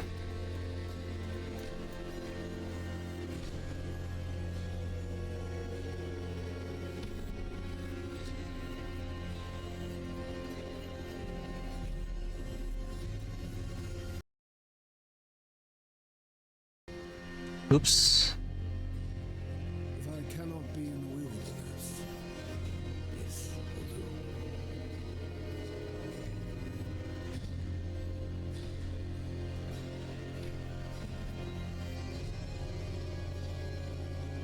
Center.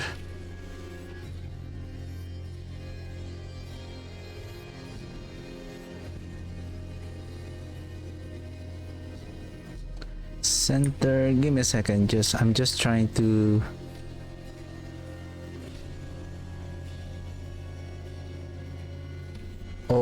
Okay, I need to move the screen for a bit. I'm trying to make a clip about this. How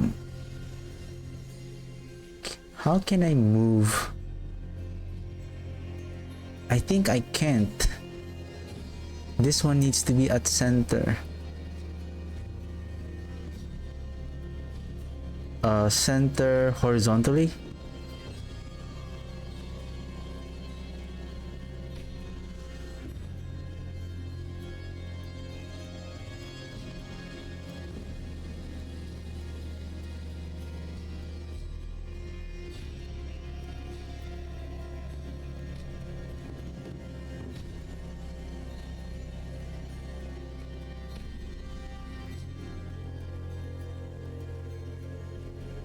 How can I fit this one?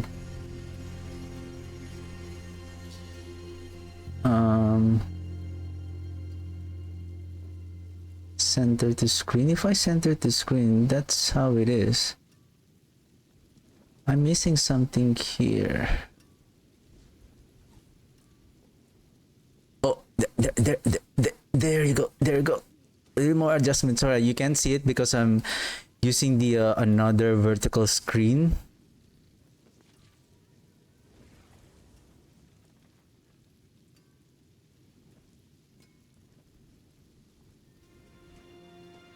Okay, I think this is it. Give me a second. So I'm just gonna highlight this.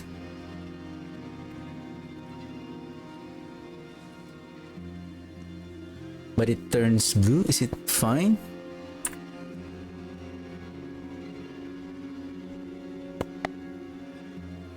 Or it's just, we'll leave it as is. Can I make... Because I want to highlight this one. So...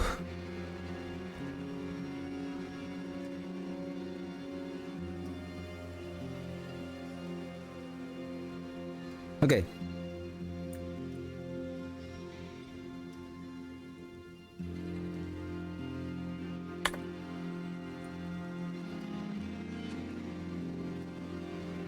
My thoughts on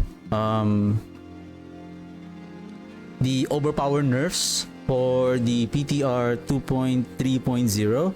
So they have reduced some of the I'm talking about the Necromancer class because I'm more familiar with the Necromancer. So they nerfed they have reduced the overpower damage from the Bloodbath.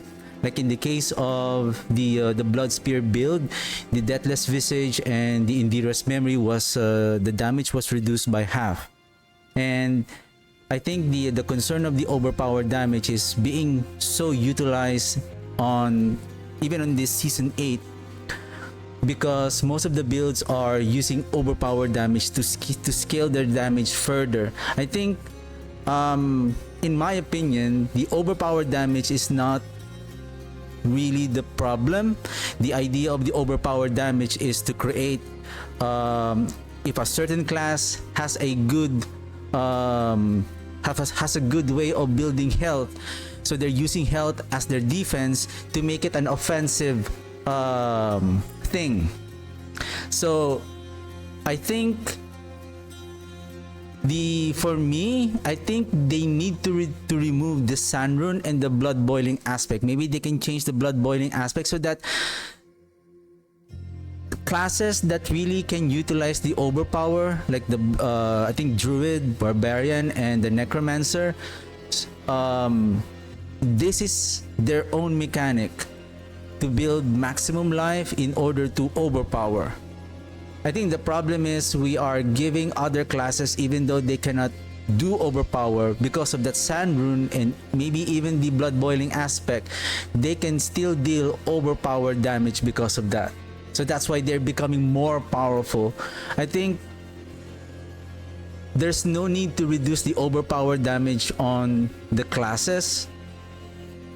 It's just to remove those free and guaranteed overpower crit on items, so that there will be a good balance and we can still play with the overpower damage with our classes.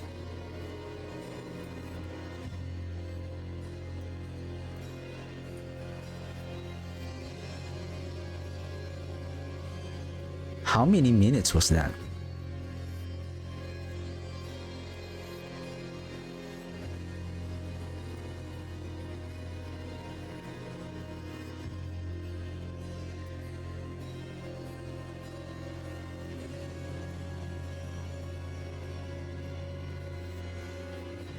Where are you? Where are you? Video. Oh, no, not videos.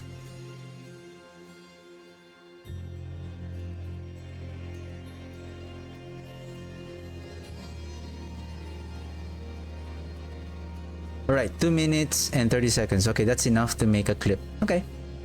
Okay. Okay. Yeah, so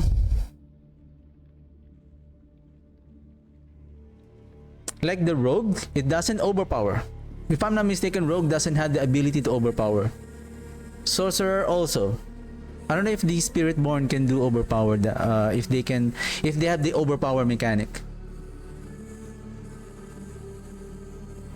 Right? Basically, this is the idea of the overpower.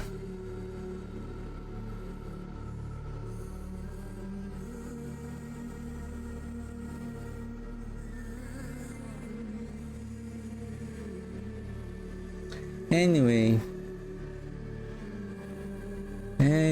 so Sorcerer, Spiritborn.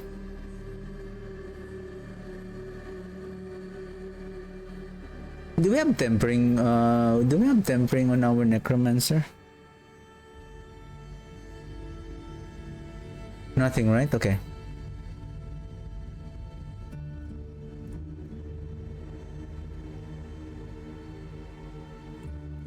User interface and user experience, description. Description for aspects in the Codex of Power now explain that aspect get increased power on amulets, 200 weapons, and ancestral items. Okay, that's good. I think also if it's a utility, I think it doesn't say, right? If it's a utility, offense, defense. A new setting has been added to disable floating text for gaining seasonal reputation. Item affix updates. Values of many tempering affix in the offensive category has been updated. Most of these affixes were conditional. They required a certain type of damage or only benefited a portion of your overall damage. These new values better reflect how restrictive and condition associated with the affix is, and affixes with similarly restrictive conditions now have identical affix values. Okay, general resistance to elements, base affix reduced to 10 to 12 to 8 to 10. Maximum base elemental resistance is increased to 70 to 75. It is still capped at 85 for additional sources of increased maximum resistances. Give me a second. Resistance to elements base affix reduced from 8 to 12. Oh, from 12 to 10.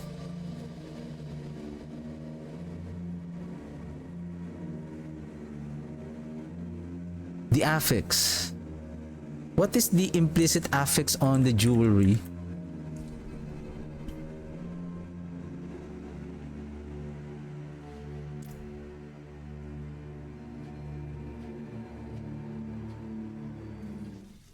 People. I'm not far. I think the rogue doesn't have the overpower, isn't it?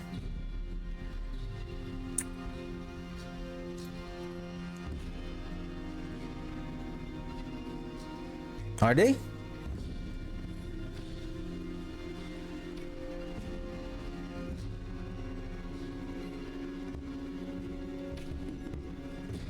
Sorry, what am I going to check again? Or they're talking about the resistances on this one. 10 to... So now it's 8 to 10. Okay. I mean, it's not that big. Still okay.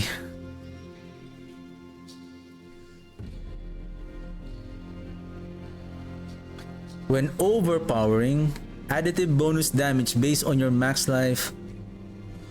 Oh, see? Including this one. When overpowering, additive bonus damage based on your life and fortify amounts reduced to 80%.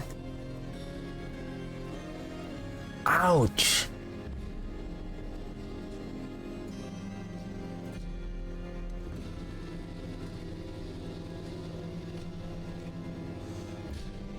Ooh.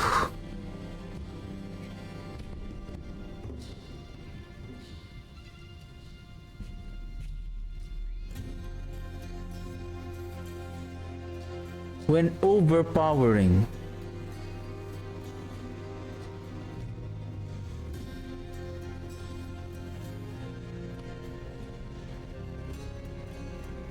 this is a heavy blow. This is really a heavy blow on the overpowering.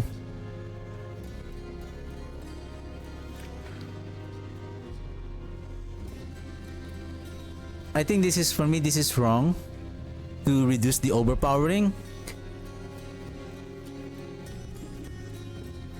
Instead of reducing it, they should restrict the classes who can do overpower. And skill that can overpower, like the blood skills. Right? I think the barbarian is the hammer of the ancients. And then the grizzly bear, was that the forgot that name, when he pounds, like it creates that kind of wave on the ground.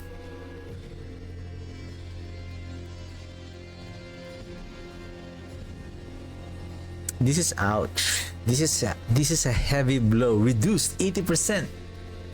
It's like overpower is nothing now.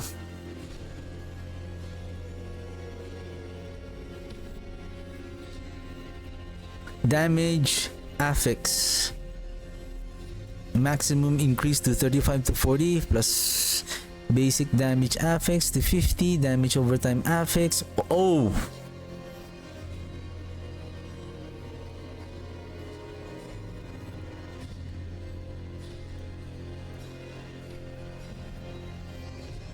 Ouch.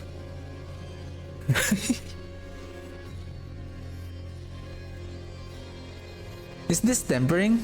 It's just the item affix, right? I'm still okay. Still okay. Though the overtime here is increased also. However, critical strike damage reduced from 57 to 50.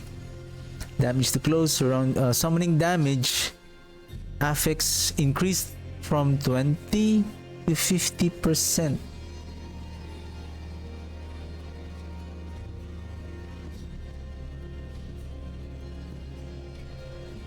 The inherent, the implicit affixes. Sorry, the implicit affixes.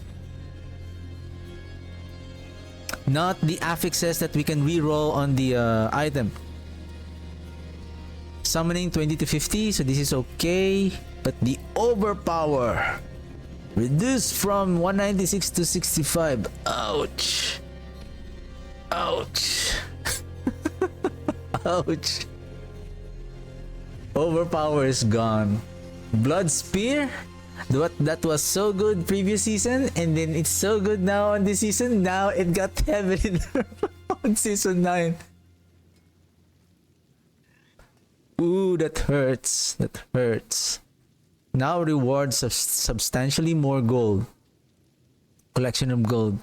Whisper caches.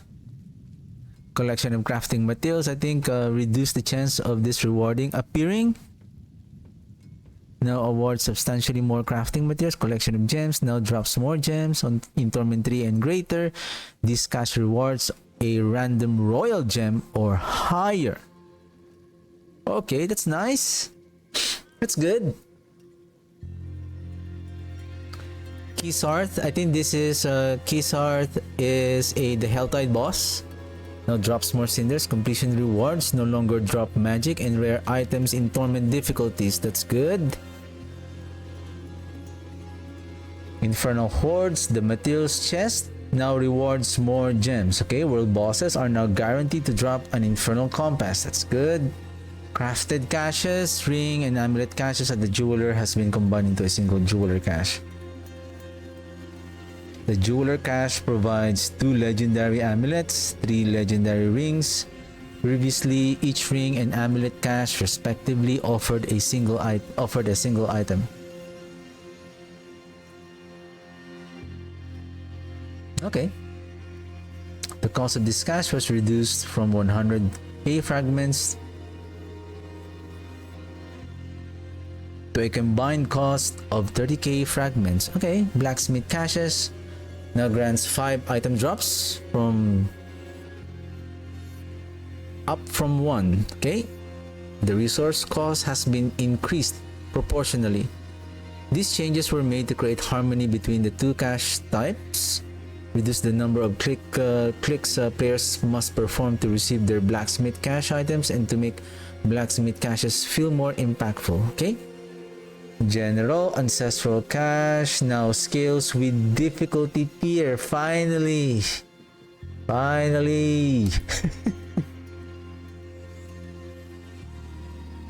Nightmare Dungeons, new affixes, Herodic Reserves, Equipment Delve. I think we're a bit familiar with this one now. Seasonal rotation now on this on the base game. Oh, Zenith, the bad dungeon, the dungeon that I don't like to run. Miscellaneous summons, such as the Druid's Companions and the Necromancer's Minions, now inherit Lucky Hit and Overpower bonuses. Whoa, this is good. So let's just say the mages have 10% Lucky Hit, for example. So they can gain from the 15% from the precision decay and then other lucky hit chance that we can get.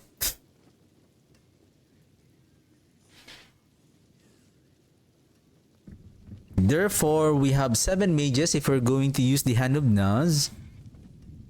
So we can have more chance to proc lucky hit, to proc the necrotic fortitude. Okay, that's good.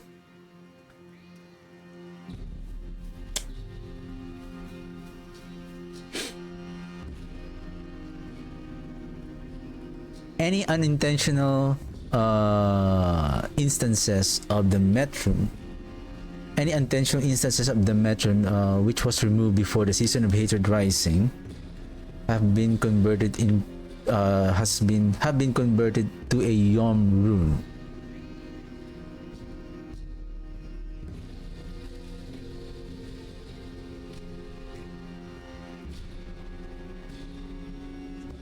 Adjusted multiple tooltips.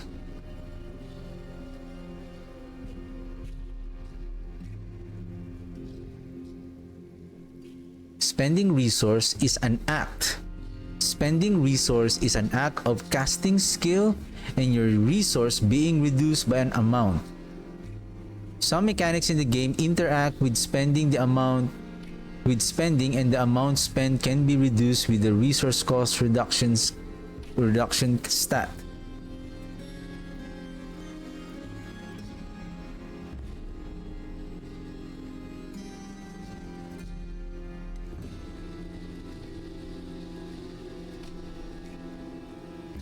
Okay, consuming resource counts as a spending resource for the purposes of interacting with ability mechanics. The amount consumed is fixed and cannot be lowered by the resource cost reduction. So consuming resource, say consuming resource 5%. If your actual is that what they're saying? Like if the effect requirement is 5%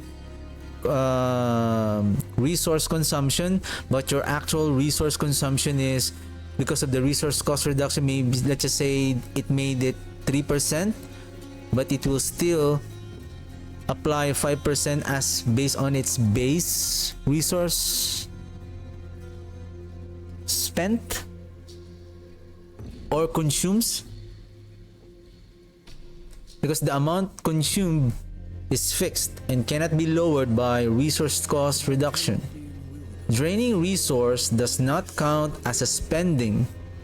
Oh, okay. Draining resource does not count as a spending for the purposes of interacting with ability mechanics.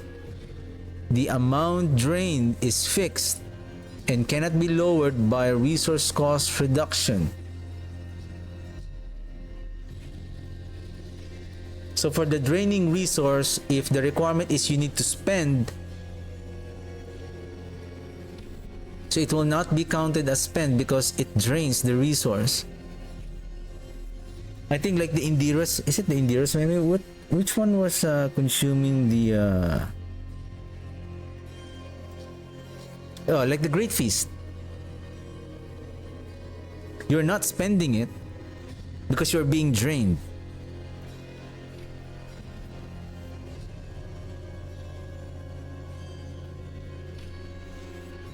There is a rune. I think is it the Quack's rune?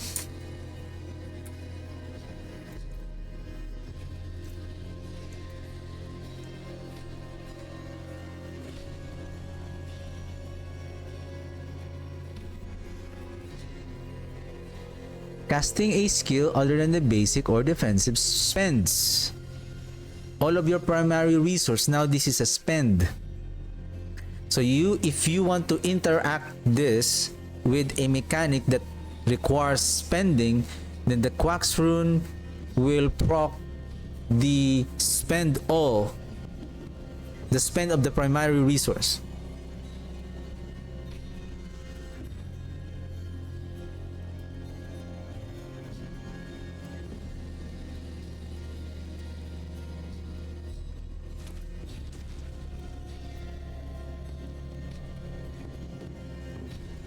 Okay.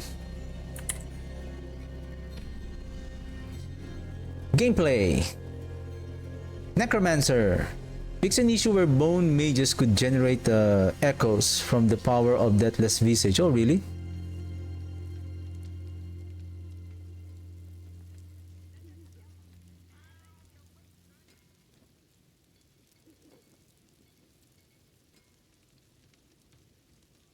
But shouldn't they?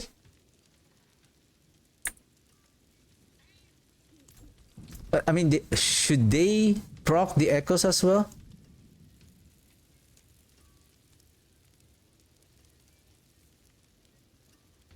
Casting it forms echo. Okay.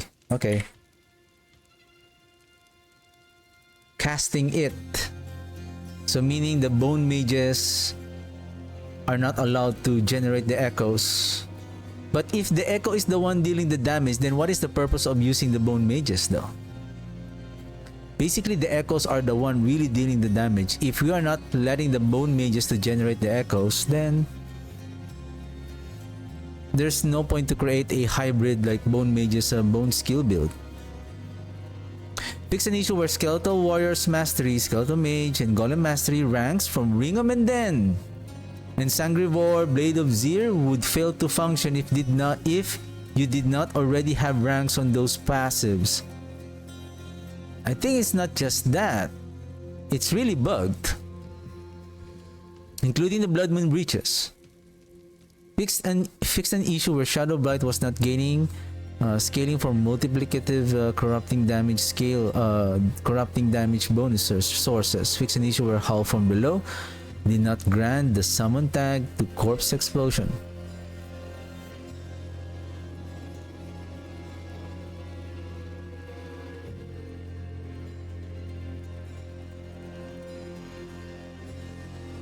Fix an issue where some of the Book of the Dead upgrades would occasionally stop working.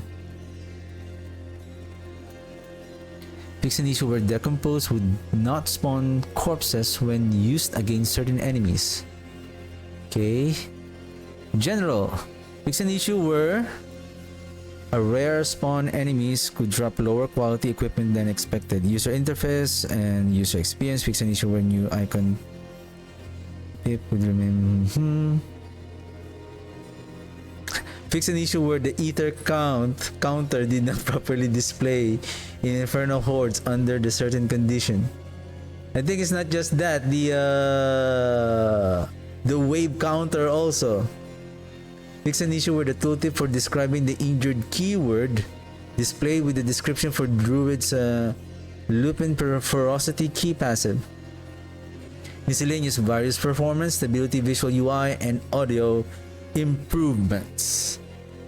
That's it for the PTR 2.3.0.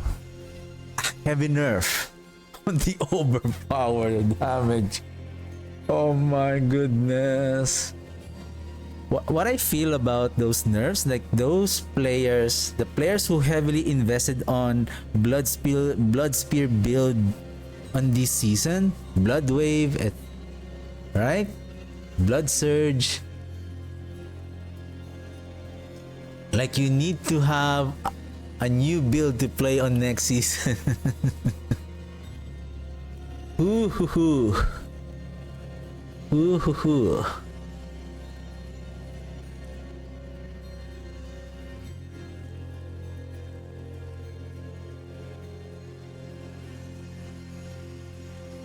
Oh, give me a second. Fix an issue where Inferno was occasionally incorrectly consuming the overpower bonus from Blood Boy. See? Fix an issue where Inferno was incorrectly consuming overpower bonus from Blood Boiling aspect, despite being a damage overtime effect, which cannot overpower. See? The sorcerer are utilizing the Blood Boiling or the Sand Rune. So technically, the sorcerer and the rogue doesn't have a overpower mechanic. Like in the case of the barbarian, they have a good way on scaling their critical strike damage. That's why, how about scaling the overpower critical strike damage, not adding a critical strike damage, but having its own multiplier on the critical strike damage. Let's just say if it critically strikes, it increases its damage by an additional 75%, but not using the critical strike damage. If that's going to work. If we are trying to avoid making the overpower to scale even further, it's like you need to build a good life, good overpower bonus, then that's it.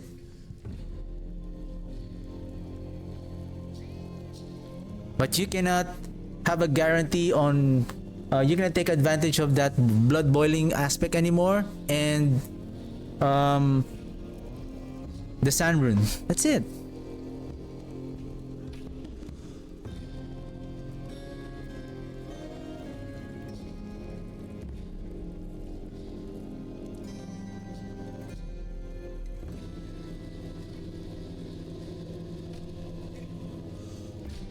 Where's that? I think I want to make a record. I want to record one more.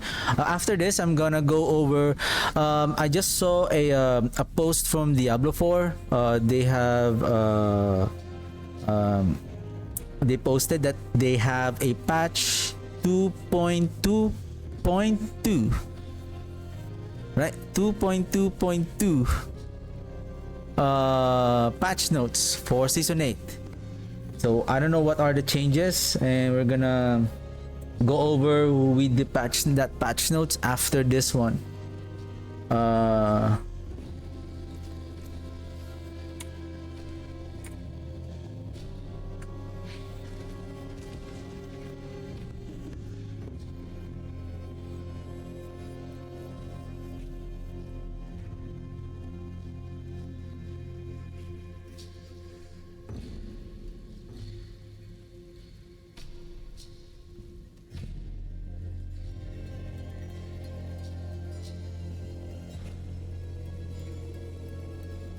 I'm really interested on using this bloodless screen. 200 increased damage to frozen enemies and bosses. Increased damage to bosses. Nice. Blight is going to be, and then Blight is so powerful that let's nerf this again. So, and then I was so surprised they reduced 80% on the overpowered damage impact. Right? Let's find it. Overpower. When overpowering, additive bonus damage based on your maximum life is reduced by 80. And when they say reduced by 80, so from 100%, you are now overpowering at 20% than before. So if you're doing like 100 billion damage, you're only dealing 20 billion damage. That's a huge that's a huge reduction. Now what is the point now on doing the blood surge and the blood spear and doing the bloodlands? They're pointless now. Right? So the problem is not the overpower, it's the items. The problem is, for me, the problem is not the overpower, but the items that guarantees an overpower to other classes in other builds or skills that doesn't have the overpower mechanic. So the blood boiling aspect needs to replace or remove, and the sand rune needs to be changed, so that only classes that really utilizes overpowering should benefit with the overpower damage.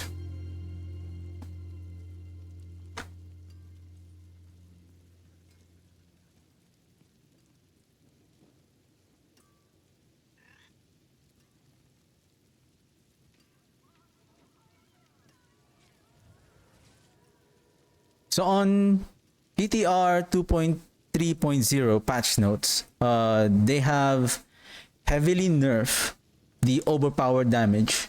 In the case of the Necromancer, the Blood Spear build has been reduced from its item by 50%, and the Bloodbath Overpower Legendary node was reduced from 100 to 40%. Was reduced from 100% to 40%, and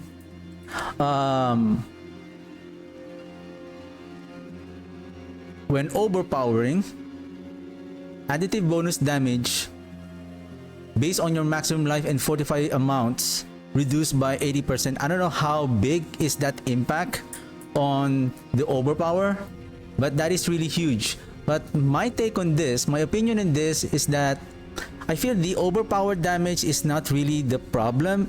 The problem is the classes that doesn't have an overpower mechanic can utilize the overpower by the help of the blood boiling aspect and the sand rune that gives them the guarantee to overpower even though they cannot overpower, because some of the other classes can have a good scaling on the critical strike damage, and because of this, adding the overpower damage bonus, they can now deal a huge amount of damage.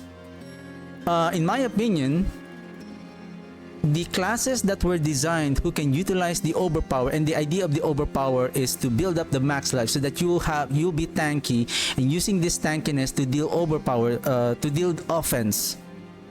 Right? So that's the idea and the design behind of this overpower damage. And if you're talking about overpower crit, how about instead of making the overpower damage to when it critically strike, using the critical strike damage, how about when overpower damage crits, the damage will scale maybe additional 50% or 75%. Because right now, the overpower skills, especially on the Necromancer, Blood Surge, Bloodlands, and Blood Spear, the Blood Wave, because of this nerf, they become useless now. Basically, they are heavily nerfed, not just because of the overpower, but the fear of the overall impact of the overpower on all of the classes. So for me, the Sand Rune and the Blood Boiling aspect should be removed and retain all of this overpowered damage back to where their state is, so that this overpower builds on each classes will still perform the way it is.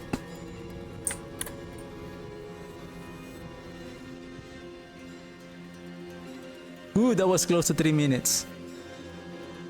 I think that's a good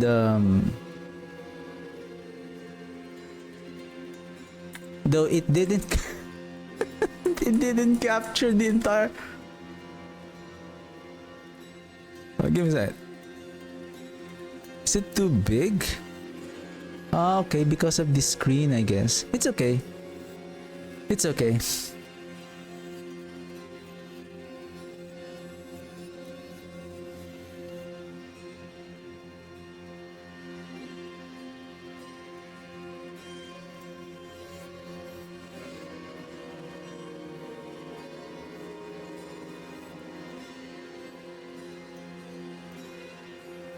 Give me a second. Give me a second.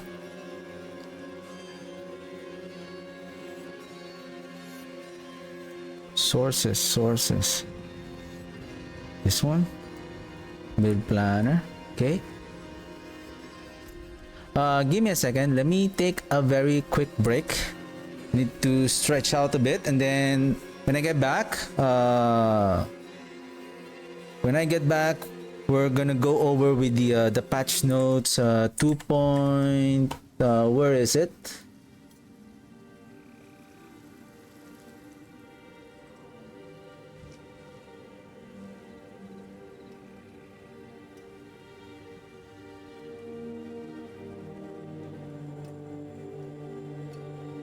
.2.2, which is going to be live on May 27th. So let me take a break.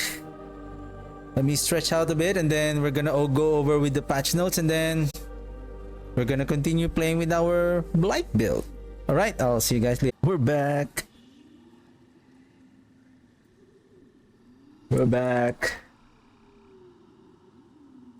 Whew. Overpower nerf.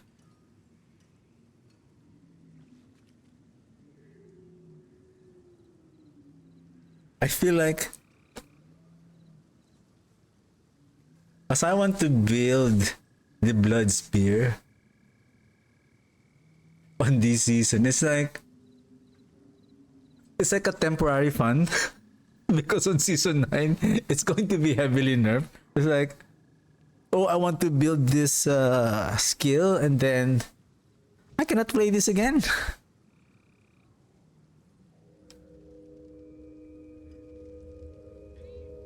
What's happening? What's happening? What's happening? Okay, let's move forward. I would say the patch notes, the PTR patch notes, it's not yet final.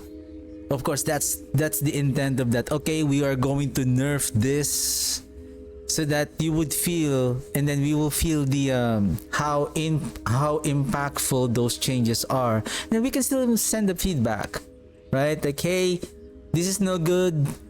Reducing the overpower is so bad. You need to bring it back. Remove the Sand Rune. Remove the blood boiling aspect if that is the case, right? That's it. If they understand, okay, I think that makes sense. Okay, let's bring back again the current state of the overpower, and let's remove the Sand Rune and the blood boiling aspect. That's it.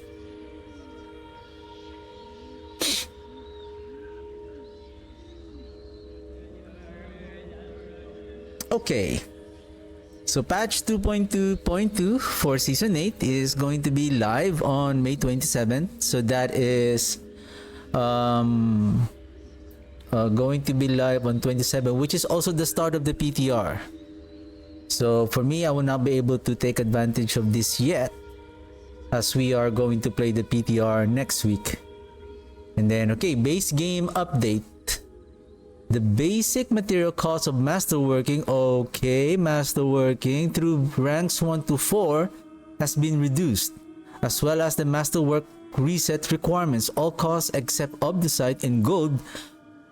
All costs except Obdusite and gold have been substantially reduced.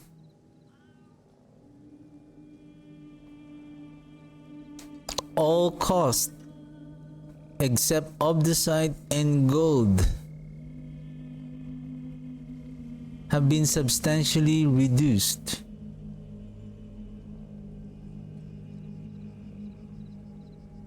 So I guess they're saying that the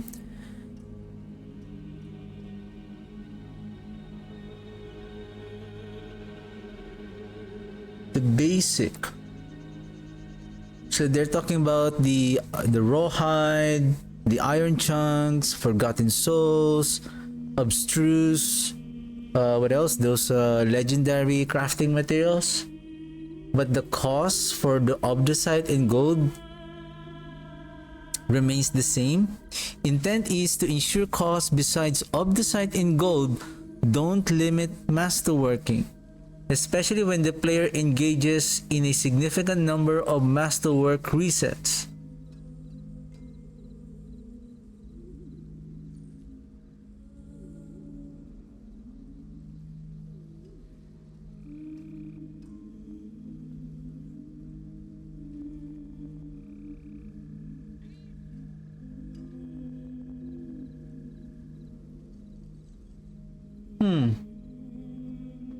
I don't know how impactful this masterworking reduction, this statement is, considering that they didn't reduce the Obdusite. The Obdusite is fine. The gold is, especially the reset, 5 million gold for the reset. And the thing with the masterworking, if you want to try to masterwork the item, let's just say you master crit it twice on the right affix, but on rank 9 to 12 you hit the wrong affix and you want to reset it again. It's so expensive. It's like you're going through the same process again. Like the masterworking should be, when you reset, you have an option to reset. If you are master rank to 4, then the reset will be up to 0. If you master work to 5, to master work to rank 8, the reset should be 4. Then same thing with the rank 12. So now if you hit the if you master crit the item twice on rank 8, then rank 9 to 12, the reset is only up to 8.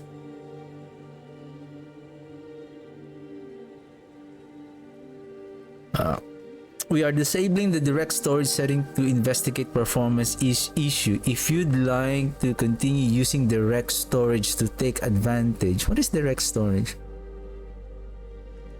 To take advantage of faster load times on supported NVMe drives, you can re-enable it through these steps. Open the Battle.net launcher, navigate to game settings, check additional command line arguments, add -enable DS. Bug fixes accessibility. Fix an issue where the screen reader Season of Belial's return. Fix an issue where the Bird Hope quest could have progress blocked if the player left the dungeon while the Stay the Ghost objective was active.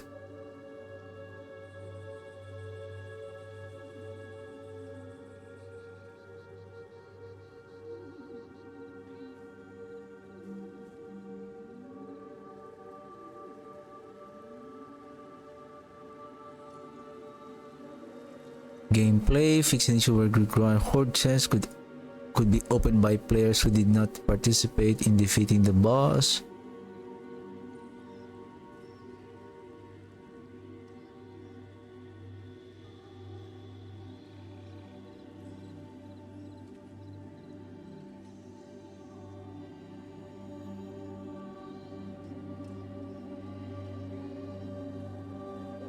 Actually, this one, what I have observed is the Raven of the Tree on Serigar cannot be accessed right away, especially when you are on mount. You have to dismount first.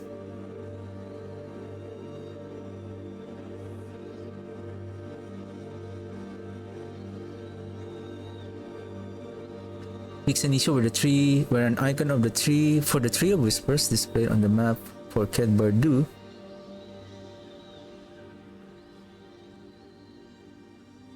Okay. Fix an issue where season journey objectives achieved before unlocking the chapter don't display as completed.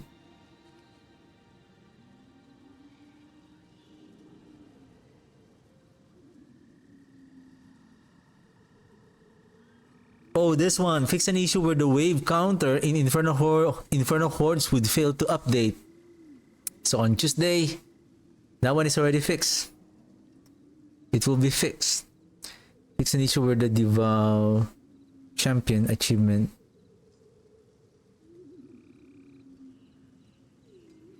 Various visual, performance, stability, UI, and audio improvements. Alright, I think that's the... for me, that is the only interesting here, which is the masterworking. We'll see on probably next week once we start playing the next Tuesday. So on June 3rd, that is the time that we'll be back on playing the regular game again.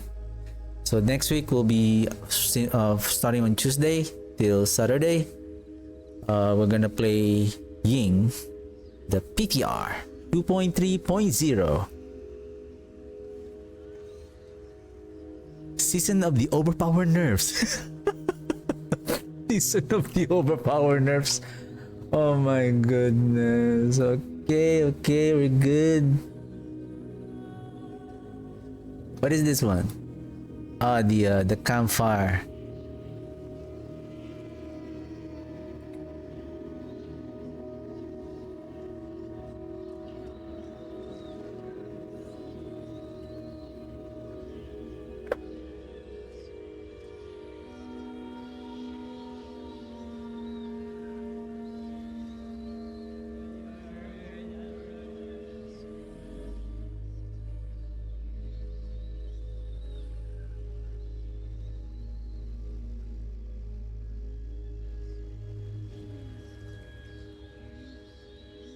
Okay, so I have the things to check on PTR.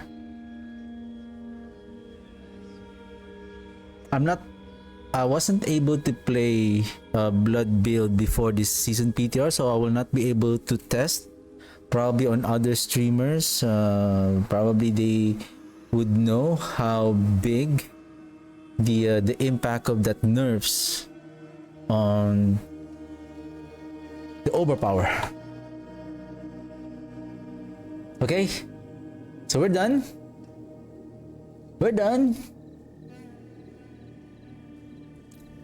It's time to play the game.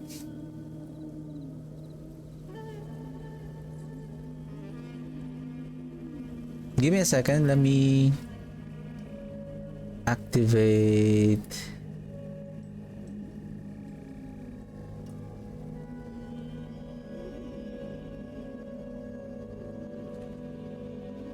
Okay. Ooh. We have Barshi. Let's sell the items first. And checking of items. Let me get this data.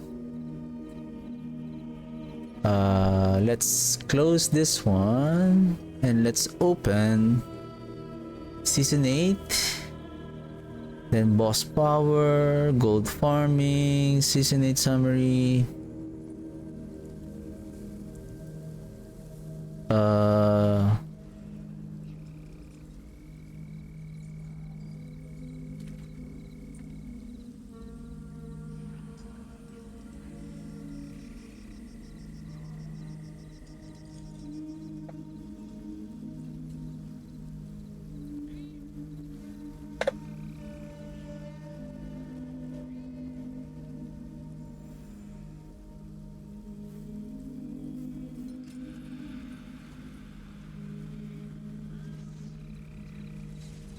Ancestral.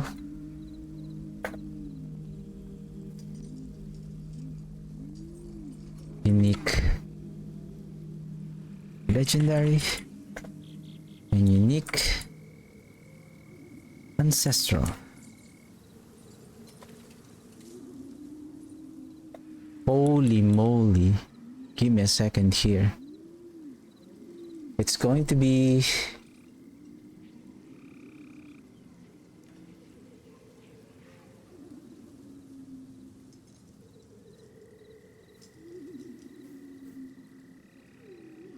There will be subcategories here.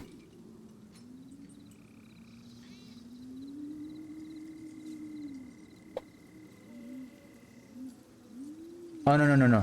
We can fix this.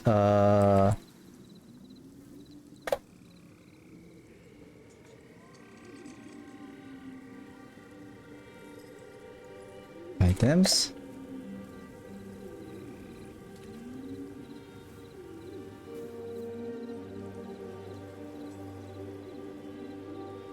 This is...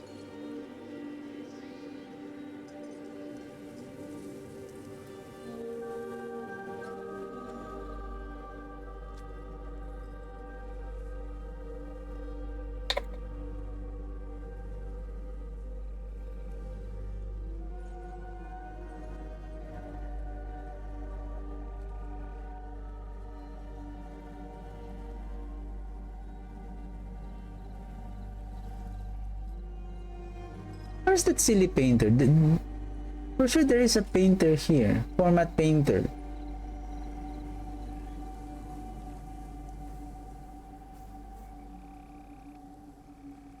Boo. I'm gonna check it out. Right. Right. Okay. I carry the best shards of the heavens.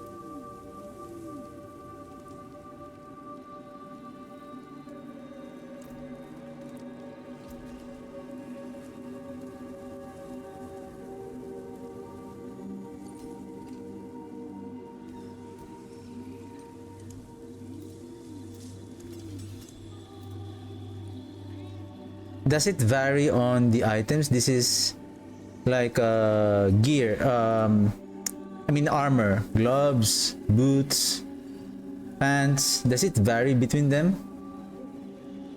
We can check. Helmet.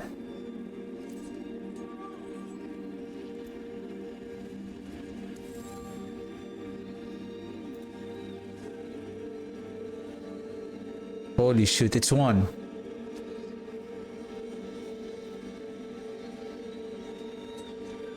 Oh, so there's three.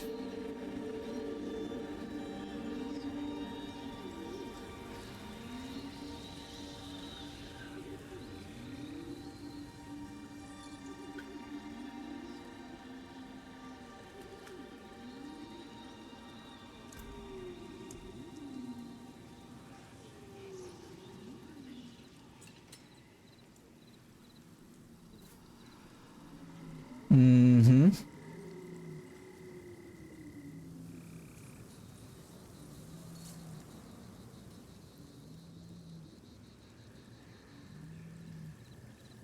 Abstruse is from legendary.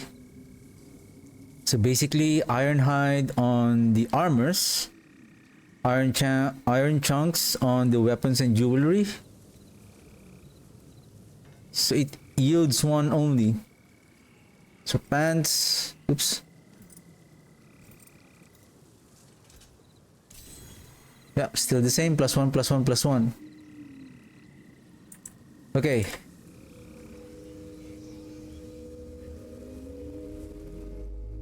This is wrong. Maybe let's move it here.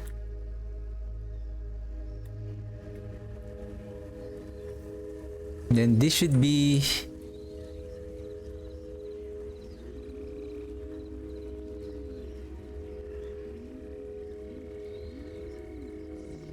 categorized into two.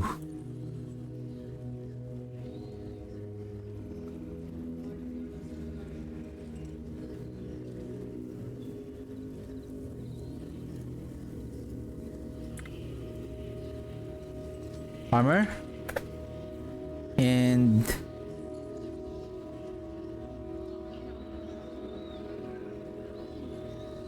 weapon.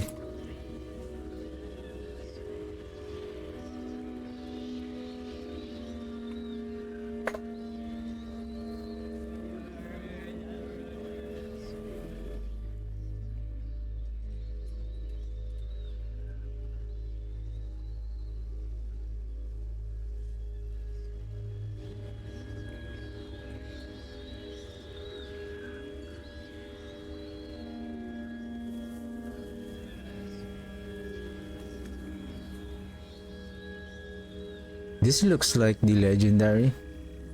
The unique.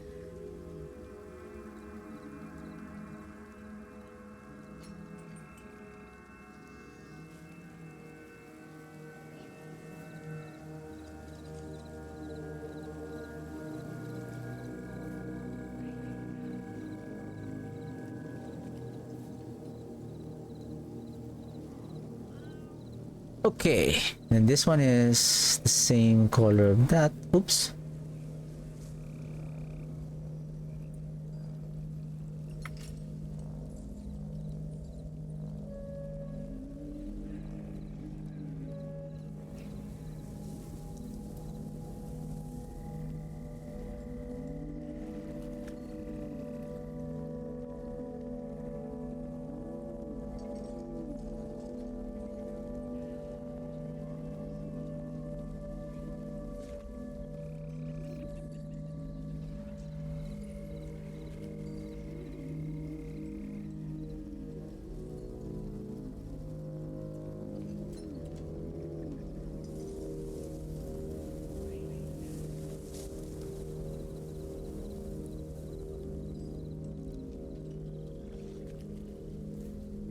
Okay, so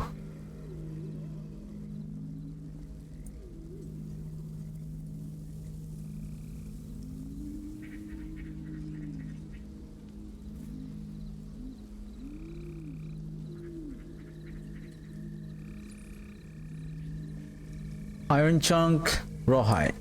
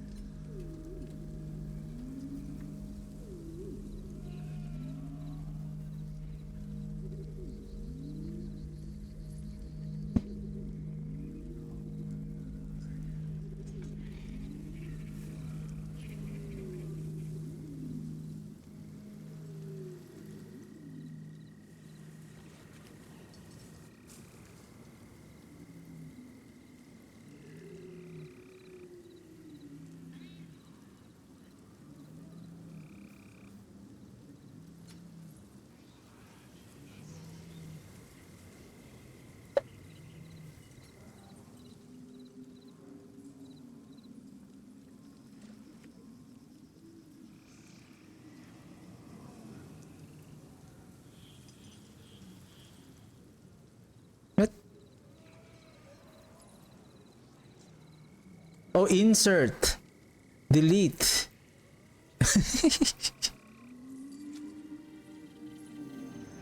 Okay.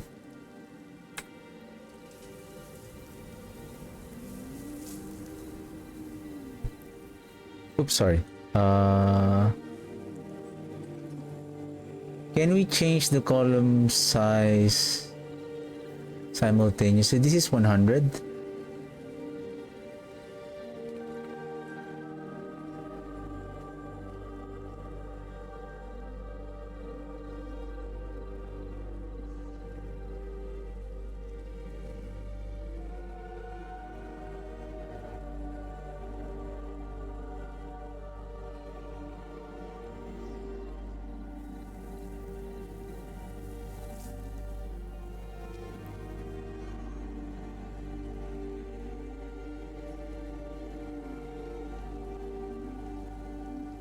Oops.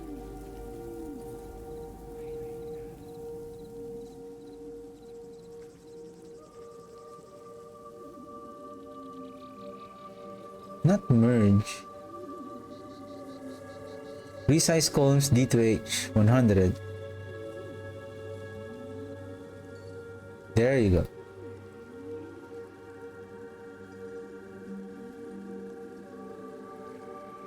Oops, I need to insert one more column to the left. So this is railroad crystals.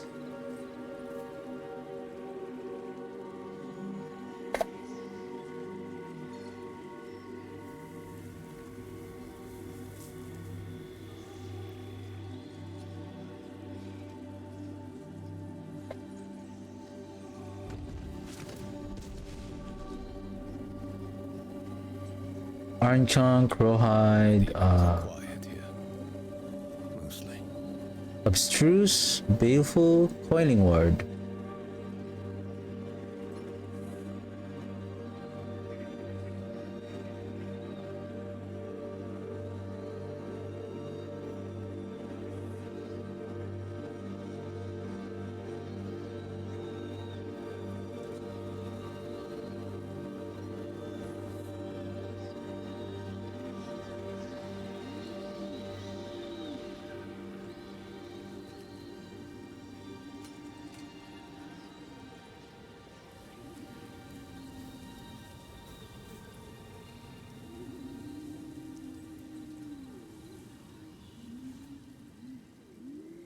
Weapons, jewelry, no. Baleful, coiling,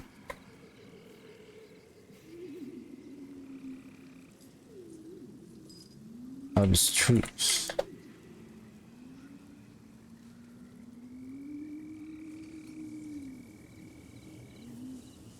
Lastly, Forgotten Soul.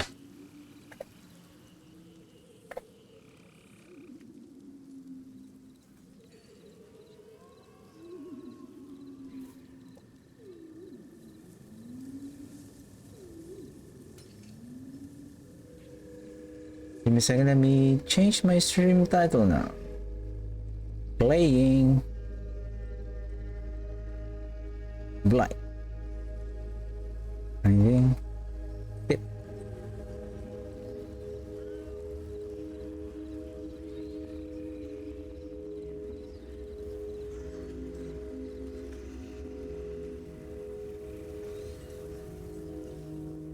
House version. Do we still have time?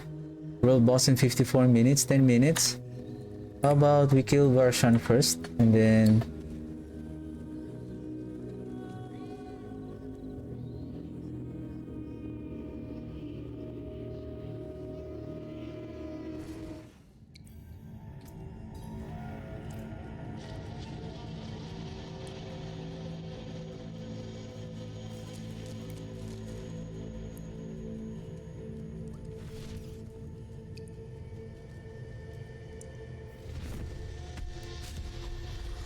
Torment 4. Goodbye, Soul Rift. Goodbye, Soul Rift.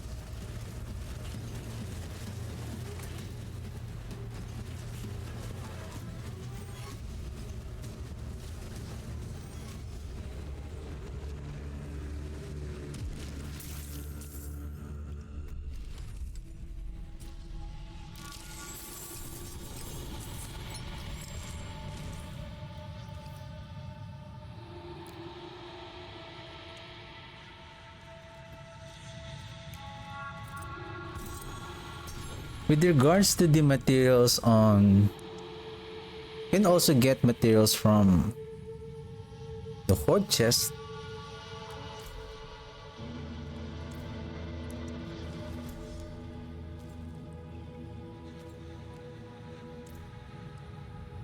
Yeah, we can go to Sergar.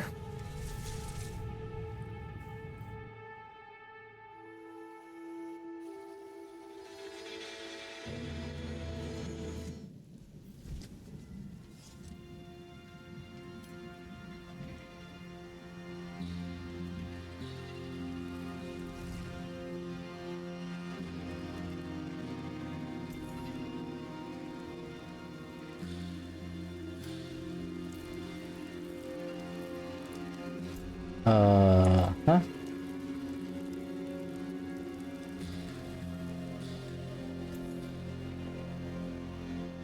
Follow the stars.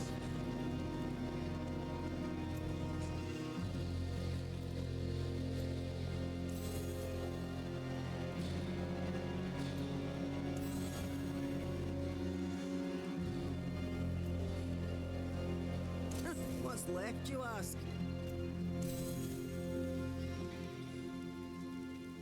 Armor is the coiling wards. Yep. What's still got some good in it? Iron chunk. Okay. For the iron chunk,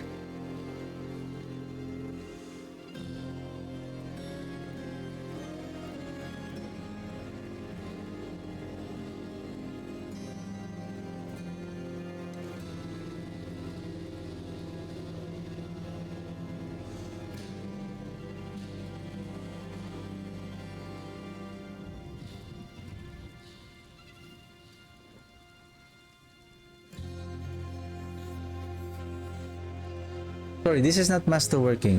This is not yet. This is salvaging mats.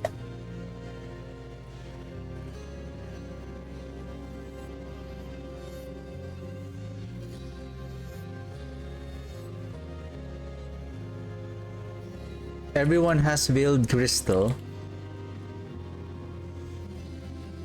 rawhide, iron chunk, rawhide on the armor, baleful weapon, coiling armor, abstruse jewelry, forgotten soul, none.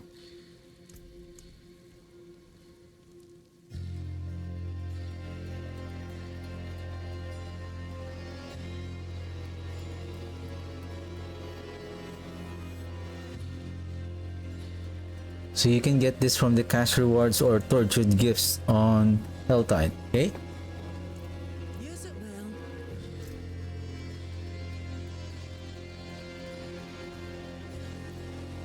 Because with regards to those mats, we can get them on Infernal Hordes and then the Horde chest as well. So Whisper Cache and then the Horde chest from the lair bosses.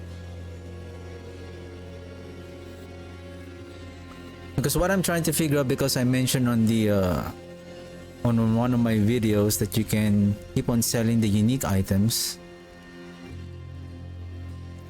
Because I'm not really masterworking my items, so I don't know, like 140 of this. See, I have 82k, 70k, 16, 11 of this, 70. I have so many. Basically, I'm not really running out of these mats unless you are really heavily investing on the mats. Probably it's just about, it's up to you how to balance them. How about the uniques? This is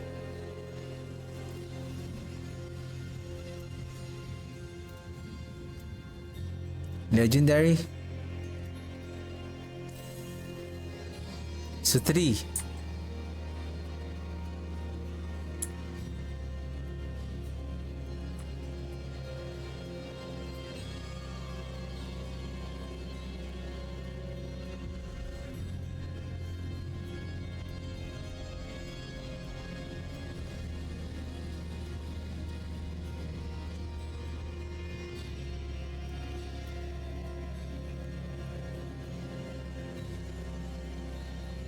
Forgotten Soul? No. Because you can only get it from the Whisper Cache. It doesn't give that much though. For the unique, it's only 3. You can get from the Infernal Hordes or the chest. You can get more from those hordes. With regards to gold, gold is more crucial on your masterworking materials. Therefore, the gold, it's better to sell the items. It's better to sell the unique rather than to salvage them. Yeah. I'll keep my forge hot. Return soon. An equitable transaction.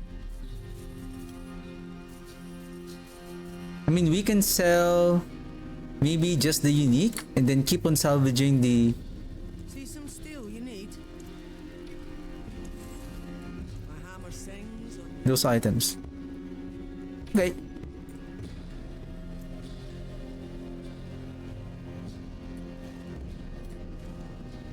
Speaking of masterworking, let's improve this one. Let's... Oops. Oh, nice. Intelligence. Some solid bits here. Okay, that's fine. Live, that's fine. Intelligence, that's fine also. Let's go with 8 now. Soul Rift duration, that's bad, but that's okay for now.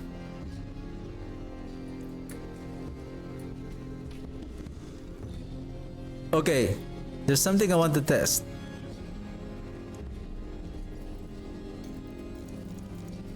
Okay. Where's the okay. We are not going to cast the Soul Rift. We are not going to cast the Soul Rift.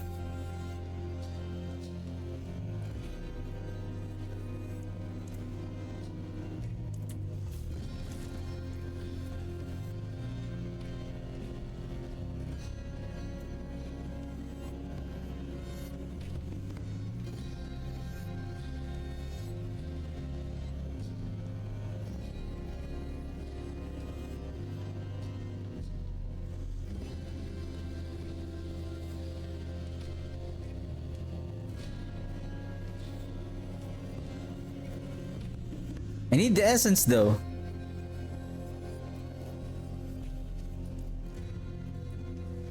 I need the essence. Can we remove the armor and then add the essence instead?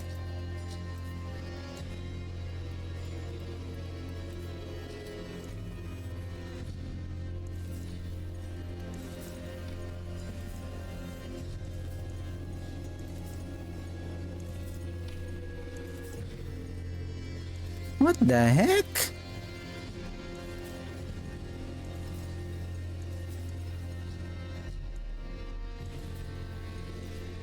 Ouch. Resistance 7.7.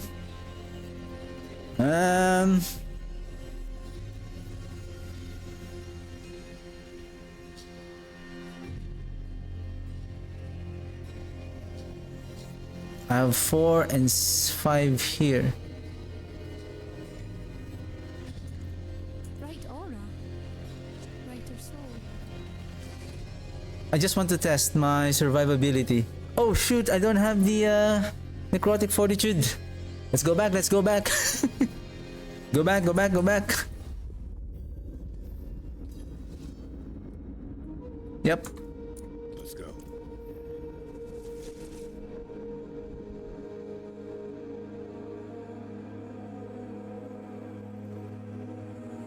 I think the barrier, the essence is still there. It's just the damage reduction is not there, and then the essence generation. Speaking of essence generation, we still need the what, and then the another way to gain essence is I remember there is this the Loom Rune, but we need the reduction, the cooldown reduction of the Soul Rift.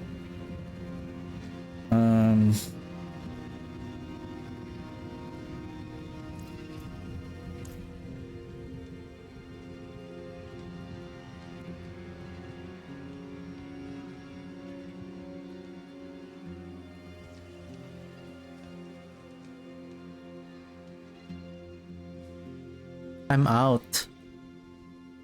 How about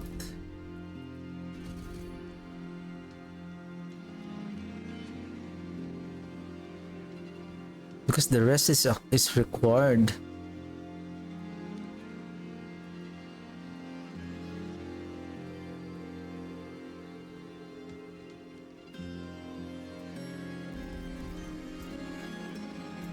Ooh, that's a lot.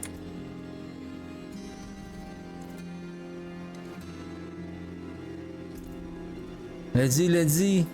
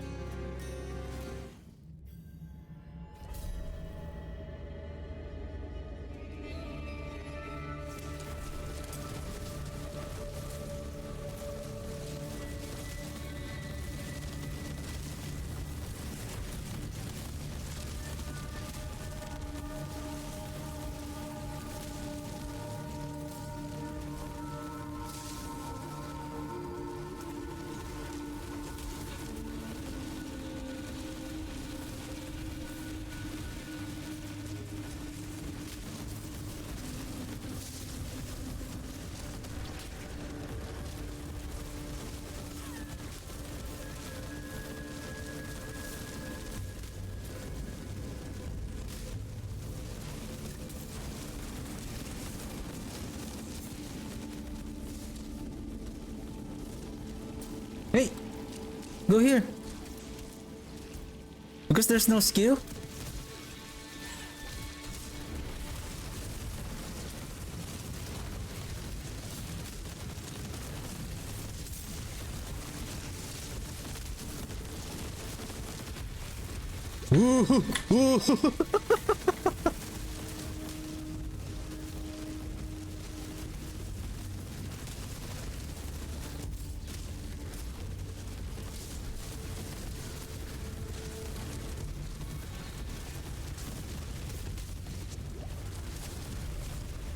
I mean, survivability is still okay though. Survivability is still okay. Without the barrier, so far. So far, let's go maybe pit 85. Let's see how powerful the monsters are there, and then I think if the essence generation is still there, I think we should be okay. Oh yeah. Why 70? I think we should be okay.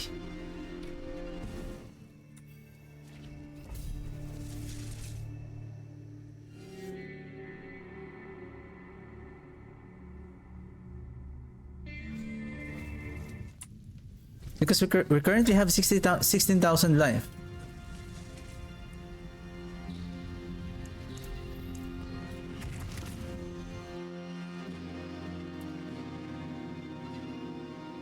If we can sustain the damage, then we're fine.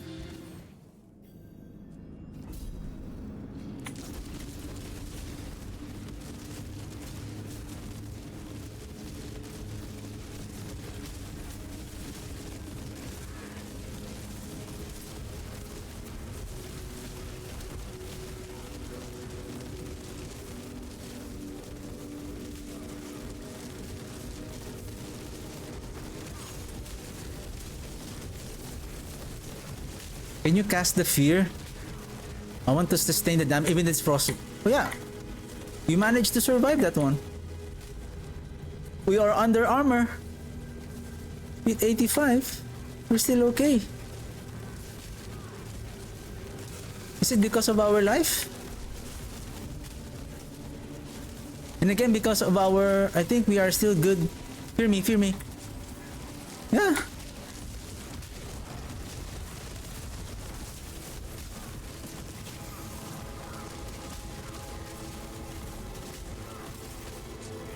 Yep. Give me a second. Let me leave the dungeon. Stop. Whatever that you're doing. You can't kill me, guys. Stop.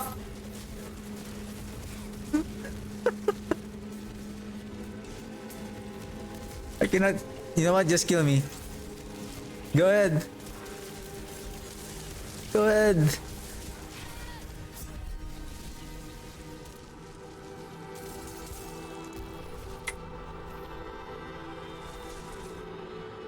Survivability, we're still okay. We're still okay.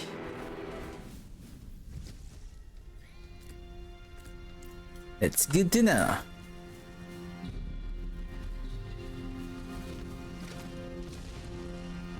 Maybe we can...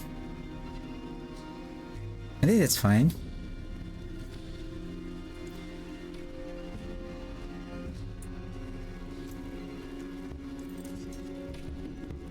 Okay, how about... Return soon.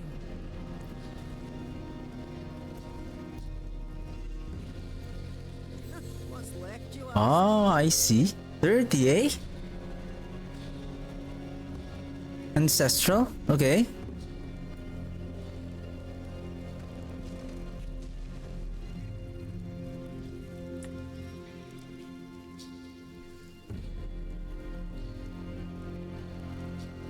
That's huge.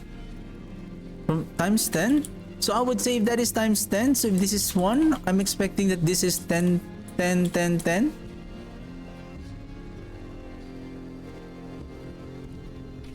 Okay.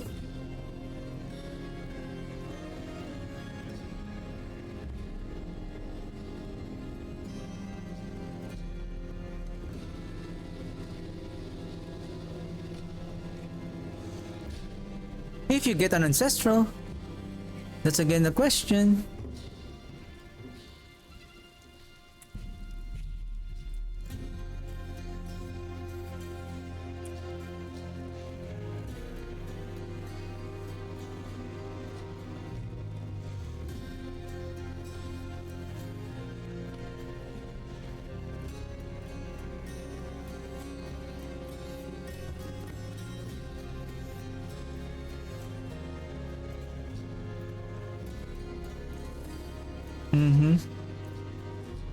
Yeah, that's 3.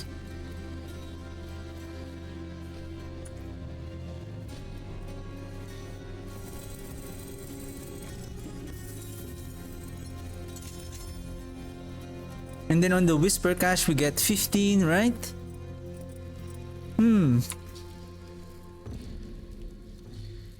Shoot, I didn't check that one.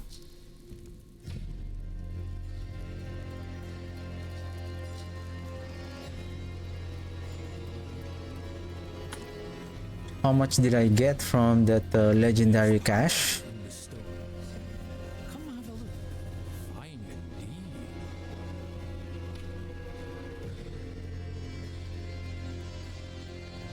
indeed. Intelligence, armor, hemorrhage.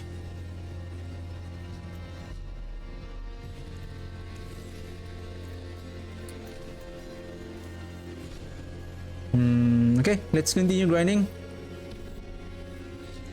I think I'm doing... What is my glyphs level now? 65, 65, 65, 65. What am I doing right now? 12, 77, 65, 70, 72. Probably we can go 75.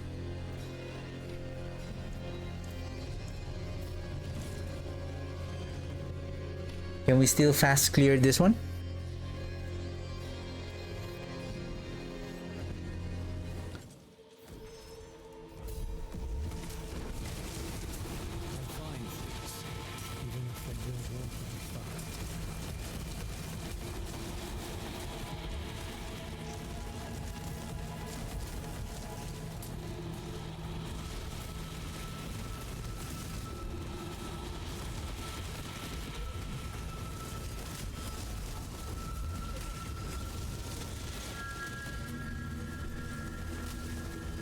Barrier, barrier, barrier.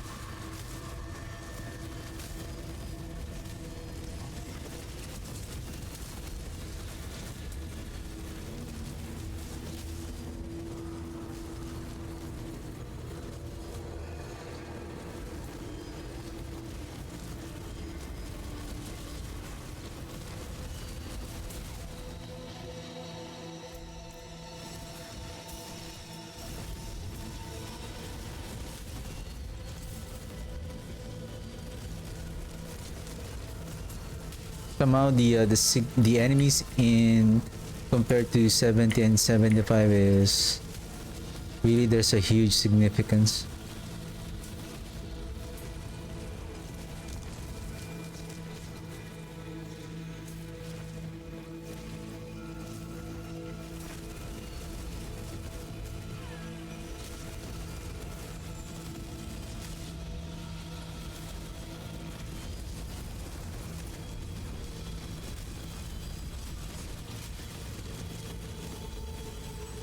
Well, we are slow here.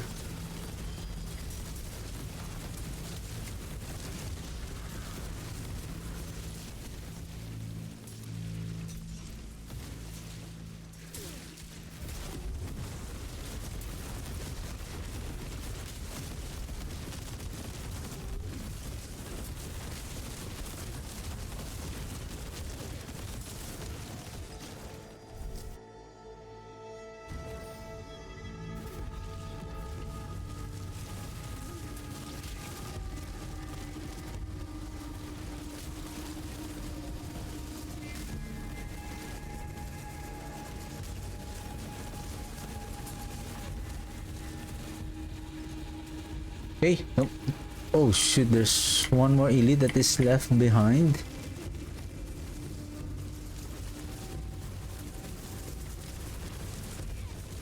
Ooh, I see 10.6 billion tick. Ooh.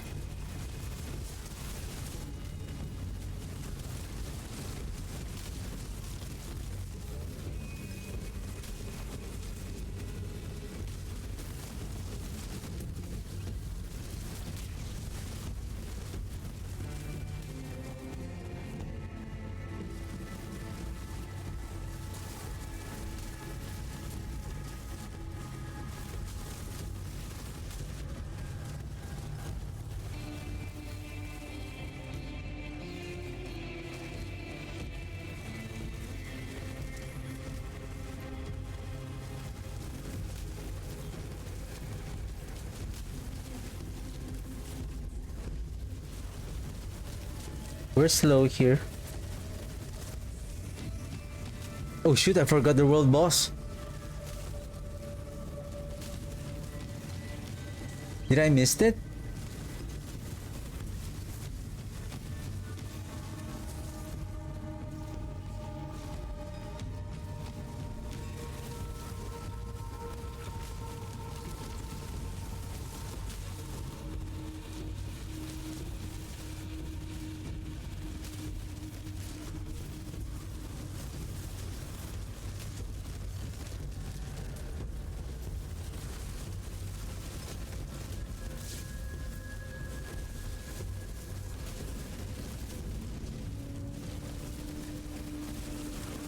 Yes, so far we can really tank the damage.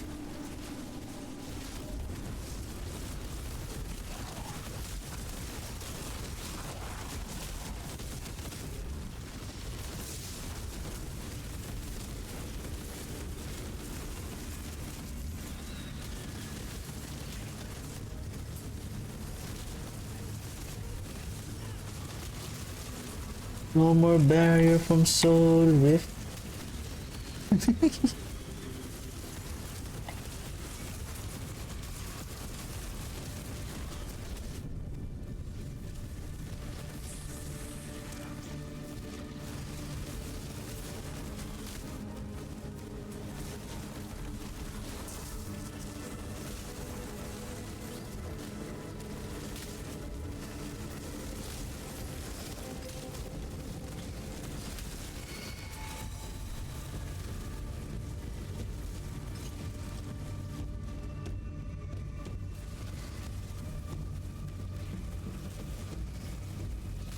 Yeah, I can sustain the damage from the fear.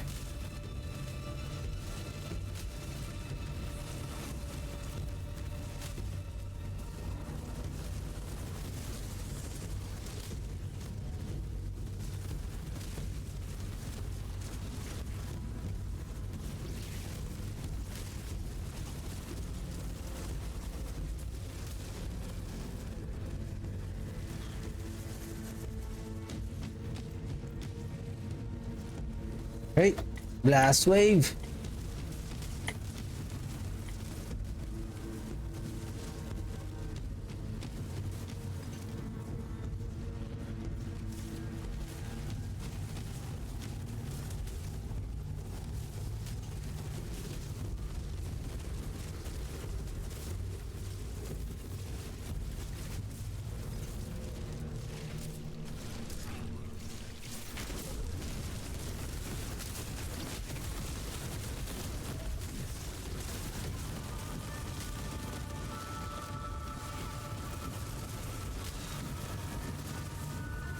Do this one.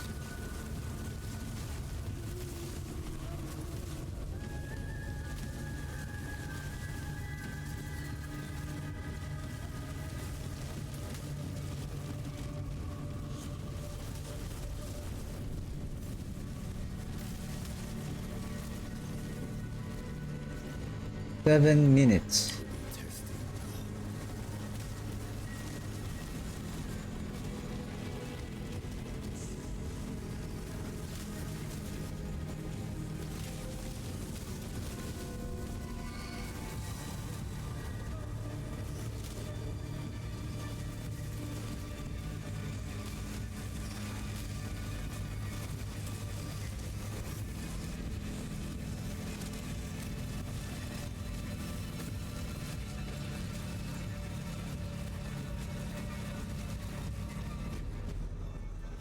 Oops.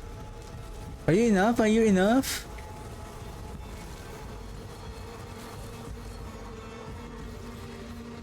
Need one more. One more. One more. Not enough.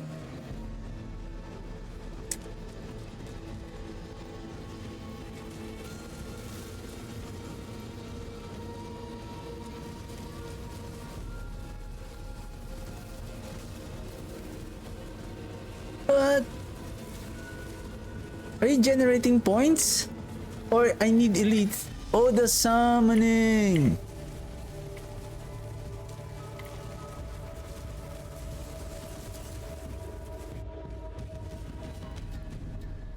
Nine minutes.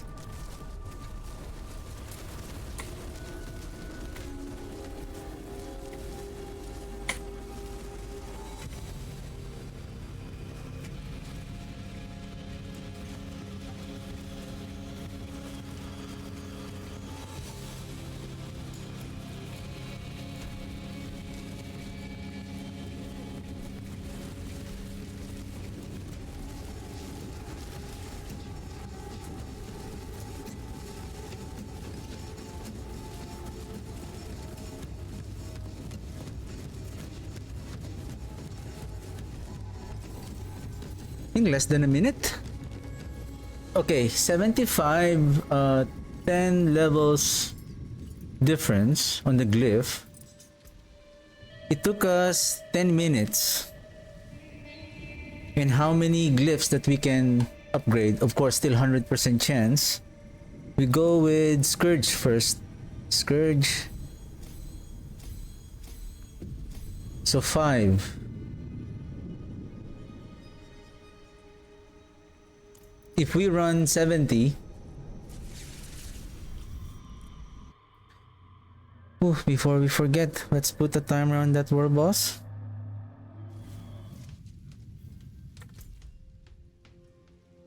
$22, 19,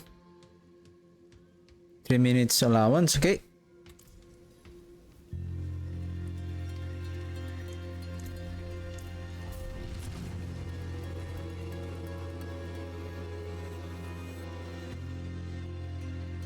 Because we're looking at efficiency, if we can just keep farming 70-ish at 10 levels difference on our glyph, if we can kill the monsters here in a short amount period of time, even though there will be some chances that our upgrade may fail,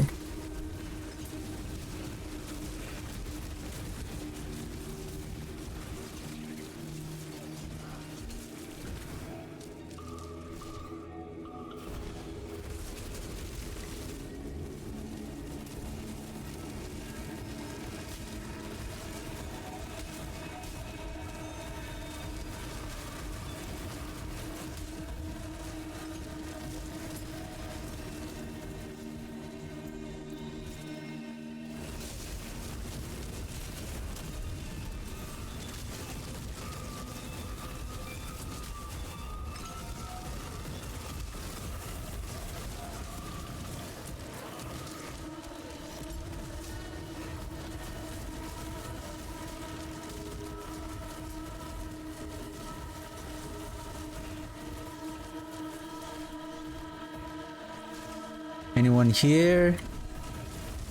There's someone here. And there's a group of elites here. I knew it.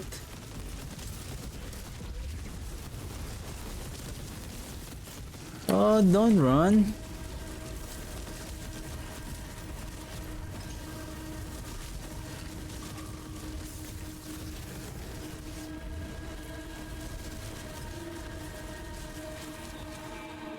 Don't run, we're your friends.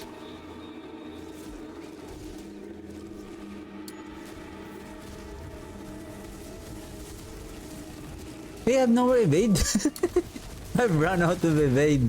Oh, speaking of evade, I think I need to find a good boots.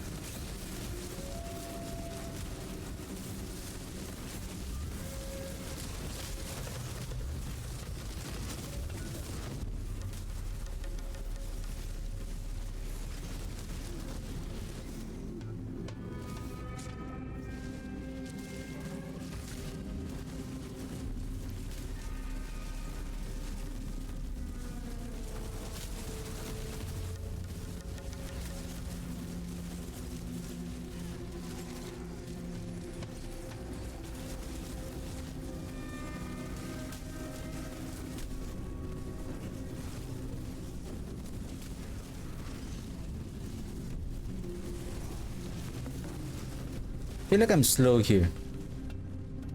Or does the dungeon is a slow dungeon?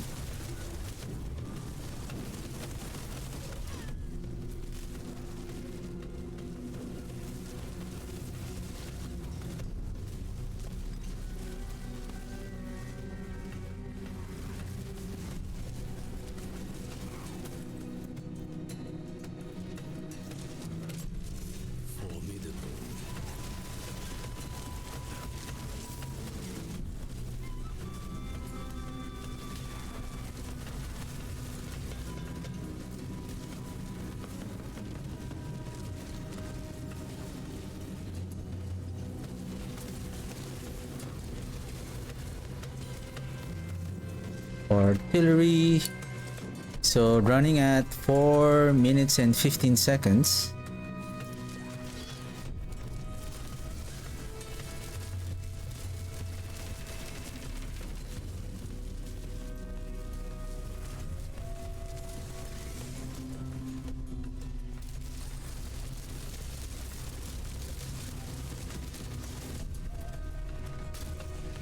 I think the previous run, the total completion including the pit boss is approximately 9 minutes and 45 seconds.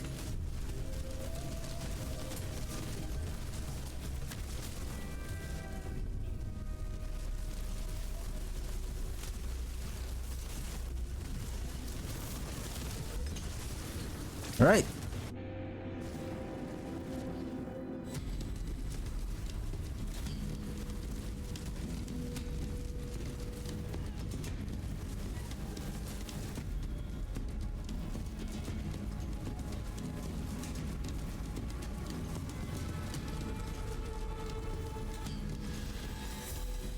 That was fast. 55. 9:55. I think less than 30 seconds.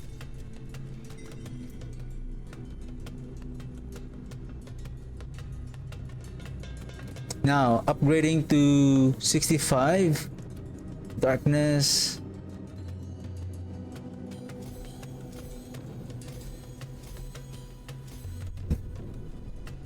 Yeah, it is still a successful 5. Meaning we can just keep running 70 at 5 levels difference. I think we're still okay.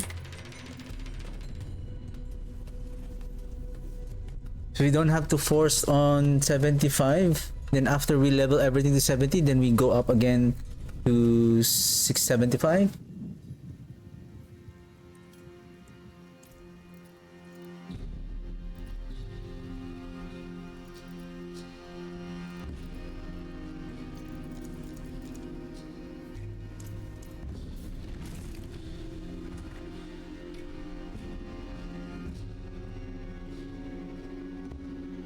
How many more?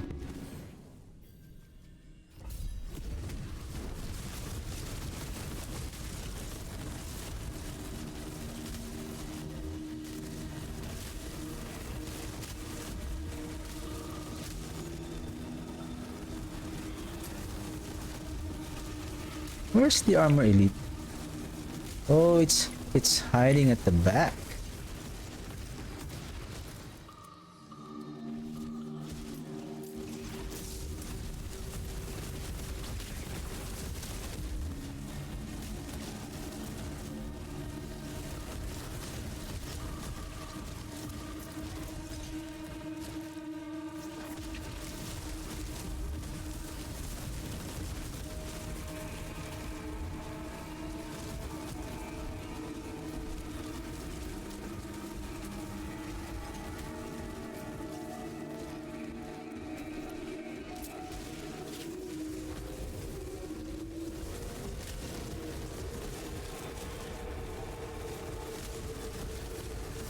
Speaking of essence, we still need the I don't know if we still, I guess we still need the resistance on the pants.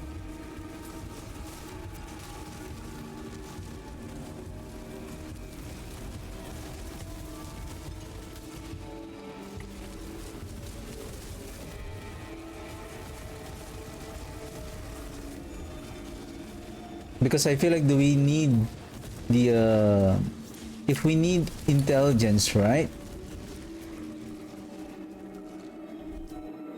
For the essence, should we go with eliminator instead of exploit for more intelligence?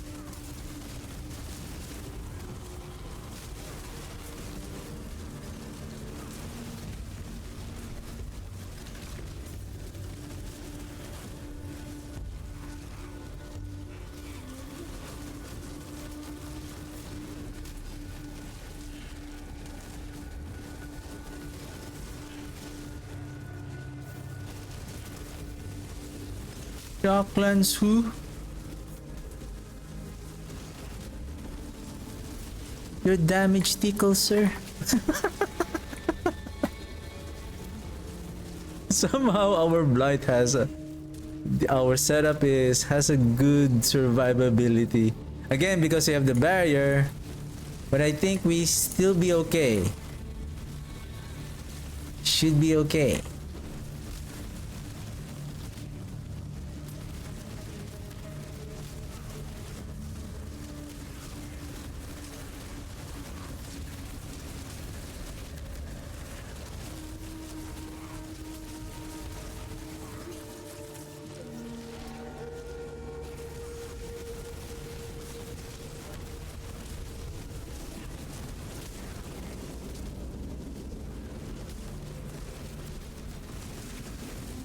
Yeah, I can sustain the damage of that terror.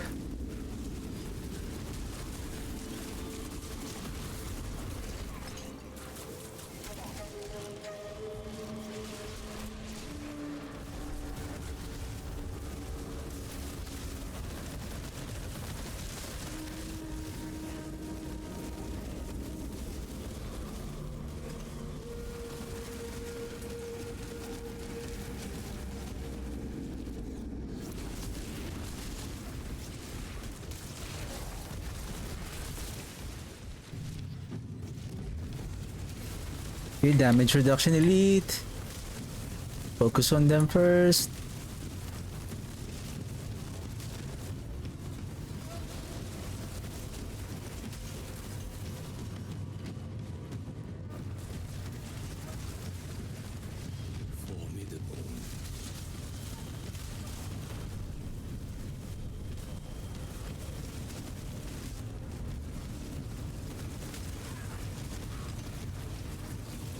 Here, we're almost there.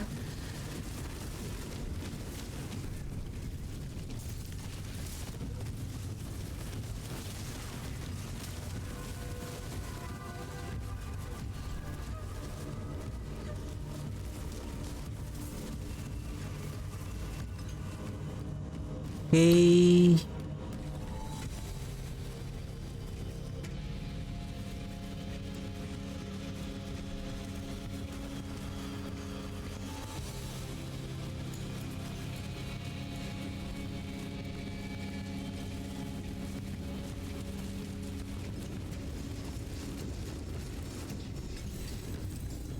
Twenty seconds.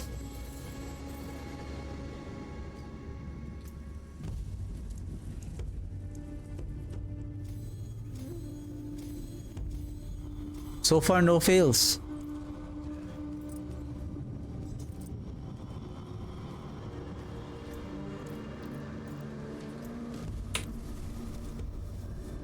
Okay, 3 minutes till world boss. 6 minutes. We can still run one more.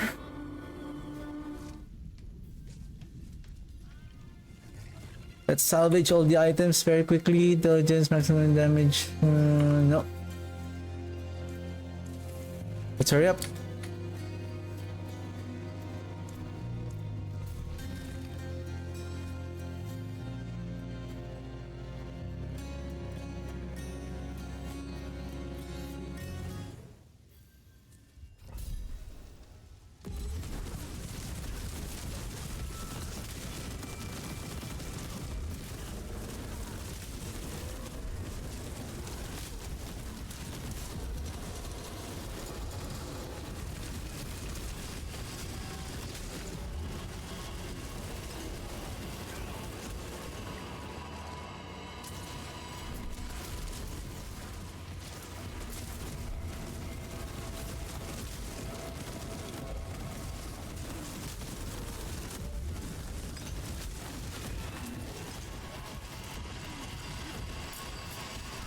Do we have here by any chance? Nothing.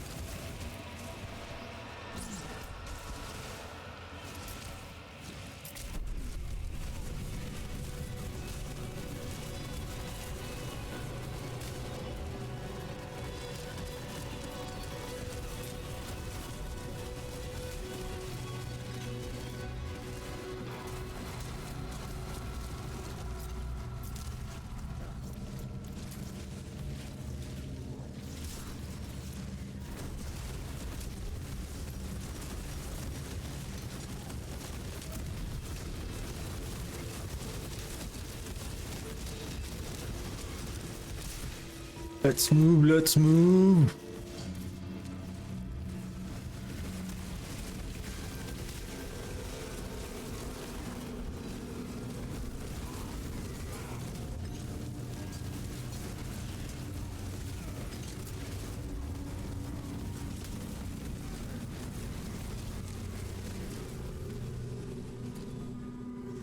I'm going to end the stream around 6:30 p.m.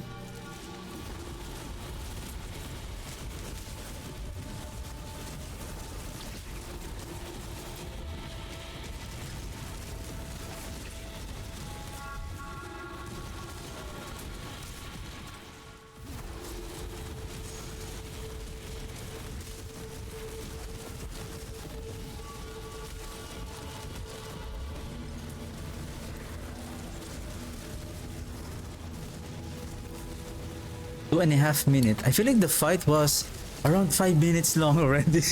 I don't know, for some reason. Like when I check, oh, it's already like 2 minutes have passed already. But I feel like it's already been 5 minutes somehow.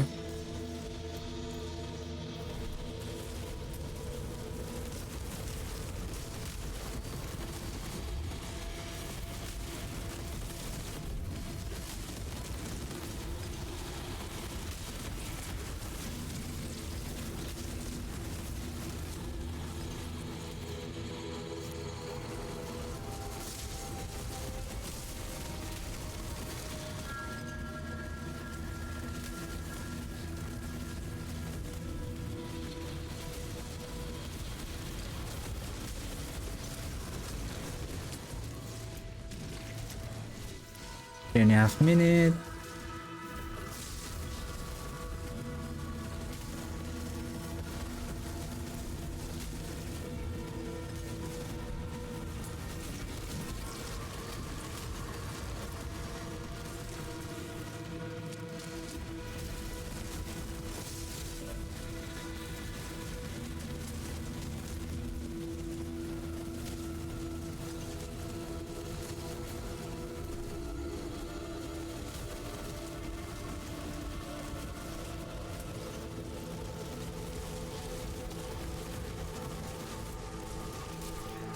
Four minutes.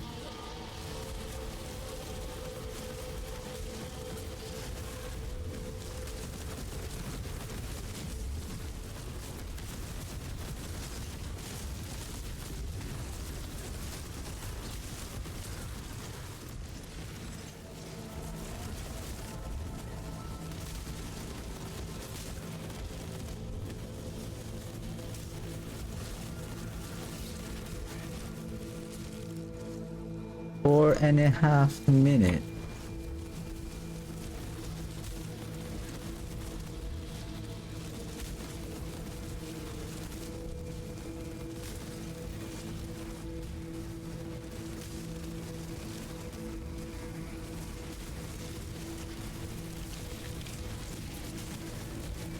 All right.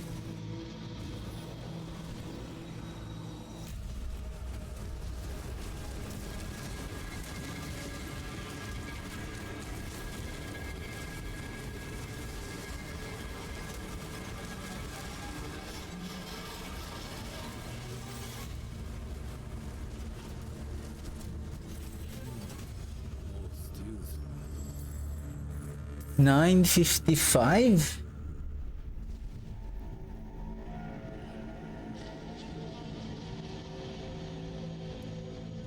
Kill time is 9:55, 9:36.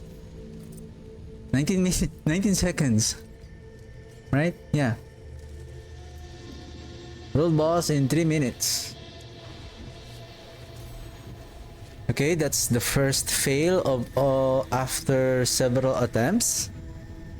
But that's still more faster compared to like 10 levels difference. Like 5 level difference is still okay. Right? It's good, it's good.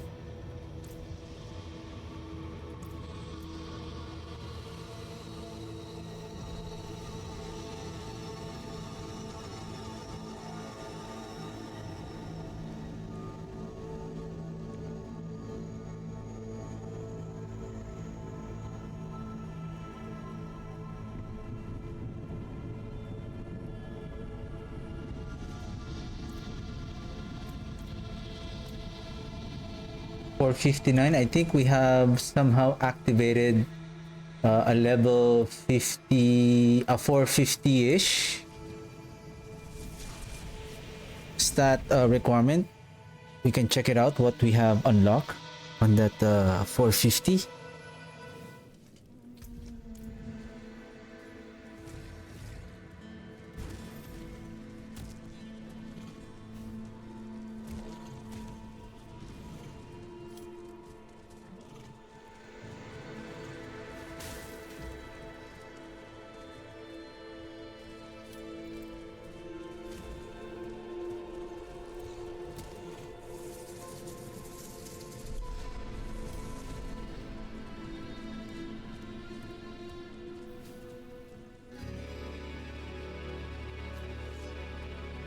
Ashaba. Hello.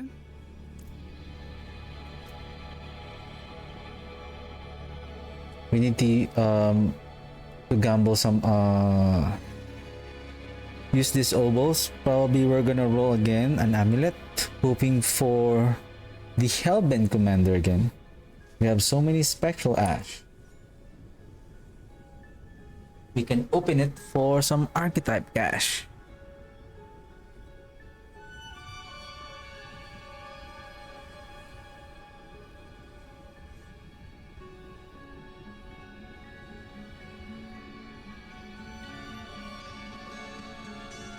"22 seconds to go."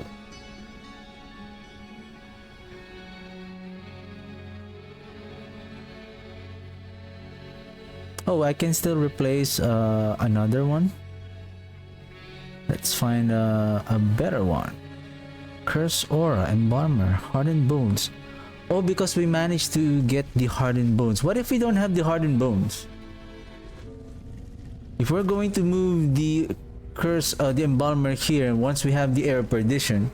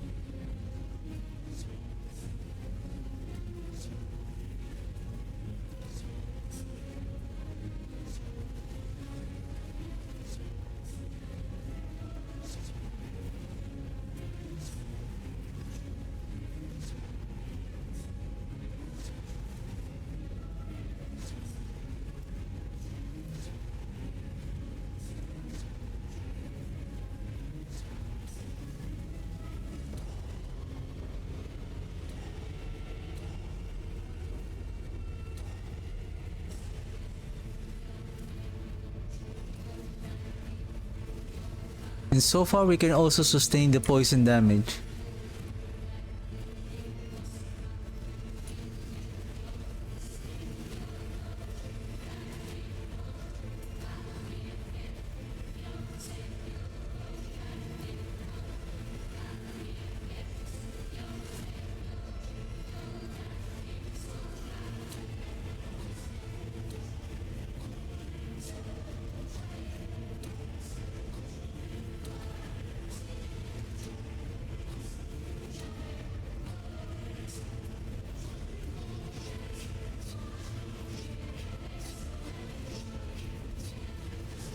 Nice.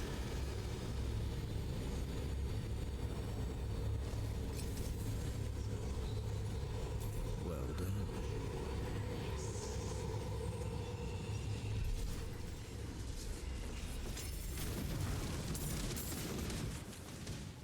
Okay, let's gamble some amulets.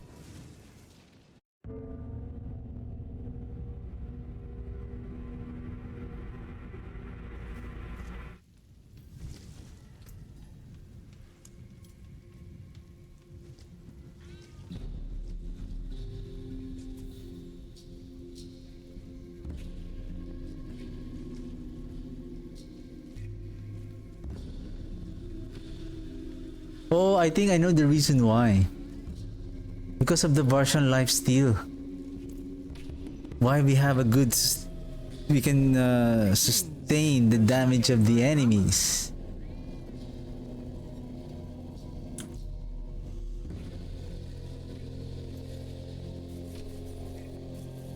Equitable transaction.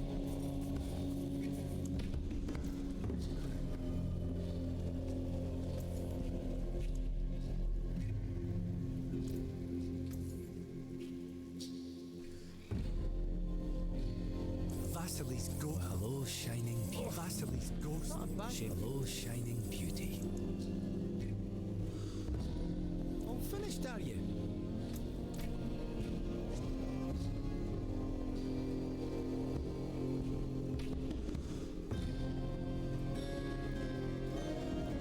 Anyway, okay. Ancestral. Did I check this a while ago?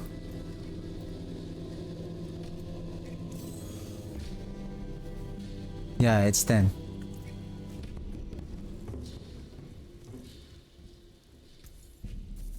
Fine indeed.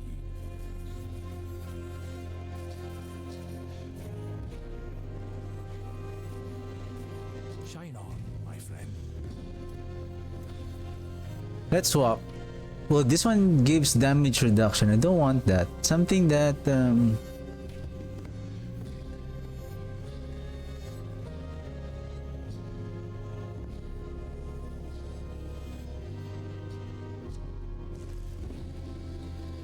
I just want to try.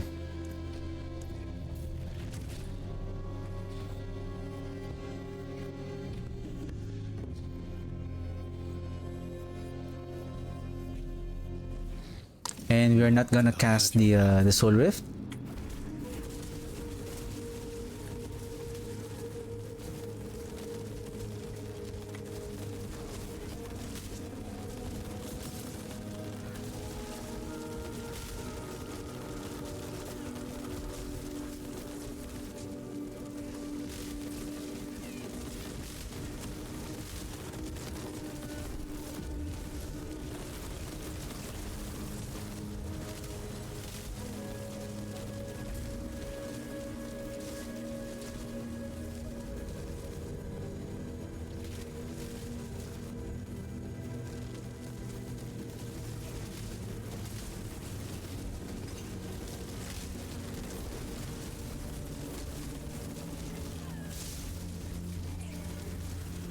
Okay, let me reset. Let's add the Necrotic Fortitude.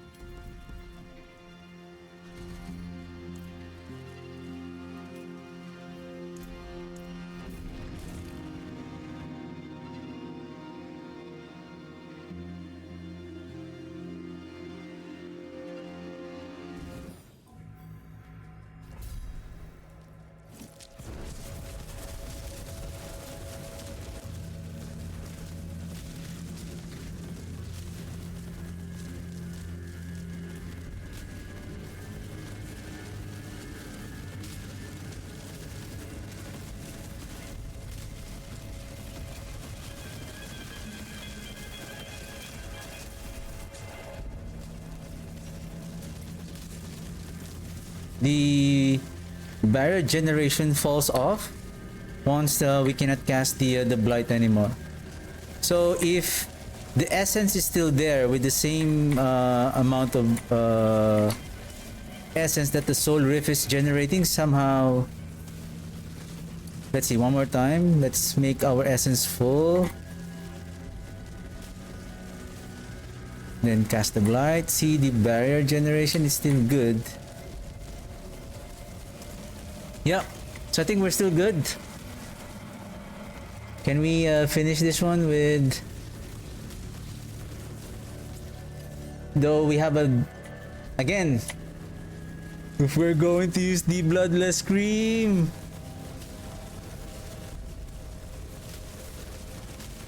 I think those are the two builds that I'm going to test. The Soul Rift, the Blight, and then the Archmages, and then with the Coldbringer. Because of the lucky hit of the Blight at still at 46%.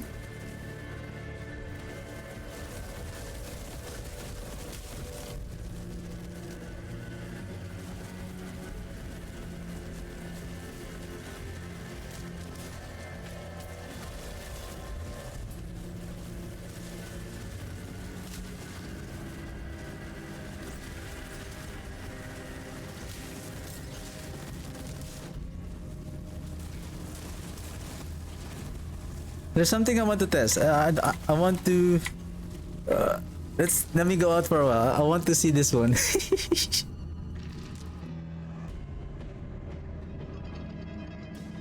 It's going to be bad, but there's nothing wrong to test this one. What I'm still looking forward to play is... Again, the Corpse Explosion using overpower damage.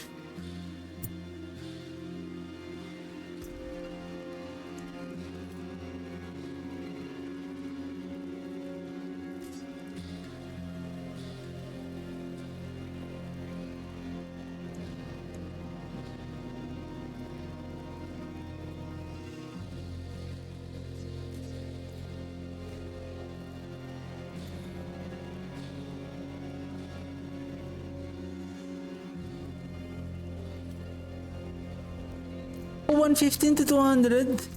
Boo.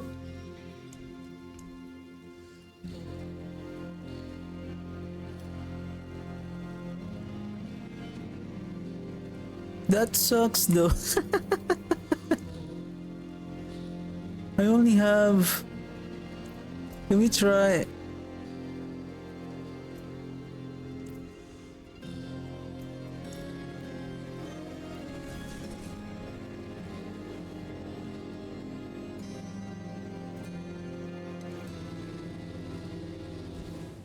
I think survivability, we're still okay. I guess we still need the hardened bones. We need the hardened bones. Where are you, Varshi? Varshi, Varshi.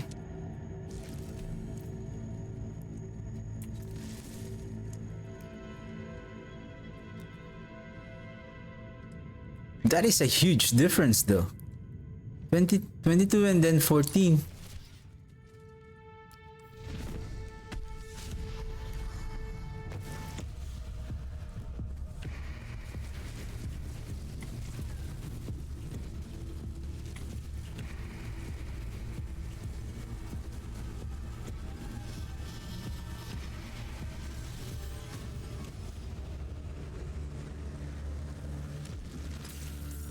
Okay, where's our pet?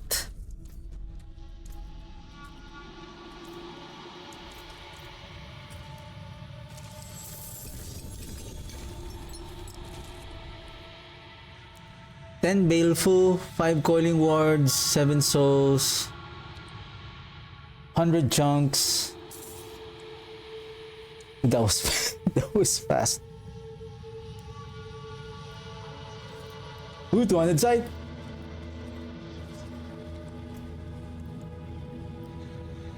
Okay, this is good. 190 damage increase to frozen enemies. And then generate additional essence against frozen targets.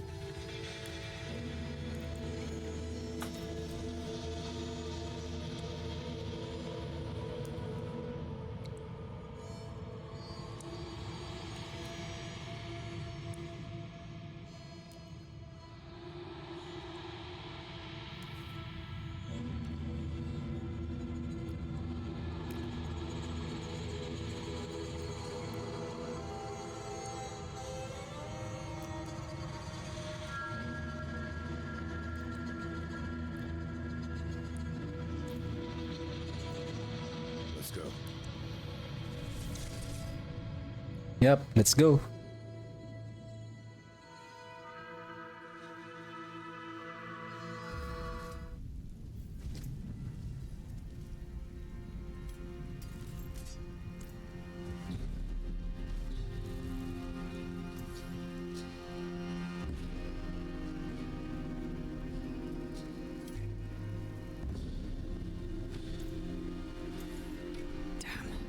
Follow the stars.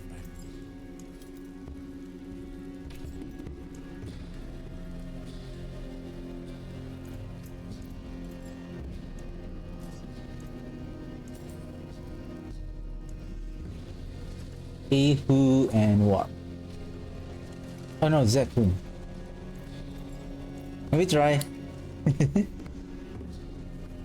Should we masterwork it too so that it has an equal... More than horseshoes and nails. What do you need?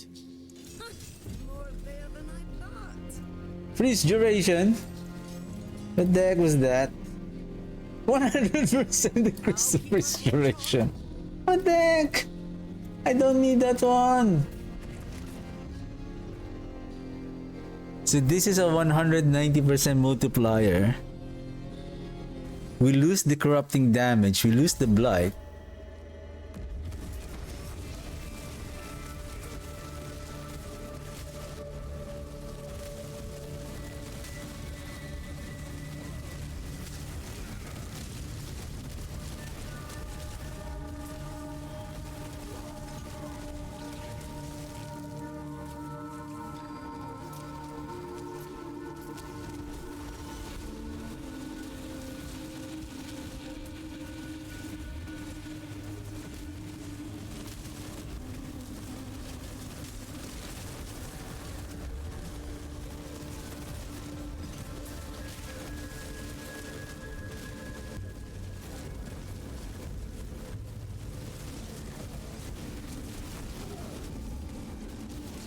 I think on Infernal Hordes, probably this is going to work. But I feel like the DPS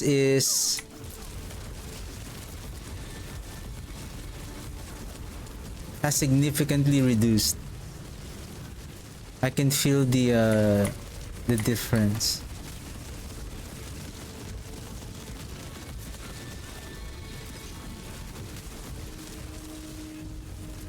Yep. And basically because they are being unstoppable after a few seconds.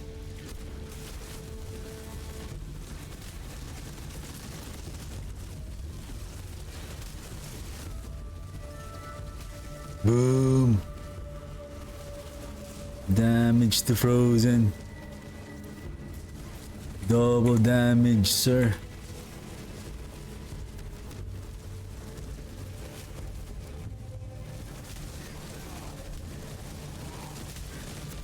Basically from 400, from 110, we only increase our damage by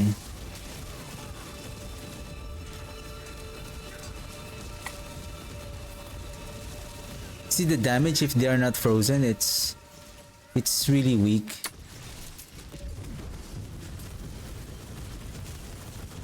Unless there is a on season 9, if there is a power that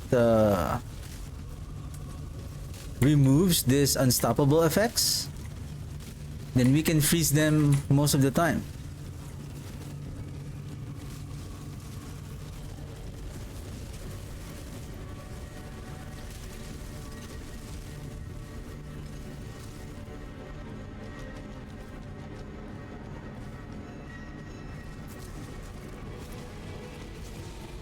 Especially the trash mobs, right? The trash mobs on Infernal Hordes, then they can get easily get frozen.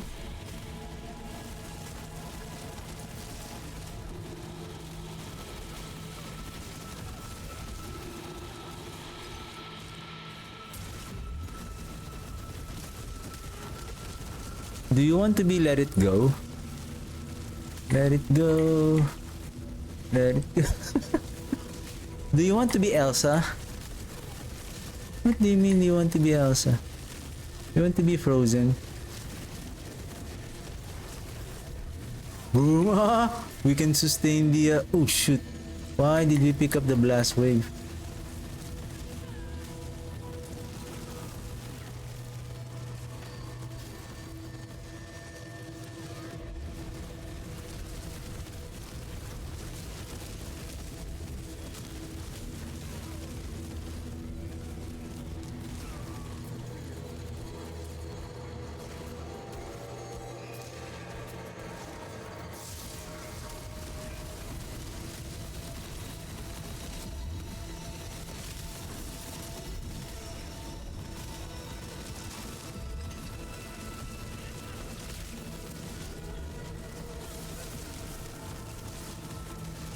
Oh shoot!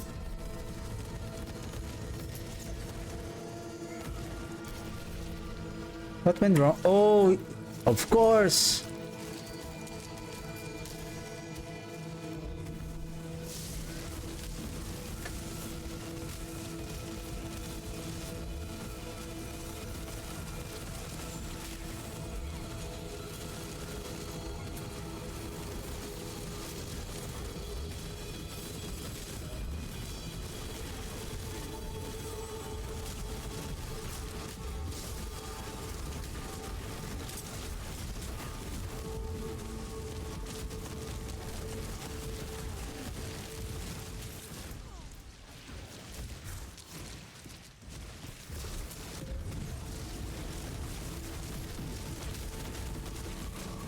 Then we have an additional increased damage on chilled and frozen freeze enemies as well.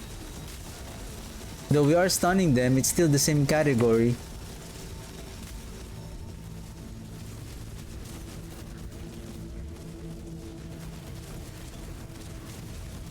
And look how long they are becoming unstoppable. So that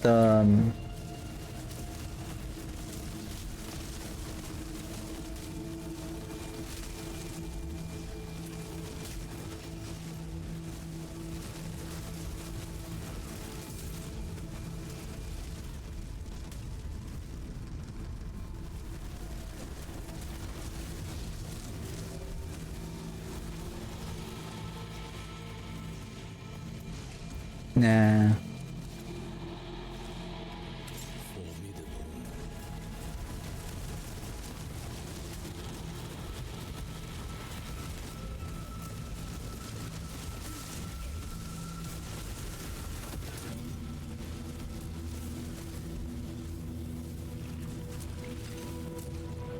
I don't know if this is still.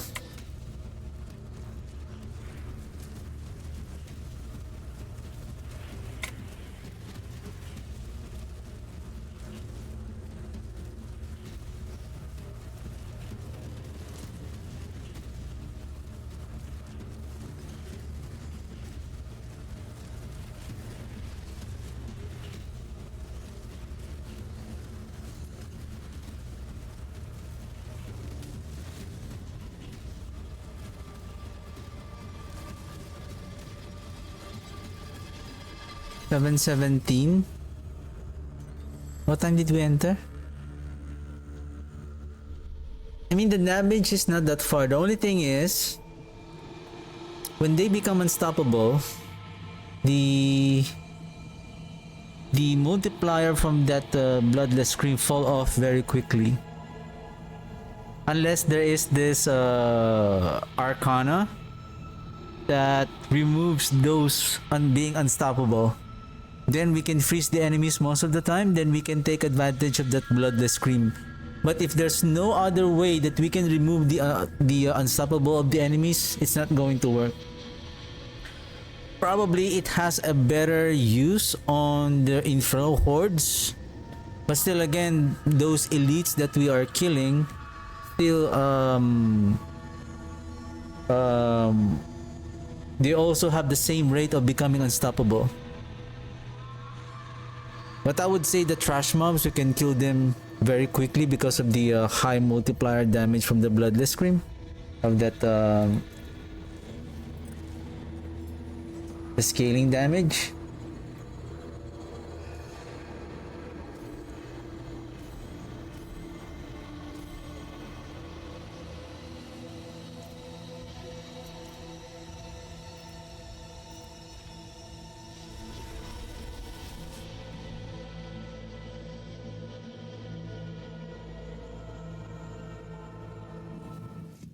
Well, it still needs to be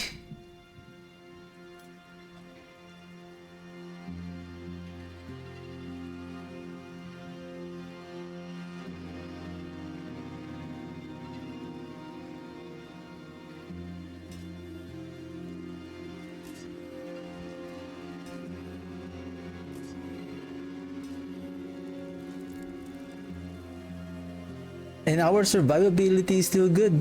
Maybe because of the life? I'm 8% armor behind.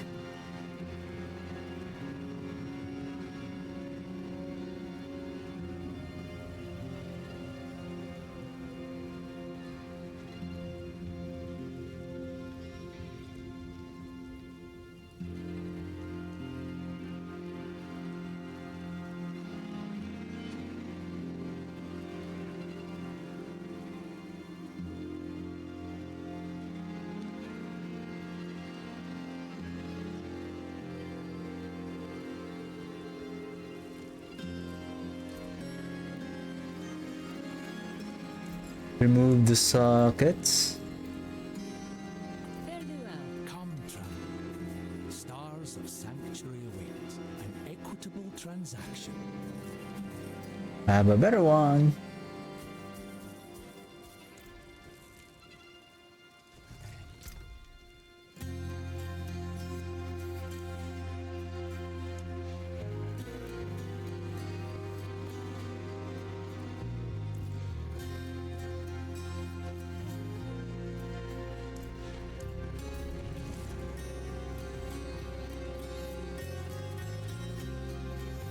Give me a second. How many? I haven't leveled up yet, isn't it?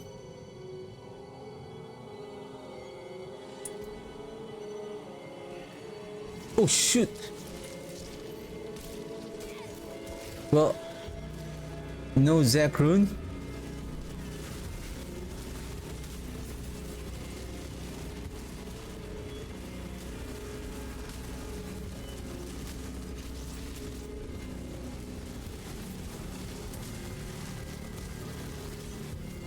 Okay.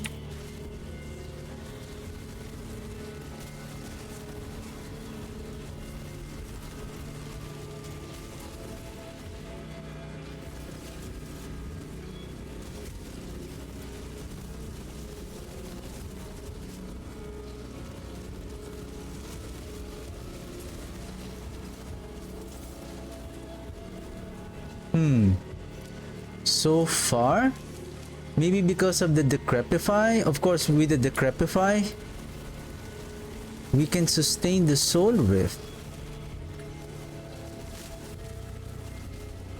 I mean, if that is the case, we can replace the Soul Rift, the Zek rune, with another rune that gives us maybe more utility.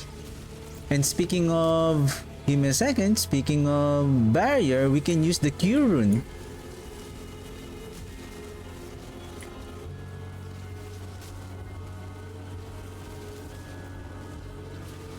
Right, we can use the Q rune.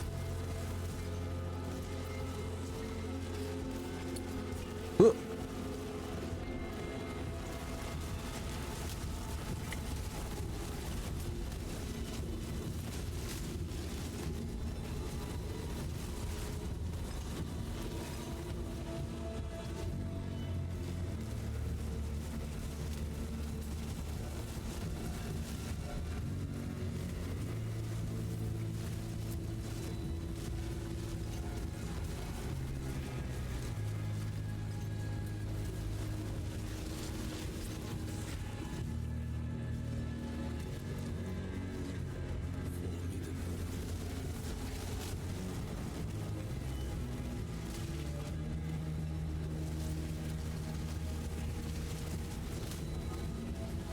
Q rune. Hey!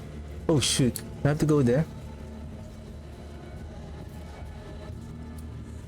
Right, we can use the Q rune.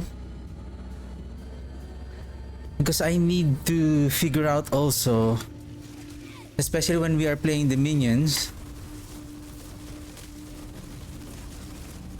considering that we can still use the Blight on the minion build. Basically, we don't need to cast the if we're going to use the Naz, the Hand of Naz, we don't need to keep on casting the Ray Skeleton, only to a certain point that if we are losing the buff. So we can continuously cast the Blight for the corpse generation and proccing the lucky hit in combination with the Decrepify to reduce the cooldown of the Soul Rift.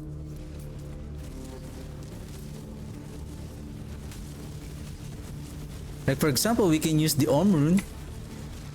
If you have the Nagu and Om rune, or Q rune. I think I have already tested it. Q rune against Nagu rune. It's better to use the C rune on the Q rather than the Nagu because of the I think relative to the 5 seconds cooldown of the Nagu and the Q, it's ideal to use a more shorter cooldown to consistently proc the Q, the barrier of the Q rune.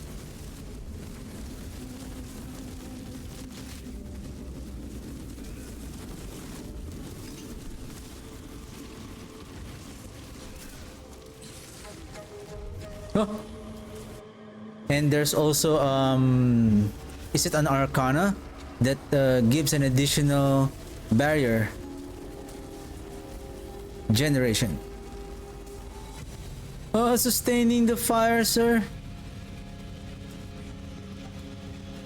I can sustain the Soul Rift, sir. Oh, I can sustain that damage, sir.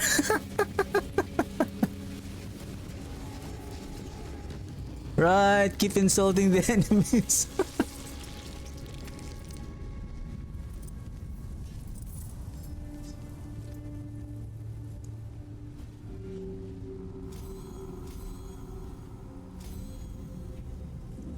Okay, last run for tonight.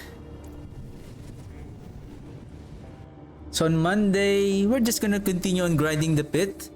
till we reach level 80. I would say once our glyphs is already level 80, I guess our damage is going to be okay. We are strong enough to speed runs on the dungeons and some whisper events and then inferno hordes as well. Then we can start collecting the Obdusite and gold so that we can start masterworking the items probably by next week. Oh shoot, we're doing PTR. Probably 2 weeks from now, so a week. Next week will be PTR. Then the following week, probably that's the time that I can make the build guide for our Blight. Okay, last run.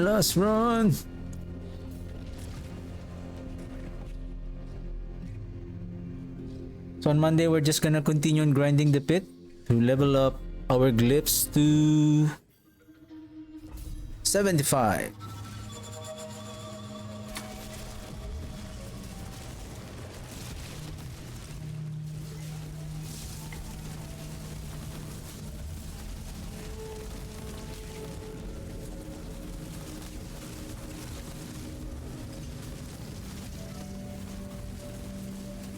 So again, what I have learned on leveling, it's very important to max out your resistances, prioritize your life, resistances, and then armor.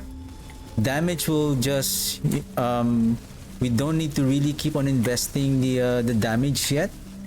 Just focus on maximizing capping all of the resistances and the armor, and with a good amount of life we can sustain most of the damage of the enemies as we progress on the game.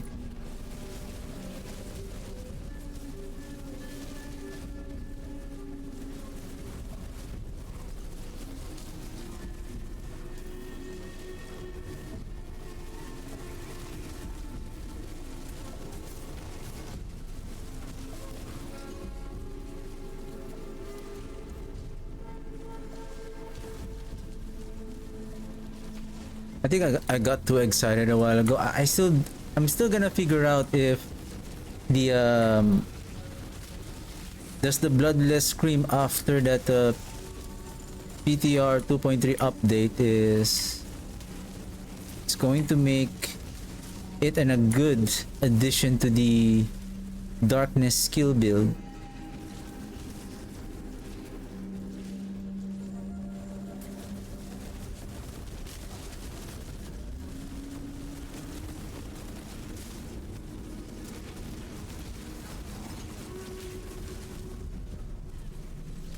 Yeah, no Ahu. No Zekrun. No Zekrun.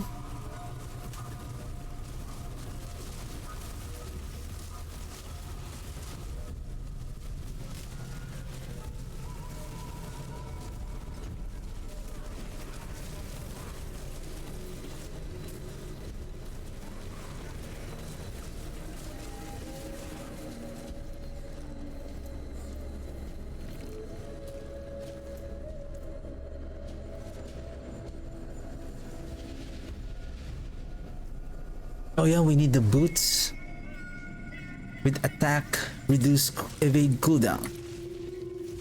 Right, blast wave.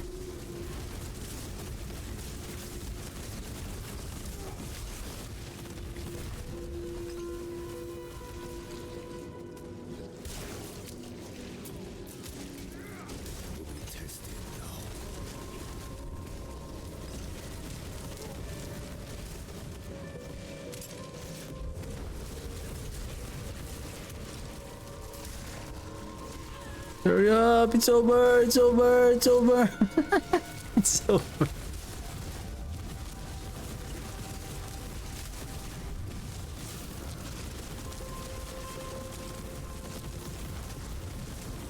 There's another armored elite here.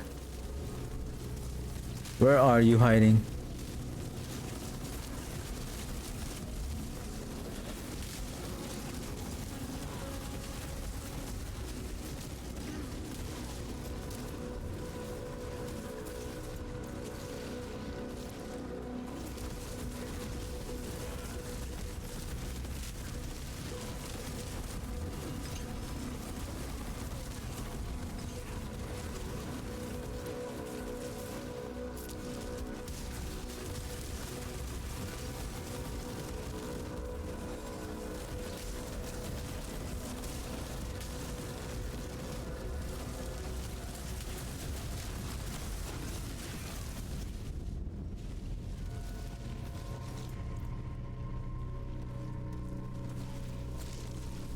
Hey, where's the rest of your comrades?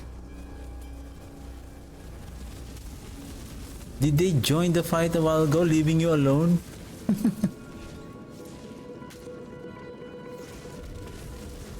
Hey, this is it. This is it.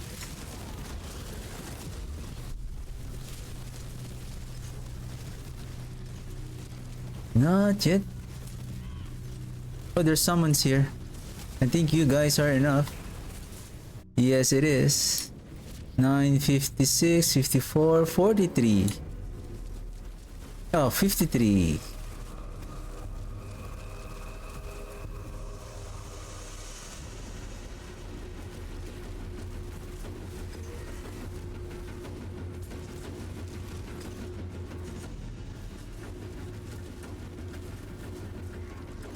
Twenty seconds. 20 seconds.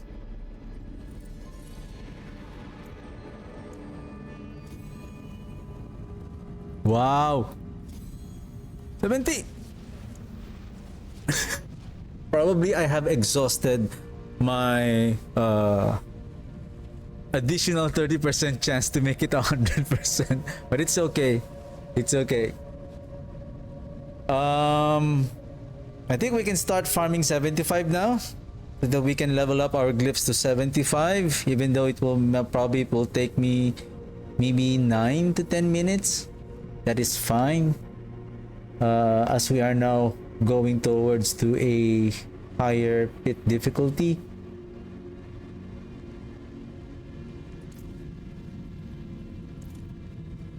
So yeah, on Monday, tomorrow I'm gonna free up some space in preparation for the to install the PTR server.